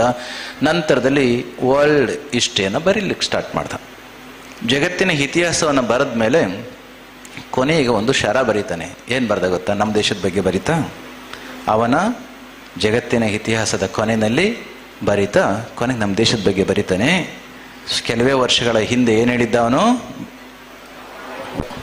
ಸ್ನೇಕ್ ಚಾರ್ಮರ್ಸ್ ಕಂಟ್ರಿ ಅಂತ ಹೇಳಿದ್ದವನು ಸ್ವತಃ ಈಗ ಬಂದು ನಮ್ಮ ದೇಶದ ಮೂಲೆ ಮೂಲೆಯನ್ನು ಕೇವಲ ಹೊರಗೆ ಕಾಣತಕ್ಕಂಥದ್ದನ್ನು ಅಷ್ಟೇ ಅಲ್ಲ, ಇಲ್ಲಿಯೇ ಇದ್ದು ಒಳಗೆ ಕಾಣದೇ ಇರತಕ್ಕಂಥ ಮೆಟಾಫಿಸಿಕಲ್ ಸೈನ್ಸಸ್ ನಾಲೆಡ್ಜ್ ಅಂತ ಹೇಳ್ತೀವಲ್ಲ, ಅಂತಹ ಆಶ್ರಮಗಳನ್ನು ಭೇಟಿ ಮಾಡಿದ, ಹಿಮಾಲಯದ ಗುಹೆಗಳಿಗೆ ಹೋದ, ಎಲ್ಲ ಕಡೆಗೆ ವಿಸಿಟ್ ಮಾಡಿದ ನಂತರದಲ್ಲಿ ಒಂದು ಶರ ಬರ್ದ, India is the cradle of human civilization ಅಂತ ಹೇಳಿದ. ಇಂಡಿಯಾ ಈಸ್ ದ ನಾಗರಿಕತೆಯ ತೊಟ್ಟಿಲು ಅಂತ ಹೇಳಿದ. India is the birth place of the human speeches. India is the birth place of human speech. India is the mother of mathematics and the science. India is the grand mother of the history. India is the great grand mother of the legacy and the tradition. ಕೆಲವೇ ವರ್ಷಗಳಿಂದ ಏನು ಹೇಳಿದ, ಈಗಿತ್ತು, ಈಗ ಒಂದು ಭಾವನೆ ಬದಲಾಯಿತು. ಈ ಮಾತು ಯಾಕೆ ಹೇಳಿದೆ ಅಂತಂದರೆ, ಕೆಲವೇ ವರ್ಷಗಳ ಕಾಲ, ಕೆಲವೇ ಶತಮಾನಗಳ ಕಾಲ ಪರಕೀಯರ ದಾಳಿಗೆ ಸಿಗಾಕೊಂಡು ನಮ್ಮ ಮನಸ್ಥಿತಿ ಎಷ್ಟು ಗುಲಾಮಗಿರಿಗೆ ಹಿಡಿದೋಗಿತ್ತು. ಇಂತಹ ಹೀನಾಯ ಪರಿಸ್ಥಿತಿಯಲ್ಲಿ ಇದ್ದ ಕಾಲಘಟ್ಟದಲ್ಲಿ ಅದೇ ಸ್ವಾಮಿ ವಿವೇಕಾನಂದರ ವಿಚಾರವನ್ನು ಹೇಳ್ತೇನೆ. ವಿವೇಕಾನಂದರು ಅಮೆರಿಕದಲ್ಲಿ ಓಡಾಡಬೇಕಾದ್ರೆ ಒಂದು ಮಾತನ್ನು ಸ್ಪಷ್ಟವಾಗಿ ಹೇಳ್ತಿದ್ರು, ನನ್ನ ದೇಶಕ್ಕೆ ಧರ್ಮ ಬಹಳಷ್ಟು ಇದೆ, ಆಧ್ಯಾತ್ಮಿಕತೆ ರಾಶಿಯಾಗಿ ಬಿದ್ದು ವಿಫಲವಾಗಿದೆ. ನೀವೇನಾದರೂ ನಮ್ಮ ದೇಶಕ್ಕೆ ಯಾರ್ಯಾರನ್ನ ಕಳಿಸ್ಕೊಡೋ ಬದಲು, ಧರ್ಮ ಪ್ರಚಾರಕರನ್ನ ಕಳಿಸ್ಕೊಡೋ ಬದಲು, ನಿಮಗೆ ನಮ್ಮ ದೇಶದ ಮೇಲೆ ಪ್ರೀತಿ ಇರೋದಾದರೆ ಯಾರನ್ನು ಕಳಿಸ್ಕೊಡಿ? ಇಂಡಸ್ಟ್ರಿಯಲಿಸ್ಟ್ಗಳು ಕಳಿಸ್ಕೊಡಿ, ಇಂಜಿನಿಯರ್ಸ್ನ ಕಳಿಸ್ಕೊಡಿ. ನಮ್ಮ ದೇಶಕ್ಕೆ ಬಂದವರು ಇಂಡಸ್ಟ್ರಿಗಳನ್ನ, ಯಾಕೆಂದರೆ ಅಷ್ಟೊತ್ತಿಗಾಗಲೇ ಇಂಡಸ್ಟ್ರಿಯಲ್ ರೆವಲ್ಯೂಷನ್ ಆಗಿತ್ತು, ಅದು ಇನ್ನೂ ಮುಂದುವರಿತಾ ಇತ್ತು. ಇಂತಹ ಒಂದು ಕಾಲಘಟ್ಟದಲ್ಲಿ ಅದು ಸ್ಪಷ್ಟವಾಗಿ ಅರ್ಥ ಆಗುತ್ತೆ. ಒಂದು ಕಾಲದಲ್ಲಿ ಜಗತ್ತಿನ ಜನರೆಲ್ಲರೂ ಕೂಡ ನಮ್ಮ ದೇಶಕ್ಕೆ ಬಂದು ವಿದ್ಯೆಯನ್ನು ಪಡ್ಕೊಳ್ತಕ್ಕಂಥ ಸಂಸ್ಥೆಗಳನ್ನ ಸ್ಥಾಪನೆ ಮಾಡಿದ್ದವರು ಇನ್ನೊಂದು ಕಾಲಘಟ್ಟಕ್ಕೆ ಸಾಕಷ್ಟು ಕುಸಿತು ಹೋಗಿದ್ವಿ. ನೆನಪಿರಲಿ, 1904 ಸುಮಾರಿಗೆ ಈ ಸಾಕ್ಷರತೆಯ ಒಂದು ಸೆನ್ಸಸ್ ಮಾಡಿದ ಸಂದರ್ಭದಲ್ಲಿ ಆವಾಗ ಇದ್ದದ್ದು 100 ಜನಕ್ಕೆ ಓದಲಿಕ್ಕೆ ಬರ್ತಾ ಇದ್ದದ್ದು ಕೇವಲ 5 ಜನಕ್ಕೆ. Only 5% literacy we did have during that time. ಆ ಕಾಲಘಟ್ಟದಿಂದ ಹಿಡಿದು ಈ ಕಾಲಘಟ್ಟದವರೆಗೂ ಕೂಡ ಆಗಿರ್ತಕ್ಕಂಥ ಸಾಕಷ್ಟು ಬದಲಾವಣೆಗಳನ್ನ ನೋಡಿದರೆ, ಎಂತೆಂಥ ವ್ಯಕ್ತಿಗಳು ಮುಂದೆ ಬಂದು ವಿದ್ಯಾಸಂಸ್ಥೆಗಳನ್ನ ಪ್ರಾರಂಭ ಮಾಡಿದರು. ಮಠ ಮಂದಿರಗಳು ಕೂಡ ಮುಂದೆ ನಿಂತು ಸಂಸ್ಥೆಗಳನ್ನ ಪ್ರಾರಂಭ ಆದದ್ದು. ಇವತ್ತಿಗೆ ನಮ್ಮ ದೇಶ ಯಾವ ಮಟ್ಟಕ್ಕೆ ಬಂದಿದೆ, ಒಂದು ಕಾಲದಲ್ಲಿ ತನ್ನ ಘನತೆಯನ್ನು ಕಳ್ಕೊಂಡಂಥ ದೇಶ ಇವತ್ತಿಗೆ ಭೌತಿಕ ಆರ್ಥಿಕ ಪ್ರಗತಿಯ ದೃಷ್ಟಿಯಿಂದ ನೋಡಿದ್ರೂ ಕೂಡ we are 5th bigger economic force. ಆರ್ಥಿಕವಾಗಿ ನಾವು ಯಾವ ಸ್ಥಿತಿಯಲ್ಲಿದ್ದೇವೆ? 5ನೇ ಪ್ಲೇಸ್ನಲ್ಲಿ ಇದ್ದೇವೆ ಅಂತ ಹೇಳ್ತಾರೆ. ತುಂಬ ಖುಷಿ ಆಗುತ್ತಲ್ವಾ? ಇರ್ತಕ್ಕಂಥ 190ಕ್ಕಿಂತ ಹೆಚ್ಚಿನ ದೇಶಗಳಲ್ಲಿ ನಮ್ಮ ದೇಶ ಎಷ್ಟನೇ ಪ್ಲೇಸ್ನಲ್ಲಿದೆ? 5ನೇ ಪ್ಲೇಸ್ನಲ್ಲಿದೆ. ಈ 5ನೇ ಪ್ಲೇಸಿಗೆ ಬರಲಿಕ್ಕೆ ಎಂತೆಲ್ಲ ಇಂಡಸ್ಟ್ರಿಗಳು, ಎಂತೆಲ್ಲ ವಿಶ್ವವಿದ್ಯಾನಿಲಯಗಳು, ಜ್ಞಾನ ಕ್ಷೇತ್ರಗಳು, ಆಮೇಲೆ ವೈಜ್ಞಾನಿಕ ಕ್ಷೇತ್ರ. ನಮ್ಮ ಒಬ್ಬ ಹಿರಿಯರಿಗೆ ಇವತ್ತು sir C V Raman research ಇನ್ಸ್ಟಿಟ್ಯೂಟ್ನಲ್ಲಿ PhD ಮಾಡಿ ಭೌತಶಾಸ್ತ್ರದಲ್ಲಿ ಸಾಕಷ್ಟು ಪದವಿಯ ಸಾಧನೆಯನ್ನು ಮಾಡಿದಂಥ ನಮ್ಮ ಹಿರಿಯರಿಗೆ ಇವತ್ತು ಪ್ರಶಸ್ತಿಯನ್ನು ಕೊಟ್ಟಿದ್ದಾರೆ. ಇಂತಹ ವಿಜ್ಞಾನಿಗಳು ಎಲ್ಲರೂ ಕೂಡ ಬಂದದ್ರಿಂದ ದೇಶ ಬೆಳೀತಾ ಇದೆ. ತುಂಬ ಖುಷಿಯೇನೋ ಆಗ್ತದೆ. ಆದರೂ ನಾವು ದಾಸ್ಯದಲ್ಲಿದ್ದಂಥ ಬ್ರಿಟಿಷ್ನವ್ರನ್ನ ಕೆಳಗಡೆ ತುಳಿದು ಬಿಟ್ವಿ ಅಂತಲೂ ಕೂಡ ಹೇಳ್ತೀವಲ್ವಾ? 6ನೇ ಪ್ಲೇಸ್ಗೋ 7ನೇ ಪ್ಲೇಸ್ಗೋ ನೂಕ್ಬಿಟ್ಟಿದ್ದೇವೆ ಅಂತ ಭಾಳ ಸಂಭ್ರಮದಿಂದ ಕೂಡ ಹೇಳ್ಕೊಡ್ತೇವೆ. ಆದರೆ ಮಲ್ಕೊಳ್ಳಿಕ್ಕೆ ಅವಕಾಶ ಇಲ್ಲ ಇವಾಗ. ಮುಂದಿನ 20 ವರ್ಷಗಳ ಕಾಲ ಯಾರದ್ದು? ಭಾರತದ್ದು. ಕಾರಣ ಏನು? ಮಕ್ಕಳು, ನವ ತಾರುಣ್ಯದಲ್ಲಿ ತುಂಬಿ ತುಳುಕ್ತಾ ಇರ್ತಕ್ಕಂಥ ಯುವಕರು ಹೆಚ್ಚು ಇದ್ದಾರೆ. ಈ ಸಂದರ್ಭದಲ್ಲಿ ಮಕ್ಕಳಿಗೆ ಕೊಡಬೇಕಾಗಿರ್ತಕ್ಕಂಥ ಎಜುಕೇಷನ್ನ ಪೂರ್ಣ ಕೊಡದಲೇ ಹೋದದ್ದೇ ಆದರೆ, ಕೊಡ್ತಕ್ಕಂಥ ಎಜುಕೇಷನ್ನು ಕೌಶಲ್ಯ ಆಧಾರಿತವಾಗಿ ಇಲ್ಲದೆ ಹೋದದ್ದೇ ಆದರೆ, ಮುಂದಿನ 30 ವರ್ಷಗಳಲ್ಲಿ ನಮ್ಮ ದೇಶ ನಂಬರ್ 1 ಪ್ಲೇಸಿಗೆ ಆರ್ಥಿಕವಾಗಿ ಬರದಲೇ ಹೋದದ್ದೇ ಆದರೆ, ಎಜುಕೇಷನ್ ದೃಷ್ಟಿನಲ್ಲಿ ಬರದಲೇ ಹೋದದ್ದೇ ಆದರೆ, ಮುಂದೊಂದು ದಿನ ನಮ್ಮ ದೇಶ ಪೂರ್ಣ ವೃದ್ಧಾಶ್ರಮದ ದೇಶ ಅಂತ ಕರೆಸ್ಕೊಳ್ಬೇಕಾಗ್ತದೆ. ಅದಕ್ಕೆ ಈಗ ಎಚ್ಚೆತ್ತು ನಡೀತಕ್ಕಂಥ ಸಂದರ್ಭ ಇದೆ ಅಂತ ತಿಳಿದು ನಮ್ಮ ಪೂಜ್ಯ ಗುರುಗಳು ಆಧ್ಯಾತ್ಮಿಕತೆಯ ಜೊತೆಯಲ್ಲಿ ಆಧುನಿಕವಾಗಿರ್ತಕ್ಕಂಥ ವಿದ್ಯಾಸಂಸ್ಥೆಗಳನ್ನು ಯಾಕೆ 515 ಸಂಸ್ಥೆಗಳನ್ನ ಪ್ರಾರಂಭ ಮಾಡಿ 1,65,000 ಮಕ್ಕಳಿಗಿಂತ ಹೆಚ್ಚಿನ ಎಜುಕೇಶನ್ ಕೊಡ್ಲಿಕ್ಕೆ ಹೊರಟರು ಅಂತಂದ್ರೆ ಇದು ಕಾರಣ. ಈಗ ಪ್ರತಿಯೊಬ್ಬ ವ್ಯಕ್ತಿಯು ಕೂಡ ಎಚ್ಚೆತ್ತು ಉದ್ಯಮ ಕ್ಷೇತ್ರದಲ್ಲಿರ್ಬೋದು, ಈಗ 19ರಿಂದ 20 ವಿವಿಧ ಕ್ಷೇತ್ರಗಳಲ್ಲಿ ಸಾಧನೆಯನ್ನು ಮಾಡಿರುವ ವ್ಯಕ್ತಿಗಳಿಗೆ ಪ್ರಶಸ್ತಿಗಳನ್ನ ಕೊಟ್ಟು ಬೆಂಬಲಿಸ್ತಕ್ಕಂಥ ಕಾರ್ಯಕ್ರಮವೂ ಕೂಡ ಇದರ ಒಂದು ಭಾಗವೇನೇ. ಈಗ ಪ್ರತಿಯೊಬ್ಬ ತಂದೆ ತಾಯಿ ಇರ್ಬೋದು, ಮಗು ಇರ್ಬೋದು, ಈಗ ಎಚ್ಚೆತ್ತು ನಾವು ಕೆಲಸವನ್ನು ಮಾಡಿದ್ದೆ ಆದರೆ ಮುಂದೊಂದು ದಿವಸ ನಮ್ಮ ದೇಶವನ್ನು ಆ ಎತ್ತರಕ್ಕೆ ಕೊಂಡೊಯ್ಬೋದು. ನಾವು ಆರ್ಥಿಕವಾಗಿ economically we are standing in 5th position. ಅರ್ಥ ಆಯ್ತಲ್ವಾ? ತುಂಬ ಖುಷಿ ಆಗುತ್ತಲ್ವಾ? ಆದರೆ ನೆನಪಿರಲಿ, ಯಾವುದೇ ಒಂದು ದೇಶದ ಆರ್ಥಿಕತೆಯನ್ನು ನೋಡಬೇಕಾದ್ರೆ ಪರ್ ಕ್ಯಾಪಿಟ ಇನ್ಕಮ್ ಎಷ್ಟಿದೆ ಅಂತ ನೋಡಬೇಕಾಗತ್ತೆ. ಅರ್ಥ ಆಗುತ್ತಾ? ಅಮೇರಿಕದ್ದು 28 ಟ್ರಿಲಿಯನ್ US$ ಇದ್ರೆ ಆಸ್ ಎ ಸನ್ಯಾಸಿ ಐ ಡೋಂಟ್ ಥಿಂಕ್ ಇದೆಲ್ಲ ಅವಶ್ಯಕತೆ ಇಲ್ಲ. ಆದರೆ ಸಮಾಜದ ಮಧ್ಯದಲ್ಲಿ ಬದುಕಿ ಸಾಮಾಜಿಕ ರೀತಿಯ ಸೇವೆಯನ್ನು, ಸಾಮಾಜಿಕರಿಗೆ ಬೇಕಾಗಿರ್ತಕ್ಕಂಥ ಎಜುಕೇಷನ್ನ ಸ್ಟಾರ್ಟ್ ಮಾಡಿ ಕೊಡ್ತಾ ಇರ್ತಕ್ಕಂಥ ಸಂದರ್ಭದಲ್ಲಿ ನಾವು ಚರ್ಚೆ ಮಾಡಬೇಕಾಗತ್ತೆ. 5ನೇ ಪ್ಲೇಸೇನೋ ಇದ್ದೇವೆ, ಯೋಚನೆ ಮಾಡಿ. 5ನೇ ಪ್ಲೇಸಲ್ಲಿ ಎಷ್ಟು ಇದ್ದೇವೆ? ಅಮೇರಿಕಾದ್ದು ಎಕಾನಮಿ ಎಷ್ಟಿದೆ? ಸುಮಾರು 28 US$ ಟ್ರಿಲಿಯನ್. ಚೈನಾದೆಷ್ಟಿದೆ? 19ರಿಂದ 20 ಟ್ರಿಲಿಯನ್ US$ ಟ್ರಿಲಿಯನ್. 3ನೇ ಪ್ಲೇಸ್ ಯಾರ್ದು? ಜಪಾನ್ದಿರಬೇಕು. 4ನೇದು ಜರ್ಮನಿದಿರಬೇಕು. 5ನೇದು ಯಾರ್ದು? ನಮ್ಮದು ಎಷ್ಟಿದೆ? ಹತ್ತಿರ $4 ಟ್ರಿಲಿಯನ್. ಎಷ್ಟು? $4 ಟ್ರಿಲಿಯನ್. ಸುಮ್ಮನೆ ಹಾಗೆ ಯೋಚನೆ ಮಾಡಿ. 34 ಕೋಟಿ ಜನಸಂಖ್ಯೆ ಇರ್ತಕ್ಕಂಥ ಅಮೆರಿಕ ದೇಶದವರಿಗಿರ್ತಕ್ಕಂಥ ಹಣದ ಮೊತ್ತ ಎಷ್ಟು? $28 ಟ್ರಿಲಿಯನ್. $28 ಟ್ರಿಲಿಯನ್ ಅನುಭವಿಸ್ಲಿಕ್ಕೆ ಅವರು ಇರ್ತಕ್ಕಂಥ ಜನಗಳು ಕೇವಲ 34 ಕೋಟಿ. ನಮ್ಮದು ಕೇವಲ $4 ಟ್ರಿಲಿಯನ್ ಅನುಭವಿಸ್ಲಿಕ್ಕೆ 148 ಕೋಟಿ ಜನ ಕಾಯ್ತಾ ಕೊಡ್ತಿದ್ದೇವೆ. ಅಲ್ಲಿಗೆ ಪರ್ ಕ್ಯಾಪಿಟ ಒಬ್ಬ ವ್ಯಕ್ತಿಯ ತಲೆ ಆದಾಯದ ಆಧಾರದ ಮೇಲೆ ನೋಡಿದ್ದೆ ಆದರೆ ನಮ್ಮ ದೇಶ ಇವತ್ತಿಗೂ ಕೂಡ 130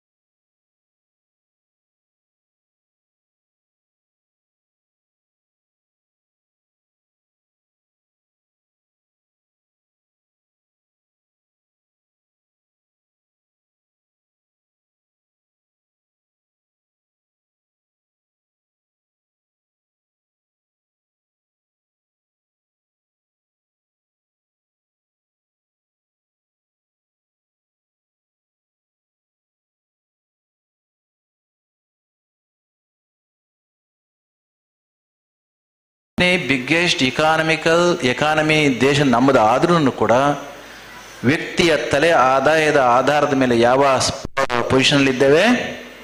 133ನೇ ಪ್ಲೇಸಲ್ಲಿದ್ದೇವೆ. ಯಾವಾಗ ಅದು ಕೆಳ ಹಂತಕ್ಕೆ ಬರೋದಿಲ್ಲ ಅಂದರೆ ಮೇಲ್ಸ್ತರಕ್ಕೆ ನಾವು ಹೋಗೋದಿಲ್ವೋ ಅಲ್ಲಿವರೆಗೂ ಕೂಡ ನಾವು ಶ್ರೀಮಂತ ರಾಷ್ಟ್ರ ಅಂತ ಹೇಳ್ಕೊಳ್ಳಿಕ್ಕೆ ಕಷ್ಟ ಆಗುತ್ತೆ. ಇದಕ್ಕೆ ಪೂರಕವಾಗಿ ಕೂಡ ಇಲ್ಲಿ ಓದಿ ತುಂಬ ಬುದ್ಧಿವಂತರಾದಂಥವ್ರು ಬೇರೆ ಕೊಡಬೇಕಾಗತ್ತೆ. ಇಂತಹ ಅವಕಾಶಗಳನ್ನ ನಾವು ಕೊಡಬೇಕು ಅಂತಂದರೆ ಈ ರೀತಿಯಲ್ಲಿ ಸೇವೆಗೆ ತೊಡಗಿಸ್ಕೊಂಡು ಅಂತೃಪ್ತರಾಗ್ತಕ್ಕಂಥ ವ್ಯಕ್ತಿಗಳ ಸಂಖ್ಯೆ ಜಾಸ್ತಿ ಆಗಬೇಕಾಗತ್ತೆ.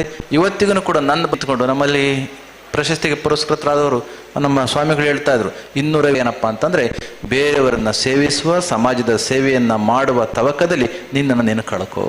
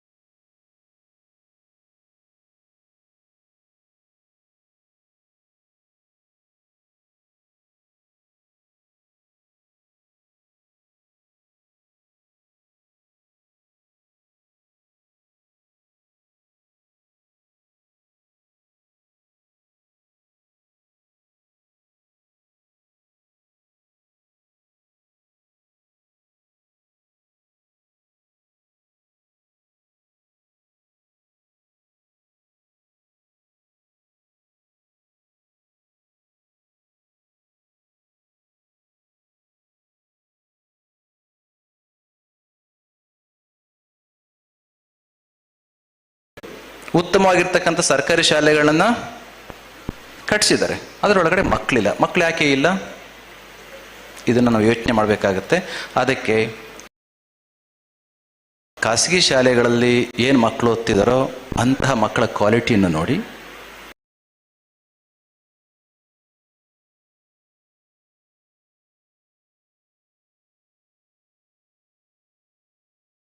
ಖಾಸಗಿ ಶಾಲೆಗೆ ಸರ್ಕಾರ ಬಿಟ್ಟಂತ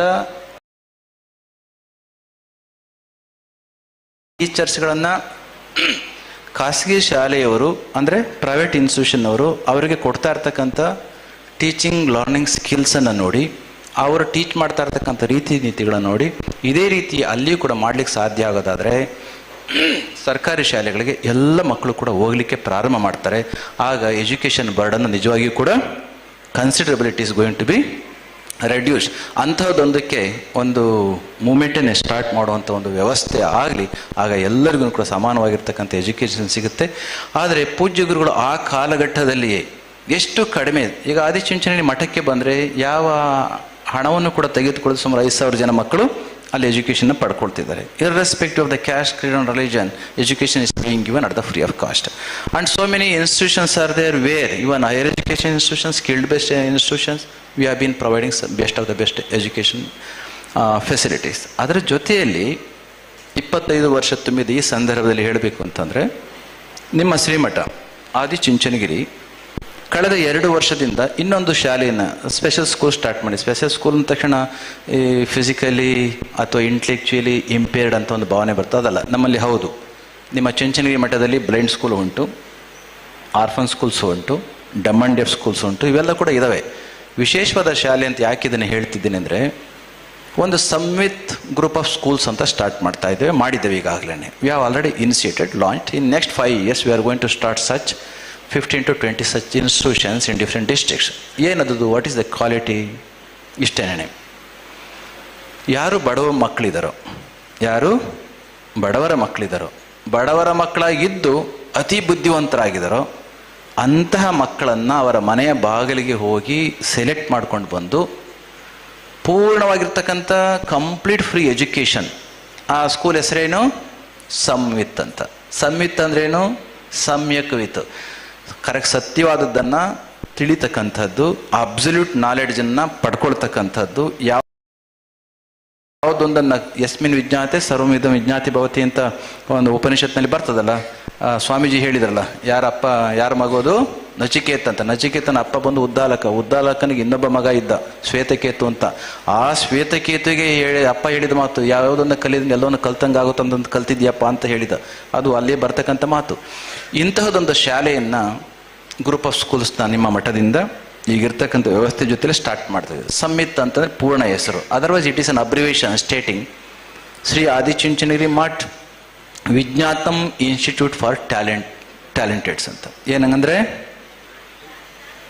ಅತಿ ಬಡವರಾಗಿರ್ತಕ್ಕಂಥ ಮಕ್ಕಳು ಯಾರು ನಿಜವಾಗಿಯೂ ಕೂಡ ಆಯಾ ಡೊಮೈನ್ನಲ್ಲಿ ತುಂಬ ಬುದ್ಧಿವಂತರಾಗಿದ್ದಾರೋ ಅಂತಹ ಮಕ್ಕಳನ್ನು 6ನೇ ಕ್ಲಾಸಿಗೆ ಸೇರಿಸಿಕೊಂಡು ಅವರು ಪೂರ್ಣವಾಗಿರ್ತಕ್ಕಂಥ ಎಜುಕೇಷನ್, ಅವರು ಮೆಡಿಕಲ್ ಓದ್ತಾರೋ, ಇಂಜಿನಿಯರಿಂಗ್ ಓದ್ತಾರೋ, ಅಥವಾ ಮಿಲಿಟ್ರಿಗೆ ಹೋಗ್ತಾರೋ, ಅಥವಾ UPSCಗೆ ಹೋಗ್ತಾರೋ, ಎಕನಾಮಿಕ್ಸ್ ಆಗ್ತಾರೋ, ಬಿಸ್ನೆಸ್ಸಿಗೆ ಹೋಗ್ತಾರೋ, ಅವರವರ ಆಮೇಲೆ ಸ್ಪೋರ್ಟ್ಸ್ ಫೀಲ್ಡ್ಗೆ ಹೋಗ್ತಾರೋ, ಅಥವಾ ಆಂಟ್ರಪ್ರಿನರ್ಸ್ ಆಗ್ತಾರೋ, ಅಂತಹದೊಂದು ಶಕ್ತಿಯನ್ನು ಗುರುತಿಸಿ ಆಯಾ ಫೀಲ್ಡ್ಗೆ ಹೋಗಿ ತಲುಪಿಸಿ ಪ್ರತಿಯೊಬ್ಬ ವ್ಯಕ್ತಿಯೂ ಕೂಡ ಯಾವ ಒಂದು ಸಮುದಾಯ ಅಥವಾ ಯಾವ ಒಂದು ಸೆಕ್ಷನ್ ಆಫ್ ದ ಸೊಸೈಟಿ ಇನ್ನು 2-3 ಜನರೇಷನ್ ಆದ್ರೂ ಕೂಡ 10% ಸಕ್ಸಸ್ ರೇಟ್ ಇರೋದಿಲ್ವೋ ಅಂತಹ ಮಕ್ಕಳನ್ನ ಆಯ್ಕೆ ಮಾಡಿಕೊಂಡು ಕೊಡುವಂತಹ ಎಜುಕೇಷನ್ ಈ ನಿಟ್ಟಿನಲ್ಲಿ ಕೊಟ್ಟು ಸುಮಾರು 100% ಸಕ್ಸಸ್ ಮಾಡ್ತಕ್ಕಂಥ ಒಂದು ಎಜುಕೇಷನ್ ಸಿಸ್ಟಮ್ನ ಈಗ ಪ್ರಾರಂಭ ಮಾಡಿದ್ದೇವೆ.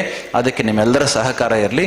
ಮುಂದಿನ ದಿನದಲ್ಲಿ ಅದೇ ತೆರನಾಗಿರ್ತಕ್ಕಂಥ ಸಂಮಿತ್ ಸಂಸ್ಥೆಯನ್ನು ನಮ್ಮ ಮಂಗಳೂರು ಜಿಲ್ಲೆಯಲ್ಲಿ ಕೂಡ ಮಾಡ್ತೇವೆ. ಆದರೆ ಅಪ್ಲಿಕೇಶನ್ ನಾವು ಕಾಲ್ ಮಾಡೋದಿಲ್ಲ.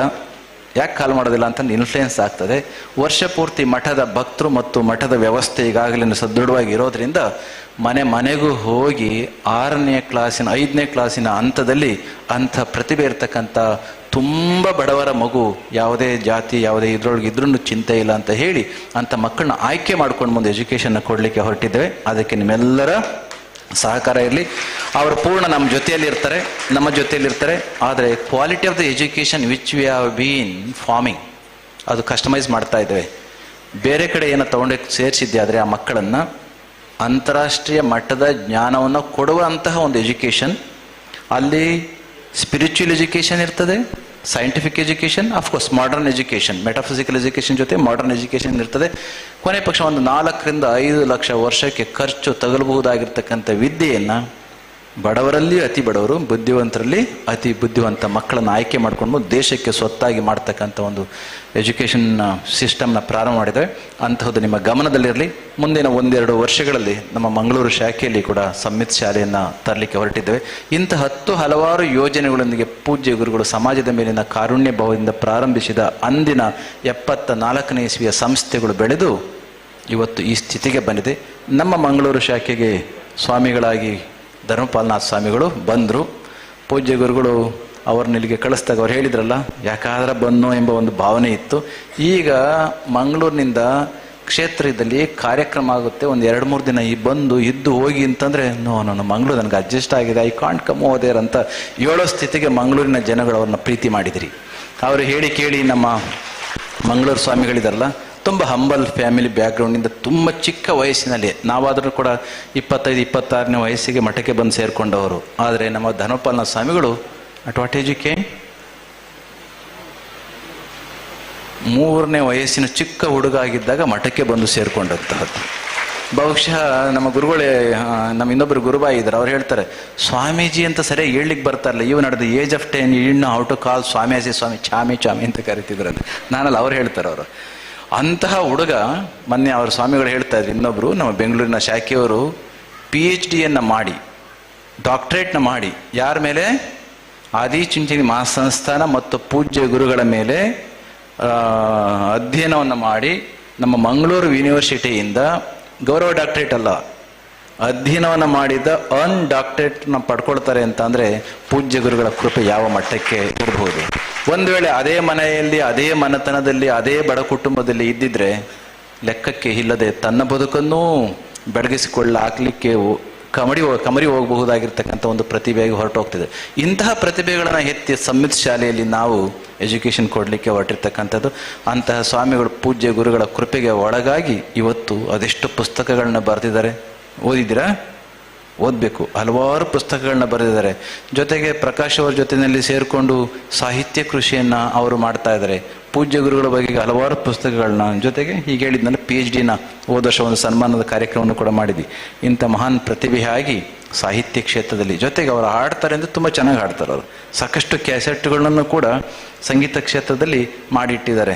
ಸಂಗೀತ ಕ್ಷೇತ್ರದಲ್ಲಿ, ಸಾಹಿತ್ಯ ಕ್ಷೇತ್ರದಲ್ಲಿ, ಎಜುಕೇಷನ್ ಫೀಲ್ಡ್ನಲ್ಲಿ ಮತ್ತು ಸೇವಾ ಕ್ಷೇತ್ರದಲ್ಲಿ ಅಪ್ರತಿಮವಾಗಿರ್ತಕ್ಕಂಥ ಸೇವೆಯನ್ನು ಸಮಾಜಕ್ಕೆ ಶ್ರೀಮಠದ ವತಿಯಿಂದ ಮಾಡ್ತಾ ಇರ್ತಕ್ಕಂಥ ಧರ್ಮಪಾಲನಾಥ ಸ್ವಾಮಿಗಳು ಇಲ್ಲಿ ಕಳೆದ 25 ವರ್ಷದಿಂದ ಜನಪ್ರೀತಿಯನ್ನು, ನಿಮ್ಮೆಲ್ಲರ ಪ್ರೀತಿಯನ್ನು ಗಳಿಸಿ ಸಂಸ್ಥೆಯನ್ನು ಇನ್ನೂ ಎತ್ತರಕ್ಕೆ ಸಮಾಜಕ್ಕೆ ಹತ್ತಿರವಾಗಿಸುವ ರೀತಿಯಲ್ಲಿ ಮಾಡ್ತಾ ಇದ್ದಾರೆ. ಅವರಿಗೂ ಕೂಡ ಕಾಲಭೈರೇಶ್ವರ ಸ್ವಾಮಿಯ ಪೂರ್ಣ ಆಶೀರ್ವಾದ ಇರಲಿ ಅಂತ ಹೇಳಿ, ಇವತ್ತು ಪ್ರಶಸ್ತಿಗೆ ಭಾಜನರಾದಂಥ ಎಲ್ಲ ಸಾಧಕರಿಗೂ ಕೂಡ ಕಾಲಭೈರೇಶ್ವರ ಸ್ವಾಮಿಯ ಆಶೀರ್ವಾದನ ಕೋರ್ತಾ ಇವತ್ತು ಪ್ರಾರಂಭ ಆಗಿದೆ ಅಂತ ಪೂಜ್ಯ ಅಡಿಯರು ಸ್ವಾಮೀಜಿಯವರು ಅದ್ಭುತವಾಗಿ ಅವರು ಹೇಳಿದರು. 25ನೇ ವರ್ಷದ ರಜತ ಮಹೋತ್ಸವದ ಕಾರ್ಯಕ್ರಮ ಇವತ್ತು ಪ್ರಾರಂಭ ಆಗಿದೆ. 1-2ನೇ ತಾರೀಕು ಅದಾಗೇ ಮುಂದುವರೆದು ಇನ್ನು 50ನೇ ವರ್ಷದ ಕಾರ್ಯಕ್ರಮ, 75ನೇ ವರ್ಷದ ಕಾರ್ಯಕ್ರಮ, 100 ವರ್ಷದ ಕಾರ್ಯಕ್ರಮ ಹೀಗೇ ಮುಂದುವರಿಲಿ ಅಂತ ಹೇಳ್ತಾ ಚನ್ನಪ್ಪಗೌಡರು ಹೇಳಿದರು. 50ನೇ ವರ್ಷದ ಕಾರ್ಯಕ್ರಮವನ್ನು ನೋಡುವ ಭಾಗ್ಯವನ್ನು ನಮಗೆ ಭಗವಂತ ಕೊಡಲಿ ಅಂತ ಇಂಡೈರೆಕ್ಟಾಗಿ ಇನ್ನು ಅಷ್ಟು ವರ್ಷ ನಾನು ಬದುಕಬೇಕು, 100ನೇ ವರ್ಷದೂ ಕೂಡ ಬದುಕಬೇಕು ಅಂತ ಅವ್ರು ಕೇಳ್ಕೊಂಡಿದ್ದಾರೆ. ಅಂತಹದೇ ಭಾಗ್ಯ ಇಲ್ಲಿರ್ತಕ್ಕಂಥ ಪ್ರತಿಯೊಬ್ಬರಿಗೂ ಕೂಡ ಬರಲಿ ಎಂಬ ಮಾತನ್ನ ಸಂದರ್ಭದಲ್ಲಿ ಹೇಳ್ತಾ, ಶ್ರೀಮಠದ ಮೇಲೆ ನೀವೆಲ್ಲರೂ ಕೂಡ ಇಟ್ಟಿರ್ತಕ್ಕಂಥ ಪ್ರೀತಿ ಮಠವನ್ನು ಬೆಳೆಸ್ತಾ ಇದೆ. ಪೂಜ್ಯ ಗುರುಜಿಯವರ ಆಶೀರ್ವಾದದೊಂದಿಗೆ ಇದೇ ಪ್ರೀತಿ, ಇದೇ ಅಭಿಮಾನ, ಇದೇ ಸೇವೆ ಶ್ರೀಮಠದ ಜೊತೆಯಲ್ಲಿ ಸದಾ ಇರಲಿ ಅಂತ ಹೇಳ್ತಾ, ನಿಮ್ಮೆಲ್ಲರಿಗೂ ಕೂಡ ಕಾಲಭೈರೇಶ್ವರ ಸ್ವಾಮಿಯ ಪೂಜ್ಯ ಗುರುಗಳ ಪೂರ್ಣ ಆಶೀರ್ವಾದವನ್ನು ಕೋರ್ತಾ ನನ್ನ ಮಾತು ಮುಗಿಸ್ತೇನೆ. ಜೈ ಶ್ರೀ ಗುರುದೇವ್.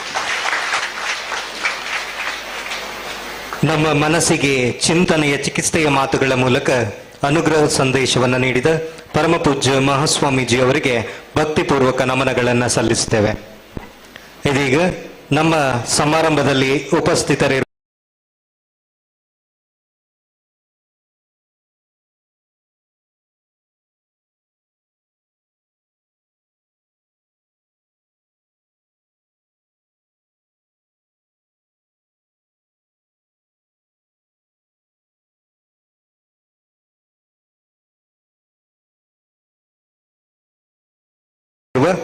ಶ್ರೀಮಠದ ಭಕ್ತರು ದಕ್ಷಿಣ ಕನ್ನಡ ಸನ್ಮಾನ್ಯ ಯತೀಶ್ ಅವರ ಉಪಸ್ಥಿತಿಯನ್ನ ಗುರುತಿಸ್ತಾ ಶ್ರೀಯುತರು ಪೂಜ್ಯ ಸ್ವಾಮೀಜಿಯವರಿಂದ ಆಶೀರ್ವಾದವನ್ನು ಪಡಿಬೇಕು ಅಂತ ಕೇಳ್ತೇನೆ.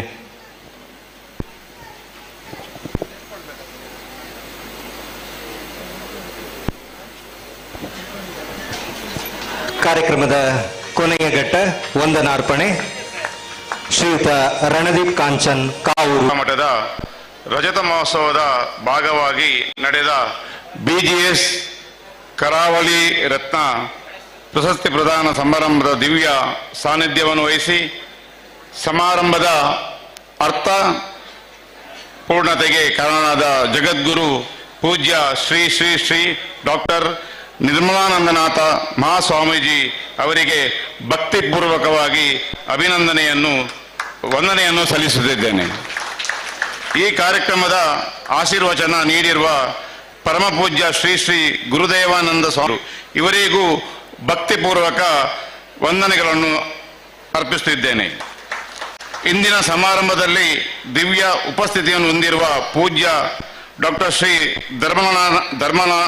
ಧರ್ಮಪಾಲನಾಥ ಸ್ವಾಮೀಜಿ ಅವರಿಗೆ ಭಕ್ತಿಪೂರ್ವಕ ವಂದನೆಗಳನ್ನು ಅರ್ಪಿಸುತ್ತಿದ್ದೇನೆ. ಕಾರ್ಯಕ್ರಮದಲ್ಲಿ ದಿವ್ಯ ಉಪಸ್ಥಿತಿ ಹೊಂದಿರುವ ಪೂಜ್ಯ ಶ್ರೀ ಗುರುನಾಥ ಸ್ವಾಮೀಜಿ ಅವರಿಗೆ ಕೂಡ ವಂದನೆಗಳು. ಕಾರ್ಯಕ್ರಮದ ಅಧ್ಯಕ್ಷತೆಯನ್ನು ವಹಿಸಿಕೊಂಡಂತ ನಮ್ಮ ಜನಪ್ರಿಯ ಶಾಸಕರಾದ ಡಾಕ್ಟರ್ ವೈ ಭರತ್ ಶೆಟ್ಟಿ ಇವರಿಗೆ ಪ್ರೀತಿಪೂರ್ವಕ ವಂದನೆಗಳು. ಮುಖ್ಯ ಅತಿಥಿಗಳಾಗಿ ಭಾಗಿಯಾಗಿರುವ ಶ್ರೀ PS ಪ್ರಕಾಶ್ CEO ಹೊಸದಿಗಂತ ಮಂಗಳೂರು ಇವರಿಗೆ ಪ್ರೀತಿಪೂರ್ವಕ ವಂದನೆಗಳು. ಹಾಗೆಯೇ ಶ್ರೀ ಸಂಜೀವ ಮಠಂದೂರು ಮಾಜಿ ಶಾಸಕರು ಪುತ್ತೂರು ಇವರಿಗೆ ಕೂಡ ಪ್ರೀತಿಪೂರ್ವಕ ವಂದನೆಗಳು. ಹಾಗೆಯೇ ಶ್ರೀಮತಿ ಸುಮಂಗಳ ಮಾನಪ ಸದಸ್ಯರು ಇವರಿಗೂ ಪ್ರೀತಿಪೂರ್ವಕ ವಂದನೆಗಳು. ಈ ಸಮಾರಂಭದ ಕೇಂದ್ರ ಬಿಂದುವಾಗಿ ವಿವಿಧ ಕ್ಷೇತ್ರದಲ್ಲಿ ಸಾಧನೆಯನ್ನು ಮಾಡಿ ಇಂದು ಕರಾವಳಿ ರತ್ನ ಪ್ರಶಸ್ತಿಯನ್ನು ಪಡೆದಿರುವ ಎಲ್ಲ ಸಾಧಕರಿಗೂ ಪ್ರೀತಿಪೂರ್ವಕ ವಂದನೆಗಳು. ಸಭೆಯಲ್ಲಿ ಇರುವ ಶ್ರೀಮಠದ ಭಕ್ತರಿಗೂ ಊರಿನ ಗಣ್ಯರಿಗೂ ಮಾಧ್ಯಮ ಮಿತ್ರರಿಗೂ ಪೊಲೀಸ್ ಬಾಂಧವರಿಗೂ ಹಾಗೂ ಈ ಕಾರ್ಯಕ್ರಮಕ್ಕೆ ಸಹಕರಿಸಿದ ಪ್ರತಿಯೊಬ್ಬರಿಗೂ ವಂದನೆಗಳನ್ನು ಸಲ್ಲಿಸುತ್ತಾ ನನ್ನ ಮಾತನ್ನು ಮುಗಿಸ್ತೇನೆ. ಕಾರ್ಯಕ್ರಮದಲ್ಲಿ ಎಲ್ಲ ಭಕ್ತಾದಿಗಳು ಎಲ್ಲ ಮಾನ್ಯರು ಬಂದಂತವರು ಅನ್ನಪ್ರಸಾದವನ್ನು ಸ್ವೀಕರಿಸಿ ಹೋಗಬೇಕಾಗಿ ವಿನಂತಿ.